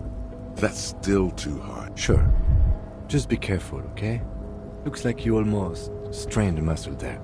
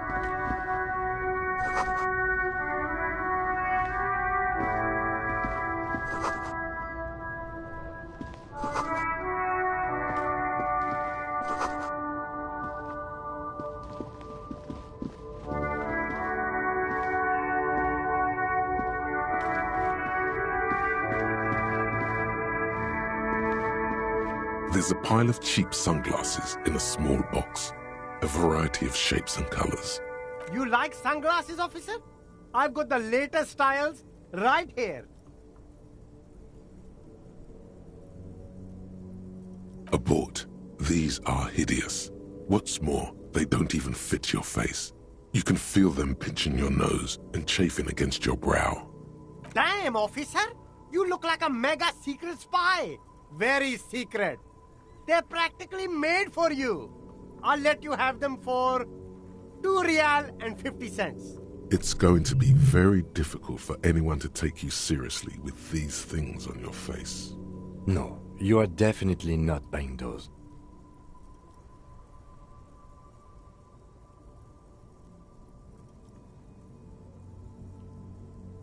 Are you sure? But they look so good on you. You should think this through, officer. These are all boring. Boring third-rate ho-hum sunglasses made of cheap Syrahese plastic, the kind of plastic that melts in the sun. Those UV stickers are almost certainly just there for the show. If anything, these lenses probably direct more UV light into your pupils.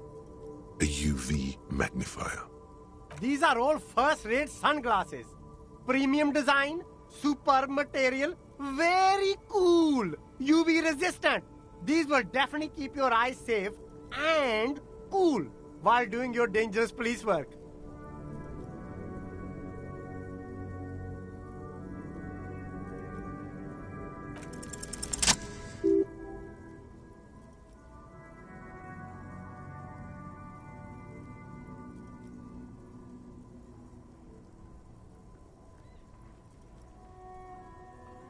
Oh, very interesting choice, officer.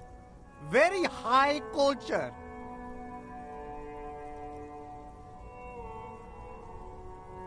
This is how a sea monster sees the world. You've become a sea monster. Giant, hidden, and strangely tender at heart. All is blue. All right, but these actually make your vision worse. It's like literally being underwater. Wow, officer. You look so cool. And they can be yours for a mere 3 real. My regular customers have passed them all up because they've got no taste. But you found them. The lieutenant tilts his head and steps back, eyes narrowed in a thorough examination. It's a case to him. You look like a musician. Like a blind musician. But you could do worse. Take them if you want.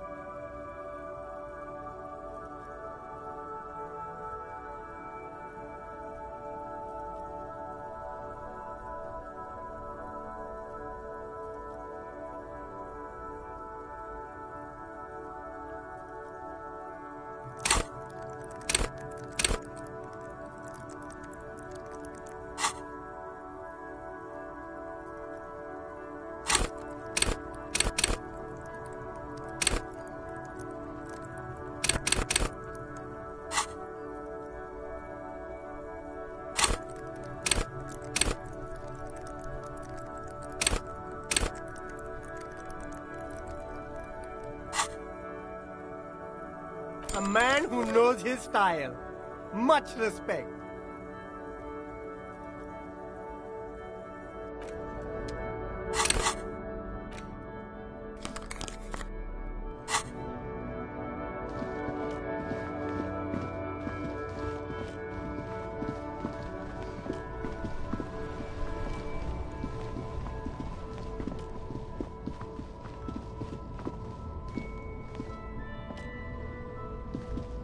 There are clothes inside. Cheap second-hand clothes, smelling of strangers' body odors. Don't be shy. These are premium class clothes. Good quality fabrics, best retro design. Save the economy with your style, officer. Save the economy? That sounds off. Haven't you heard, officer? We've got to be economically conscious. Recycle your cash, keep it in circulation. Don't buy new things. Buy eco.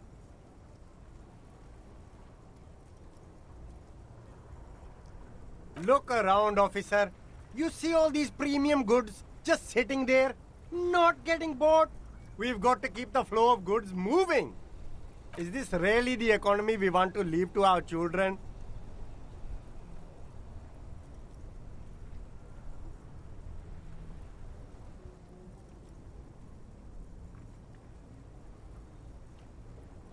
I can't go extinct, officer. I've got kids to feed. Once an economy goes extinct, it messes up the whole ecosystem. You've got to think about the consequences. You find your hands deep in tattered and faded garments made from weird polyester blends that make your body itch and sweat in all the wrong places. Economical, but also trendy. Look first-hand, buy second-hand. Keep the economy moving.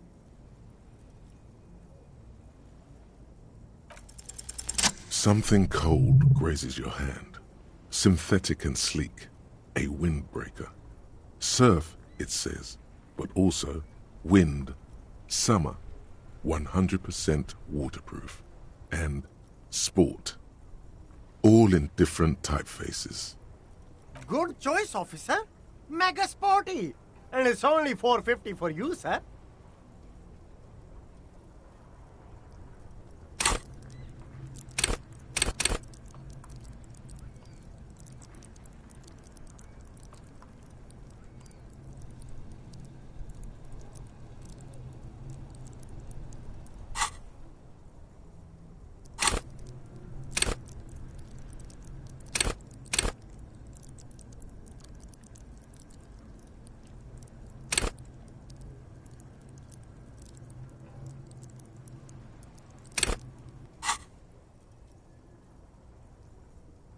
You find your hands deep in tattered and faded garments. Economical, but also trendy. Look first. You see two lowly, defeated speakers, thralls, slaves basically, perched atop them like conquerors surveying the land. A pair of found, durable wear sneakers, ultra serious. I can see you've a taste for luxury, officer. Can't keep your eyes off those sneakers? These once respectable speakers have been conquered, reduced to a mere prop by the indomitable, found ultras atop them. No, don't look at the speakers, officer. Look at the sneakers. The sneakers are the stars here.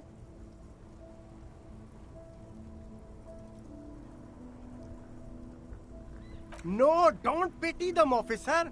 These are old Samaran garbage. Don't even look at them.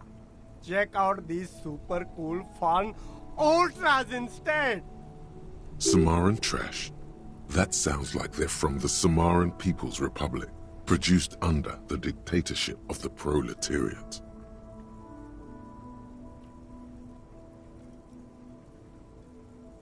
No way, officer. These aren't for sale. They're bad speakers. Low-fi socialist junk.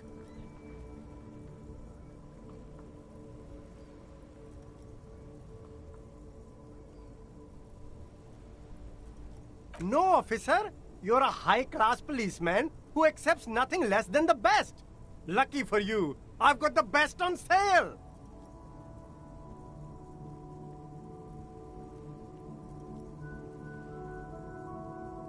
Well, if you want them... But see, they are the pedestal for my sneakers. If I let go of the speakers, where will the sneakers go? I can't leave premium lifestyle sneakers on the ground. If, on the other hand, you wanted to buy the sneakers too, I could maybe throw in the speakers for a little extra. 50 cents? Damn, so you have to buy the sneakers first. A pair of Faun Ultras. The design is impossibly sleek and simple. A futuristic silhouette with a sleek monochrome colorway, a jet black upper, and a silver-lined midsole.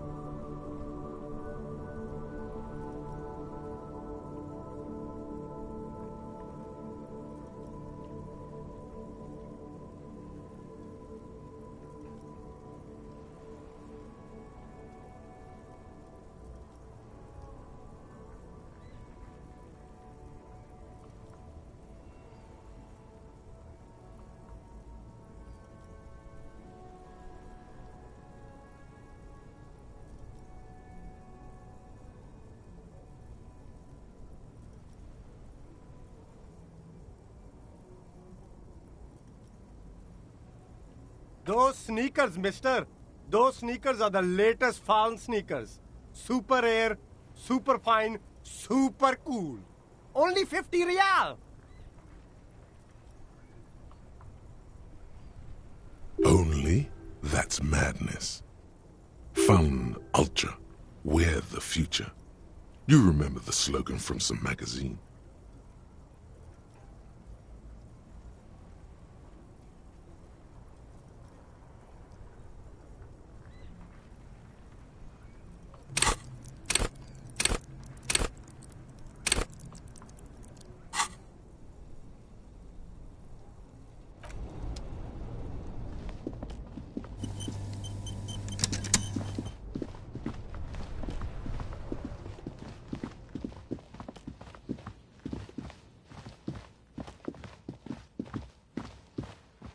G'day to you, officers.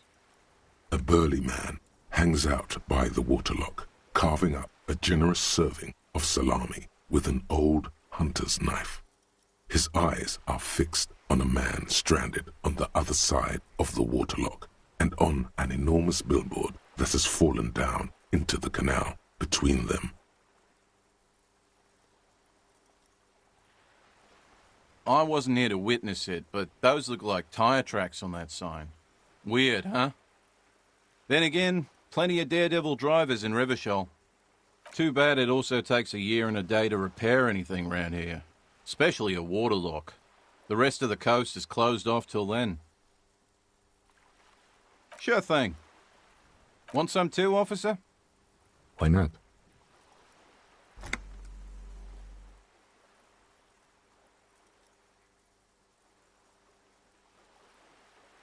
Well, there's the fishing village, an abandoned fish market, a bizarro church. Not much use to the congregation, though. There always seems to be something wrong with it. Yeah, not really much else. Just bombed-out ruins. A couple of indicator lights are missing from this control panel. Loose wires dangle from the now vacant holes. In the middle is a lever. Beneath it, a small metal plaque. This panel usually closes the waterlock, turning it into a bridge that lets you cross the canal. But there's a crashed salmon and butter sign in the way. Pulling the lever probably won't do anything. You pull the lever all the way up until the metal clicks against the contact pins. You hear a soft clunk. Then, nothing happens. A spring brings the lever back to its original position. You still need to close the waterlock to get across the canal, some other way. Isn't there a sign over there saying functionality will be restored on Wednesday morning?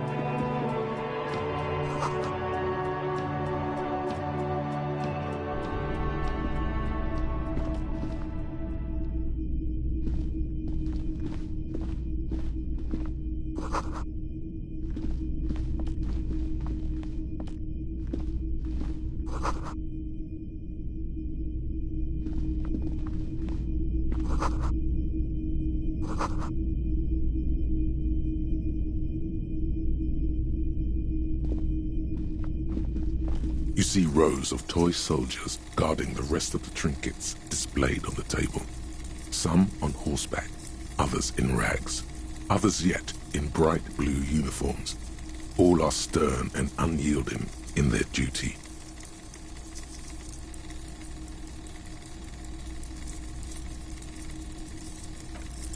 Why, what's this? A headless man riding a horse? A headless man wearing futuristic tracksuit trousers that say found. Oh, that's the Headless Phone Rider. The Headless Phone Rider. It's an urban legend about a man who rides the streets of Revachol sporting a fawn tracksuit. As you see, he's missing his head. 50 cents. Bargain priced. I'll throw in the tiny cap too. I think he's looking for it, or something. That part of the story has many interpretations. He lost his cap when he lost his head. Perhaps he's looking for the head. Did I mention that this figurine is supposed to be lucky? Always carry it with you. Big men on big horses, clad in lamella armor and carrying flintlocks, the kind that would mow down a line of enemy soldiers in the blink of an eye. Franco-Nigerian knights. I used to be very serious about these guys. They're not all blue. These figurines also wear gold coats and caps, complemented by orange trousers. They are variously posed, wielding swords and rifles with bayonets. Ah, those. Yes, they are. I find the paint job a bit gaudy, but children like the bright colours indiscriminately. This set of soldiers isn't meant to look impressive. A few have rifles, but most of them carry pistols. Some even shovels and tall sticks. You're probably talking about the revolutionaries, yes? Yes, they are soldiers, revolutionary soldiers. I think their poverty has been exaggerated for effect. When you place them next to the royalists, it doesn't seem like they could possibly win.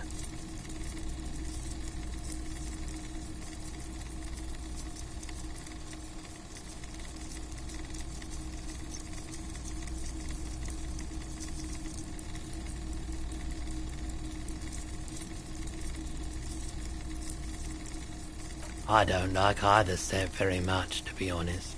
But there are many parents among my customers.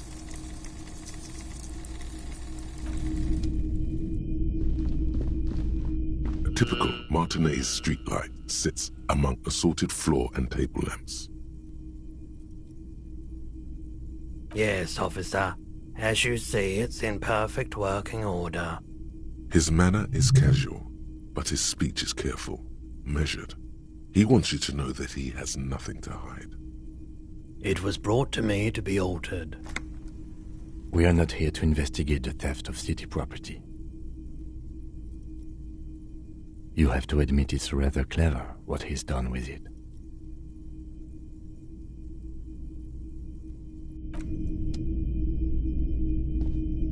The boomboxes on the shelf look well-loved and well-traveled. Chipped, dented, they stare at you with the unblinking eyes of their tape reels.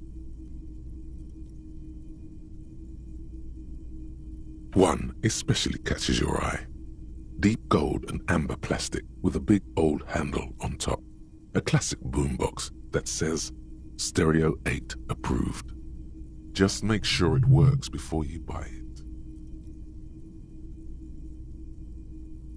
Is the Harman Welsh W2, made in Vespa, designed in Seoul, plays all reel-to-reel formats, 2mm, 8mm, 12mm.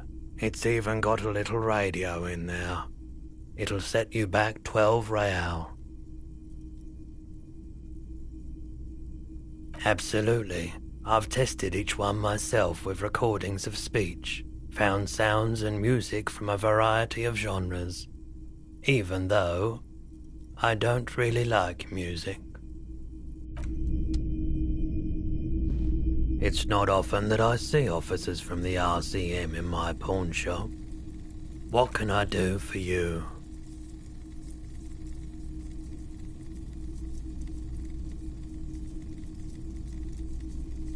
I haven't had any problems myself, though some of my customers have complained about inconsistent law enforcement.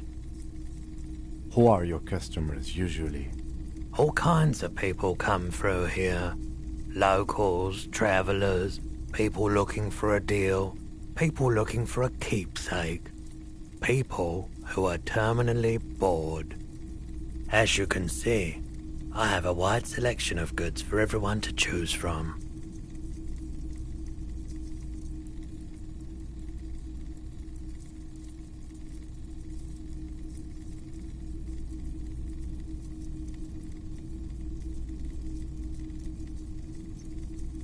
It keeps me entertained.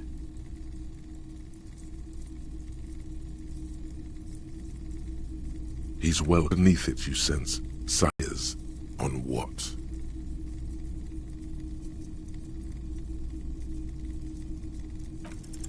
Okay, he definitely is high.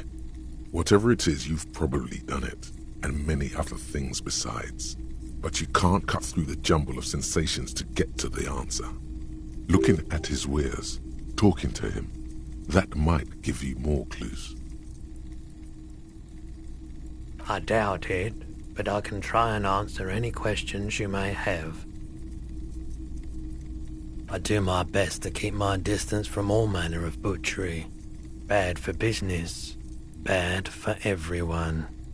He doesn't know anything. The pawnbroker's gaze is already fixed on the dancing colors.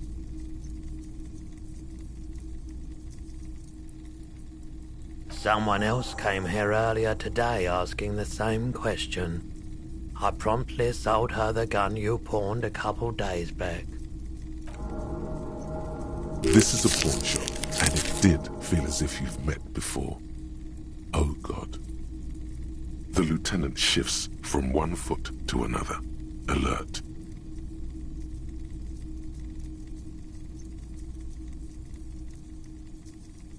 You were adamant about getting rid of it, officer. Said you were undeserving of a service weapon of the Revachol Citizens Militia. And I don't like keeping guns around the shop for long. Off-the-charts photon emissions, the unhealthy kind. She didn't seem like a policeman, although she kept referring to herself as a pig, which was odd. I found her interest in the gun a bit obsessive, but I was just happy to get rid of it, and of her. Truth be told, she was terrifying. Right, so let me get this right. You sold your sidearm, issued by the Citizens Militia, and now a civilian is running around the streets of Martinez with it?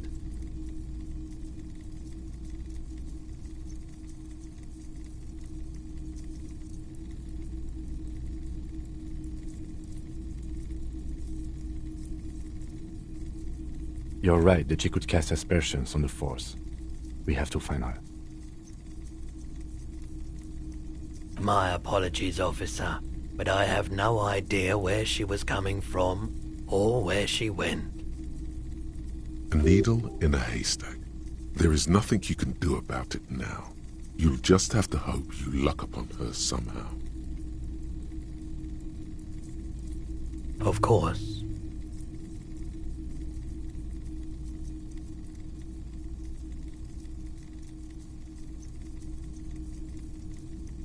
Let me have a look.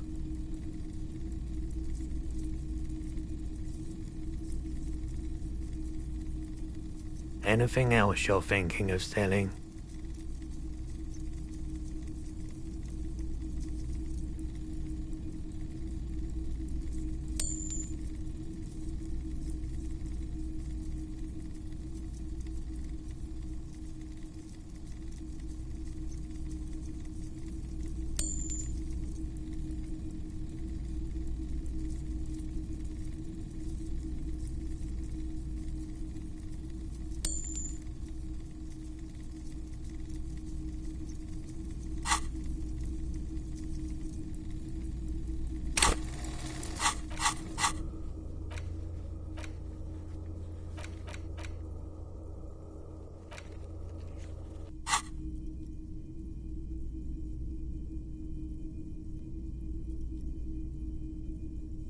Son Baptiste's summer dinghy rates is 31.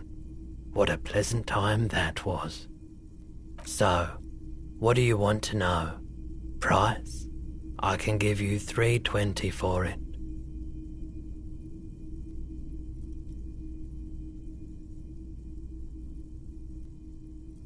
A pin from 31 ought to be priced at 310, but I added another 10 cents just to be nice. Sure, I can keep it behind the counter for a week, but only if you pawn it right now.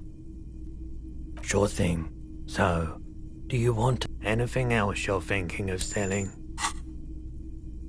I'm not purchasing any more clothing at the moment. Another time, perhaps.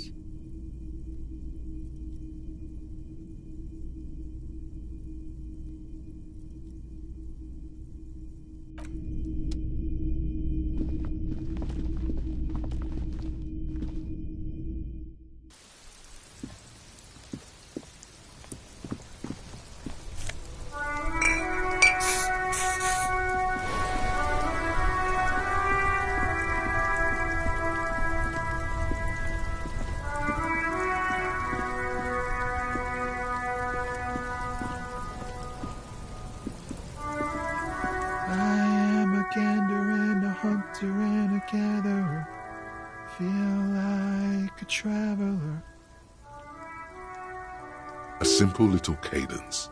He seems to be making it up as he goes. From another planet. Hey there. It's the jam, my man. It's a traffic jam for the ages. Harbor gates up the street are shut tight. No explanation given. Workers on strike, scabs agitating, an all-around clusterfuck. Meanwhile, we're all stuck here in long-haul limbo for days upon days upon days. Upon days. Feels like forever. Like I was born on this here roundabout and this was all I ever knew. Just me and the metal and the tires, the oil and the fumes of mazout. Mazout is an antiquated term for heavy fuel oils. This man has a barely suppressed performative streak, or he just likes unusual words, or both.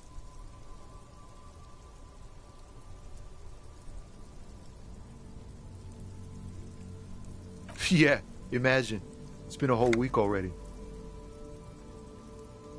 So tell me, what do you need? Huh? Oh. No, I ain't got any money. They don't want to pay for unfinished work. The bosses, man. Makes sense. It sucks is what it does.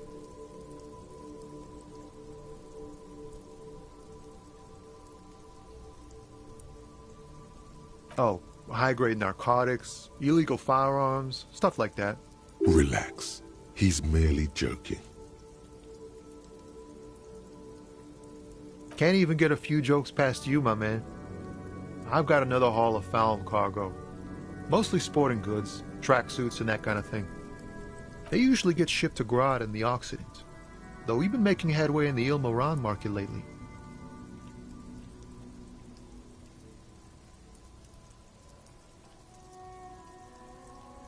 We're pals and all, but I can't just freely hand out the merchandise. The bosses won't be happy. This rockin' beauty. Sure is, like a rash you can't get rid of. You interested in heavy-duty cargo machinery? A motor lorry, also called a camion, on Caillou and neighboring islands. This one looks roughed up enough to be some sort of found rust bucket. Good eye, my man. Yup, she's an old one, but reliable. Me and her spent a long time together.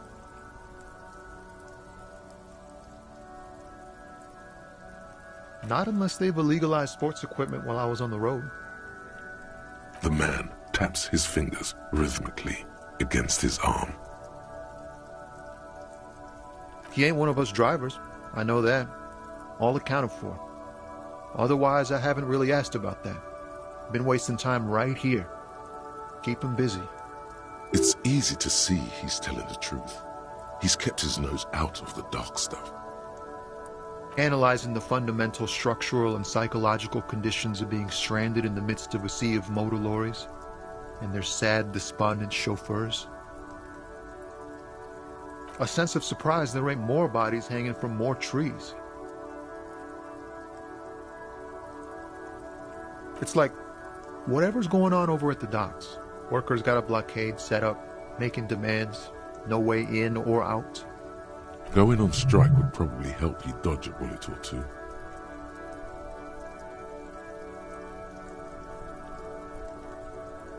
Some pretty wild stuff, I hear. Like a giant new power crane in half the company? I forget what exactly. Good on them, I guess. I've heard talk there's a company rep in town, too.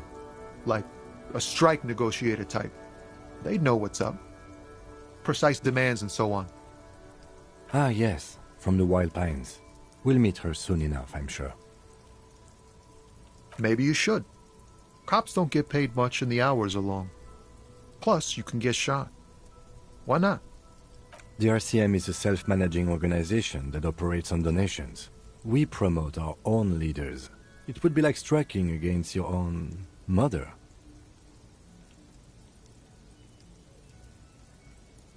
Yes, but do continue. You were asking about the strike? They want to keep that money flowing in, my man. Ka-ching! He doesn't blame them, but he's not on their side. That's for sure. Anything else? Yeah, this ain't really my area of expertise. I just do my job and get paid. I have things to do and places to be. All of us do. Us lorry drivers. Camionneurs. You still hang around here waiting for this mess to end. Most have scurried off somewhere to get drunk or high. Or laid. Not that I blame them, really. Not my thing. Chasing transient pleasures is a drag these days. I prefer the examined life now. Thinking, reflecting, observing. What's better than chasing transient pleasures? The more transient, the better. When one's ended, you can get onto the next one. He tries his best to look nonchalant, but there's a rigidity in him, as if trying to conceal something warm and deep beneath a cool exterior.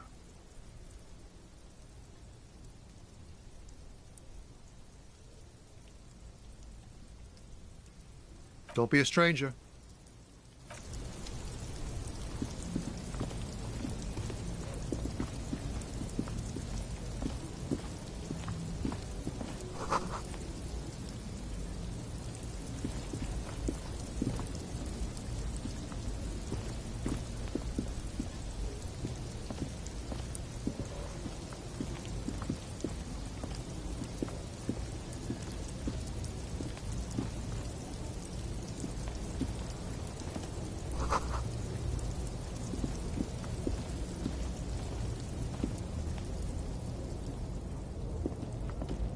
An old monument stands in the middle of the traffic island, pointing toward the sea.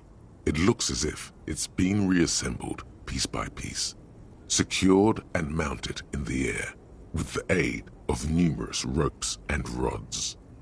A silver plaque on the statue's pedestal reads, "I am Philip III, the Squanderer, the greatest of the Philippian kings of Revachol, son of Philip II, the opulent, father of Philip IV, the insane."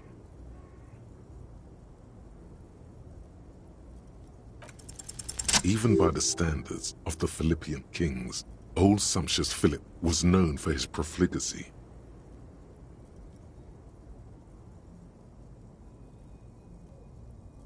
Well, he blew through the whole national treasury, starting the decline of one of the penultimate century's greatest superpowers, the suzerain of Revachol. His own maladministration foreshadowed the fall of the monarchy during the anti-centennial revolution, an end to his family line and the monarchy on the Insulindian Isola.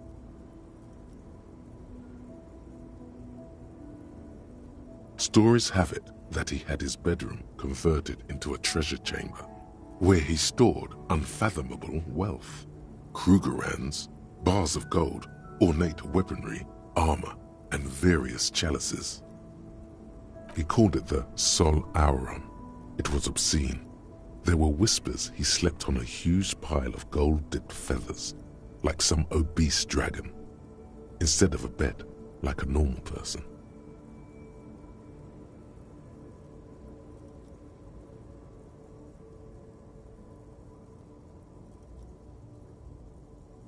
But wait, you haven't even heard about his fabled cocaine addiction.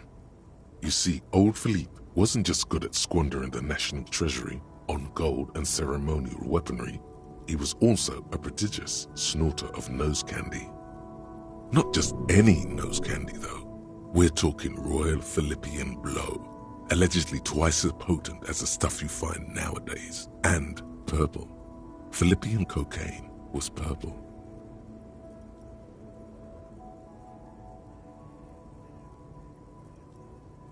That's what the revolutionaries said 150 years later, right before they emptied out the royal mausoleum and dumped His Majesty's mortal remains in the Insulindian Bay.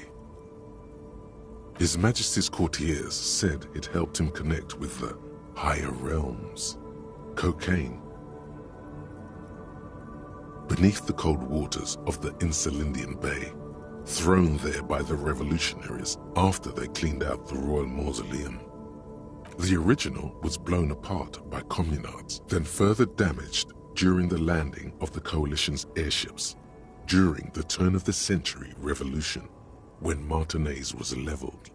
Most historians think the coalition's hasty landing may have ultimately saved the statue. If the communards had more time, they would have reduced it up to even finer pieces. Some years ago, a group of liberal, artistically inclined individuals, designers mostly, thought it would be ironic to restore the statue of the most wasteful ruler of Revachol in the poorest part of the city. The statue is supposed to capture the moment it was blown apart, like an instant frozen in time, a rare butterfly trapped in amber, floating on a sea of shit. People in Martinez tend to disagree, as do many prominent art critics and thought leaders with more nuanced social awareness than the young ironists. Philip III, the squanderer, however, with his bronze face up in the air, doesn't seem concerned about what the hoi polloi think of him in death. Not that he ever did in life either. Wow. You work hard. Oh, yes, you hustle. You're a provider. It's tough out there, but you keep it real and provide. Oh, yeah, like a horse, a workhorse, for hard work. Look at yourself. You're a human pedometer. You must have walked 200,000 steps down cracked asphalt, mosaic, sand, and linoleum after you re-emerged. That is the sign of a hustler who never gives up. The world is harsh and people are evil. You didn't make it that way, and you won't let it break you. You ride. That's just what it's like, life and death. But you got gills on your side, baby. Got those black papers with the faces of the innocents on them. You bring in the Franco-Negros and the Solas.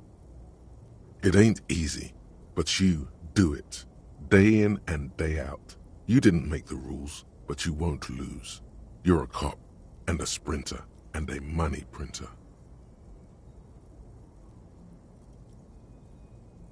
Sure. And has it been easy? Is life easy? Have you not gone into cardiac arrest? Are you not about to have an anxiety attack or shoot yourself in the mouth? But you still hustle 24/7, ride or die. Now, ask yourself, are you rich?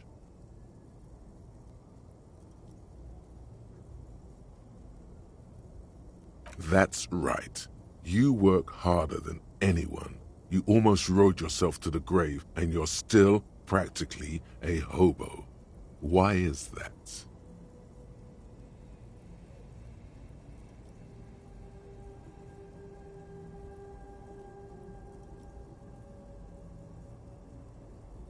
Boo-hoo. The system is broken. The establishment is keeping me down. That's not the fuck yeah attitude you're used to. What is this? Why are you so poor?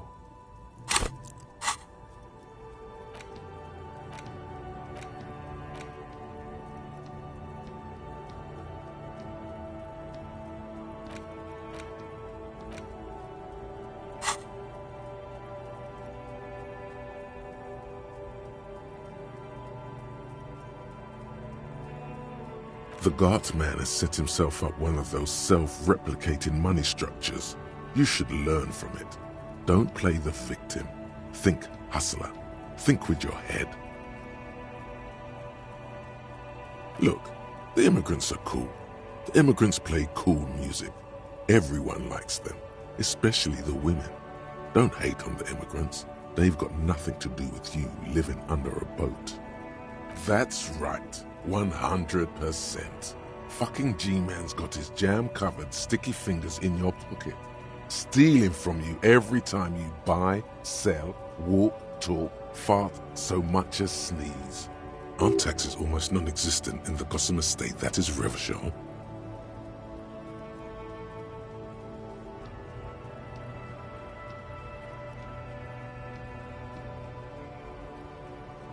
You and I both. But they got those indirect modes of taxation. Sales tax, excise duty, extraction tax. This tax that doesn't even have a name. Plus, there's the stuff people in other countries pay for that makes them ask for more money from you here. The Gotham Estate's a myth. In total, the coalition government is taking 98% of all your money.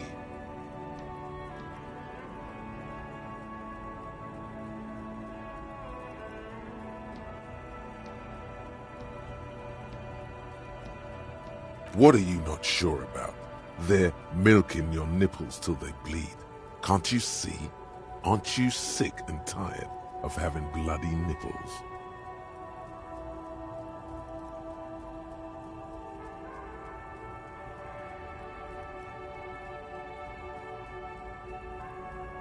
It's all about the tax issue, hustler. No other problem in the world is as pressing as top marginal tax rates. And don't you fucking forget it. Magnesium-based life form. We tell them, hell no. You're about to become a magnesium-based life form. The age of the primitive carbon man is done. No longer must mankind rely on slow-working background radiation to take us further into our genetic destiny. This is the era of guided evolution, and magnesium is the key. You are the first of your species, the next step in human evolution. An advanced magnesium proto-man who mags it up, drinks it down, and sniffs it sideways.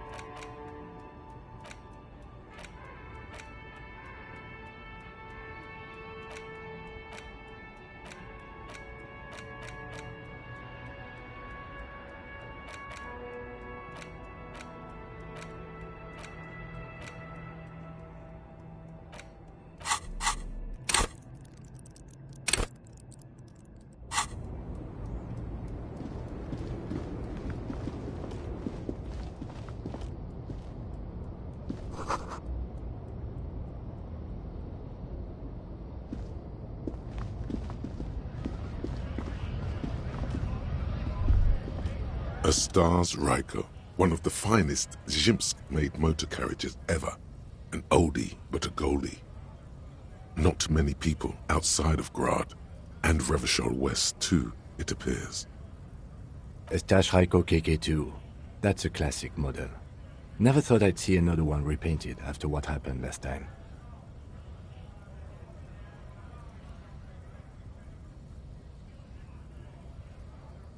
An old case for my precinct. A couple of Zhimsk migrants saw a Stash Ryko stopped in the street, painted just like this, muddy brown. Murdered the driver on the spot. They said it was an honor killing, Hussar style. The Zhimsk community protested the trial, flying the banners of some old king or whatever. 5,000 came to protest. Correction. 4,395. The fourth largest public protest of a criminal trial in Revachol.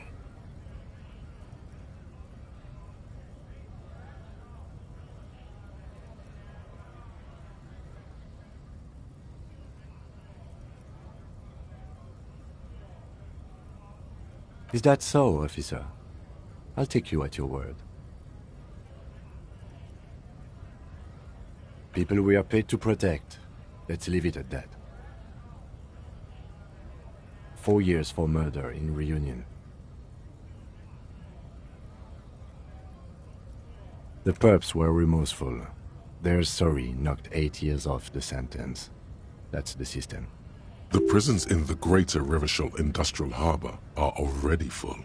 Prisoners are expensive to maintain. The longer the sentence, the larger the cost. I try to avoid drawing far-gone conclusions like this before actually examining the body, but my initial guess is the two are unrelated. Yes, detective?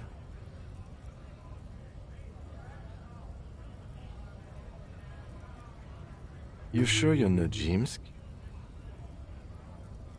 Yes, you're sure you're not. Or if you are, it's only in that Revacholian way. 4 to 5% maximum.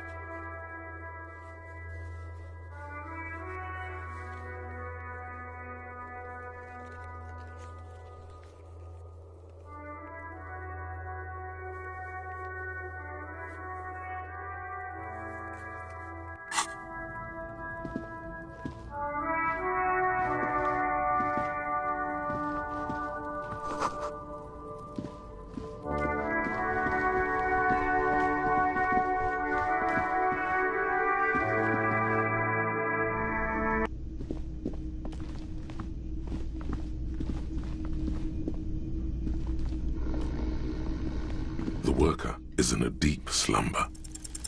There is only one way to wake this bone idol from his slumber. Roar like a hurricane. Rip the buildings from the earth. Why the yelling, man? Looks like a Sao descendant. A lot of Sao dock workers around.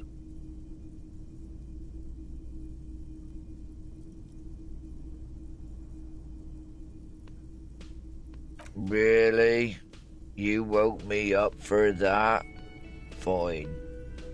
What is it, officer?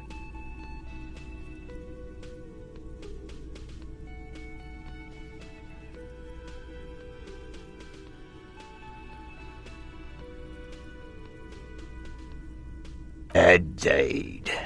Help yourself to some Wait, no.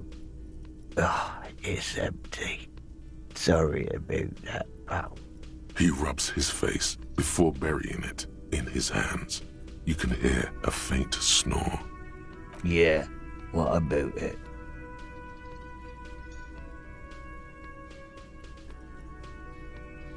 You know, people die here every day. Someone's found in a ditch, another one falls in a manhole, a third one gets eaten by stray dogs. If someone has decided to die on top of a tree, then how is it my concern?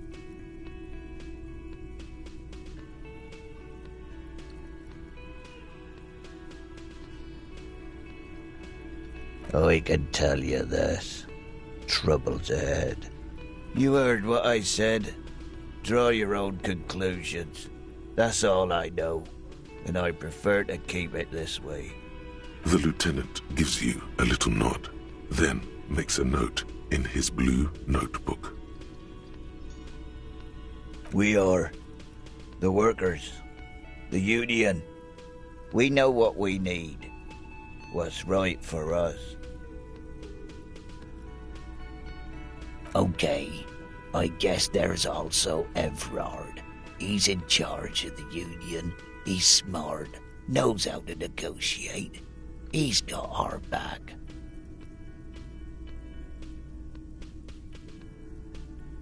They got it. Majorette's got it. He's guarding the gate.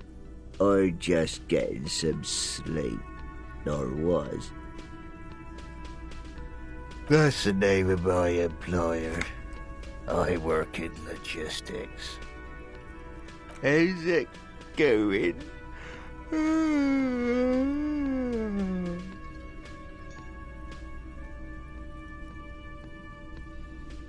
Haven't you noticed what's going on outside? Good. Then you understand the gist of it. We would all be better off without the employers and their employment. For one, I can get some goddamn shut-eye. Right to sleep, I say.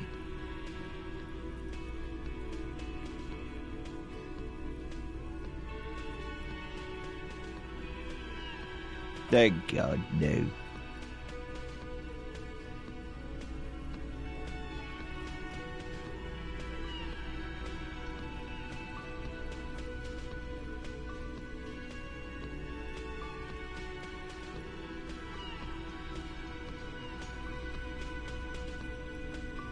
The worker stares at you, his eyes dry from sleep. A web of wrinkles covers his tanned forehead. I don't know what you're talking about, kind sir. But when I'm out, then I'm really out. No malt grains or whatever, no poetry stuff, just quality time. The dock worker doesn't answer. His head is already back down on the table, in sweet sleep.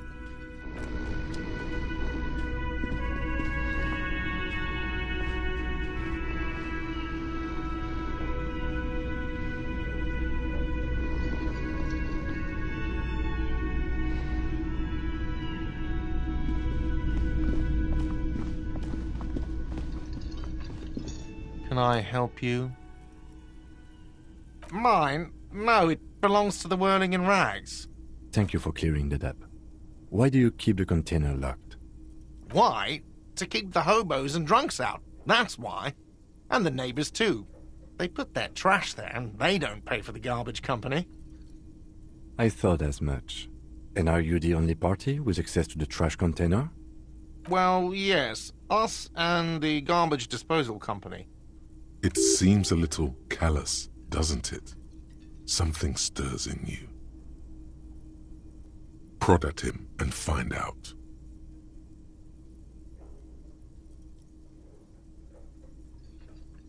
Callous? What are you, Kras Mazov? Almost all establishments in Revachol keep their trash locked. The Whirling in Rags is not special in that regard. Krasmazov, nom de guerre, was an economist and a historical materialist. He was a leading figure on the Grad side of the Centennial Revolution, where he headed the 9-day government. Mazov is considered the father of scientific communism, Mazovian thought, or Mazovianism.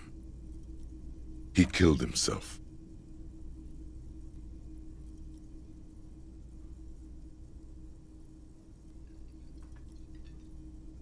No one was implying you were, officer. Where were we?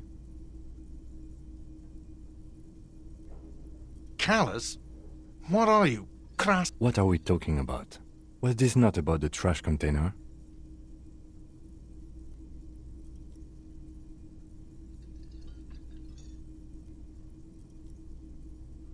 Was there something you want? What for? Mazov? Are you planning to nationalize my trash container? It concerns the case. Please cooperate. Just bring them back once you're done, please.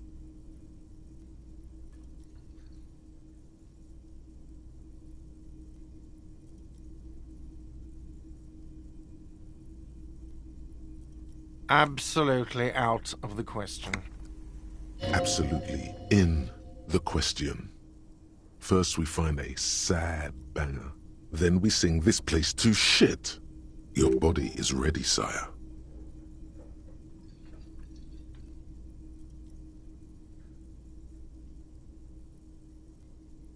What thing?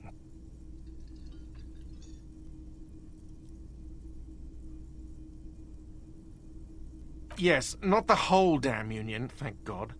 Just the nastiest and loudest faction. They come here in the evenings. Dumb, unruly types. Think they're big shit. But they're good customers. They place big orders and always pay on time. We should find out who this Lord faction is, occupying the booth. Loudness means talkative, and we need info. We don't. We have to wait. They'll show up sooner or later. Men get hungry, even men on strike. You glance at the clock on the wall behind the manager. Huh.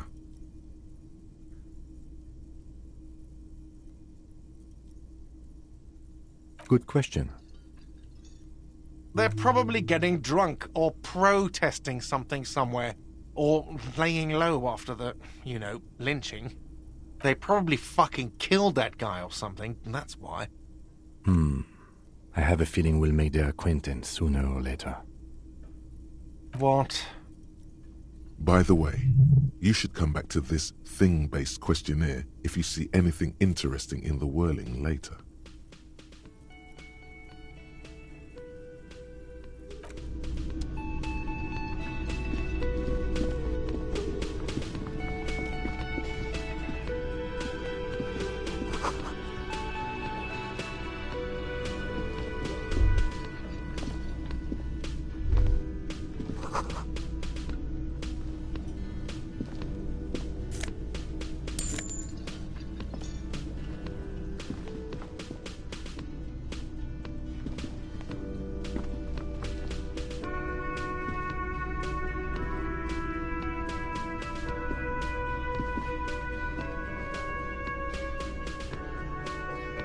You see a heavy steel door with a prominent dimple lock.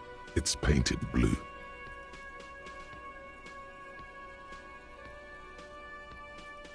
You do? It's a door in the back of the kitchen. Why do you care where it leads?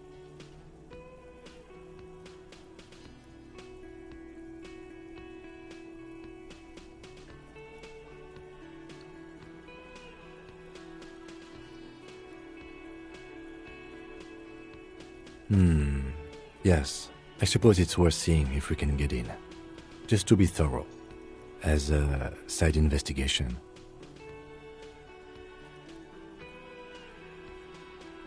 If you say so, Gart is the person to ask about this. The cafeteria manager.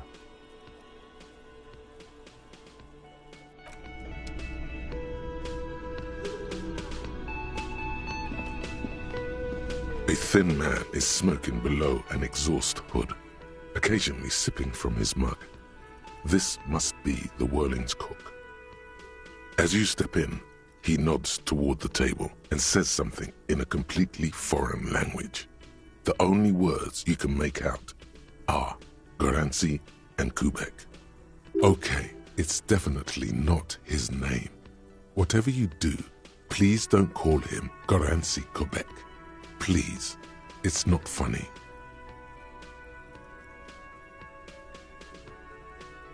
The man puts his cup down and replies something, his left hand drawing arcs in the air.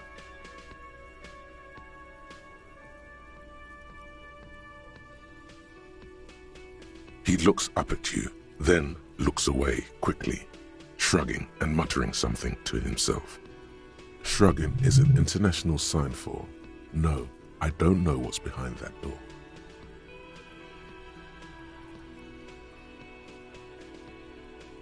He smiles and bangs his ladle against each of his pots in turn. It's almost like music, especially with the sounds of assorted dishes boiling and simmering on the stove.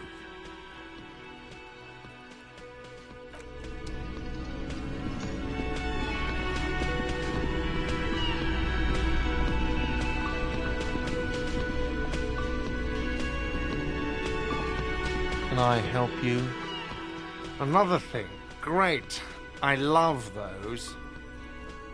Oh yes, that door, sure. There's nothing mysterious about it. It's just a door.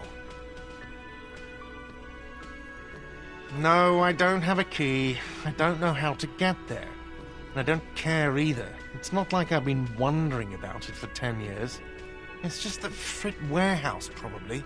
Wondering about it is, of course, exactly what he's been doing for 10 years. Or some boring storage space with a bunch of old junk and dust. Junk and dust. He's attempting to maintain an air of indifference. It's absolutely not convincing. Fine, okay, a little. But my job doesn't leave me time for wondering about one locked door in one of the cafeterias I manage. So I haven't opened it. I have cleaned the whole place 100 times over, though, after the animals. And I haven't found a key, so good luck with that. Yes?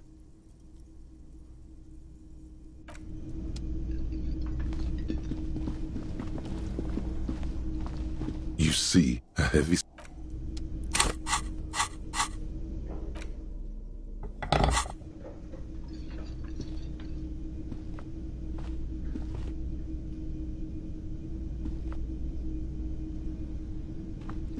You see a heavy... The door does not budge.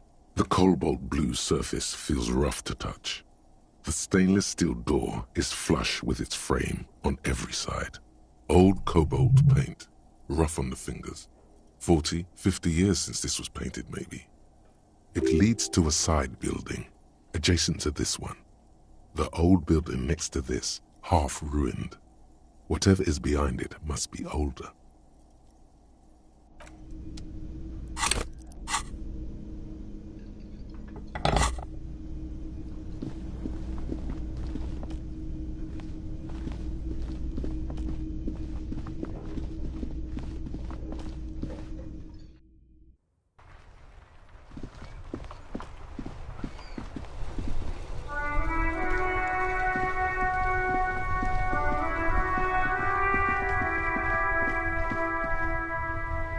This Postlavantorie mail collection box has been heavily vandalized with graffito. A closer inspection reveals 2 bullet holes in the front.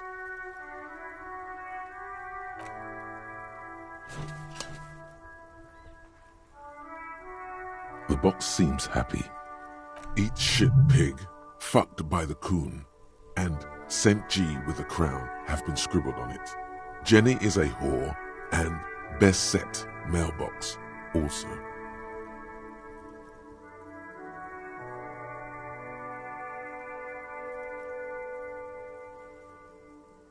The mail collection box seems cathartic, thankful even. So do you. You shudder, then you swallow.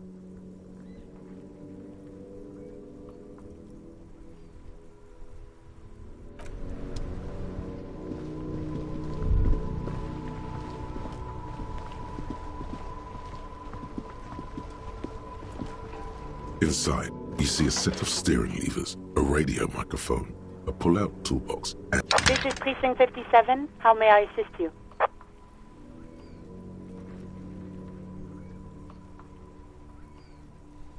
Of course. What is the number, officer?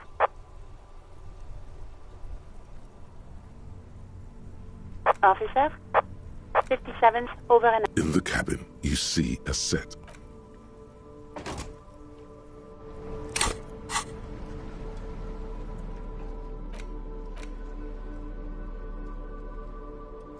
The worn map features the patchwork grid of the streets of Martinez, with directions to appropriately touristy locations.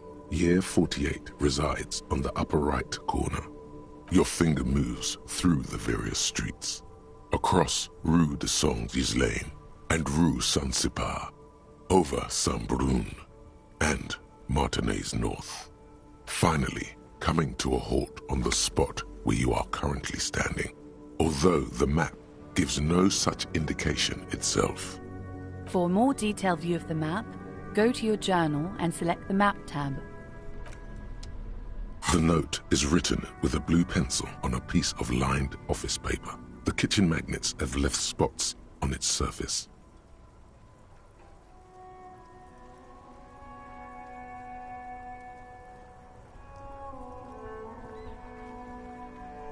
Does it say anything interesting?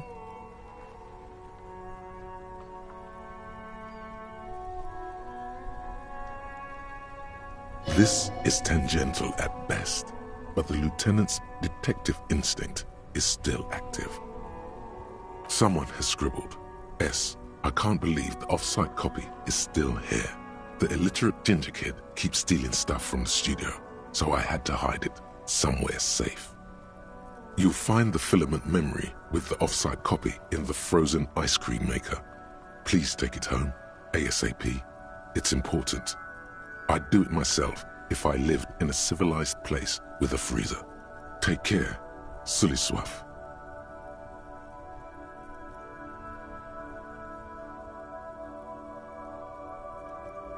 Really? You don't have a single guess?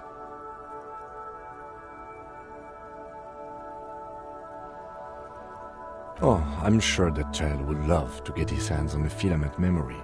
Even if he doesn't know what to do with it, he'd probably try to pawn it for speed, based on our encounter. I don't know. I assume it's somewhere close to the ice bear fridge. Didn't you see one right next to the breaker box? It belongs inside a radio computer, storing its memory. It's like a tape. You listen to disco tapes, right? It's like one of your disco tapes, only for a computer.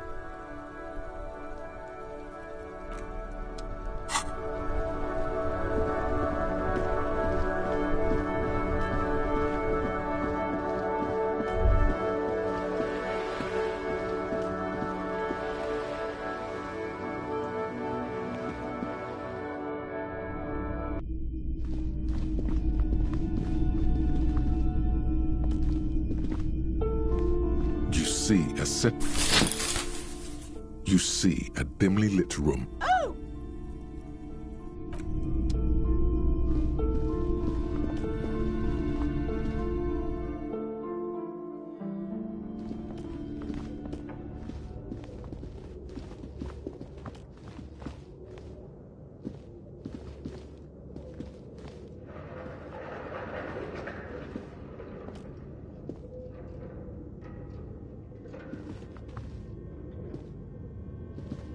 It's dark. And the flashlight works a lot better if you hold it in your hand. Right. Now let's get... Some areas are inaccessible with...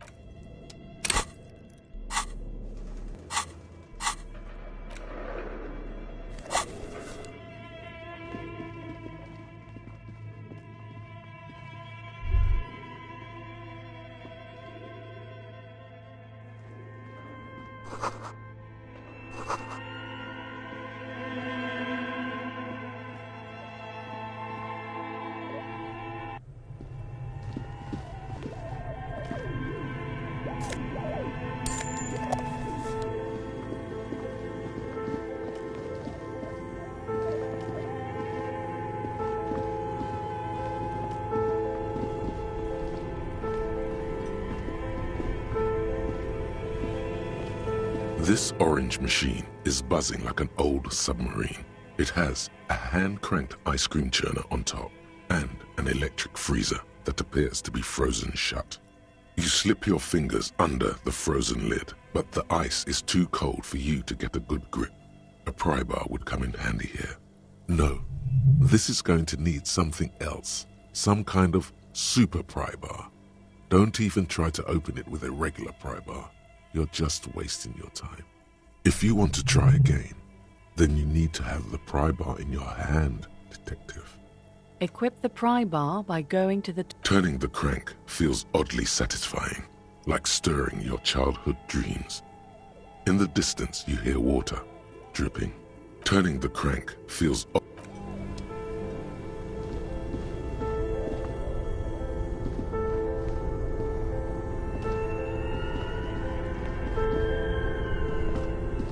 only the black cable is plugged into something close to you, dies with a soft electric purr. Why did you do that? The lieutenant raises his brows, but doesn't say anything. This orange machine is dead still. It has a hand-cranked ice cream churner and an electric... You slip your fingers under the frozen... No. If you want... Equip the pry bar by...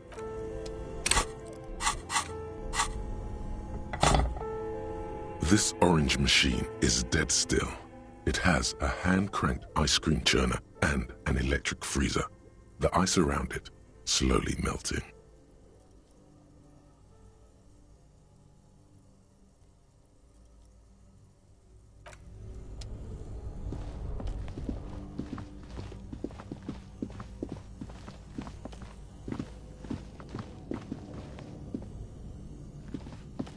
A thick layer of coal dust covers the furnace, coloring it pitch black. You're right. Always has to be the skeptic, this man. A lush... Maybe you could paint something with this coal. Leave a cake...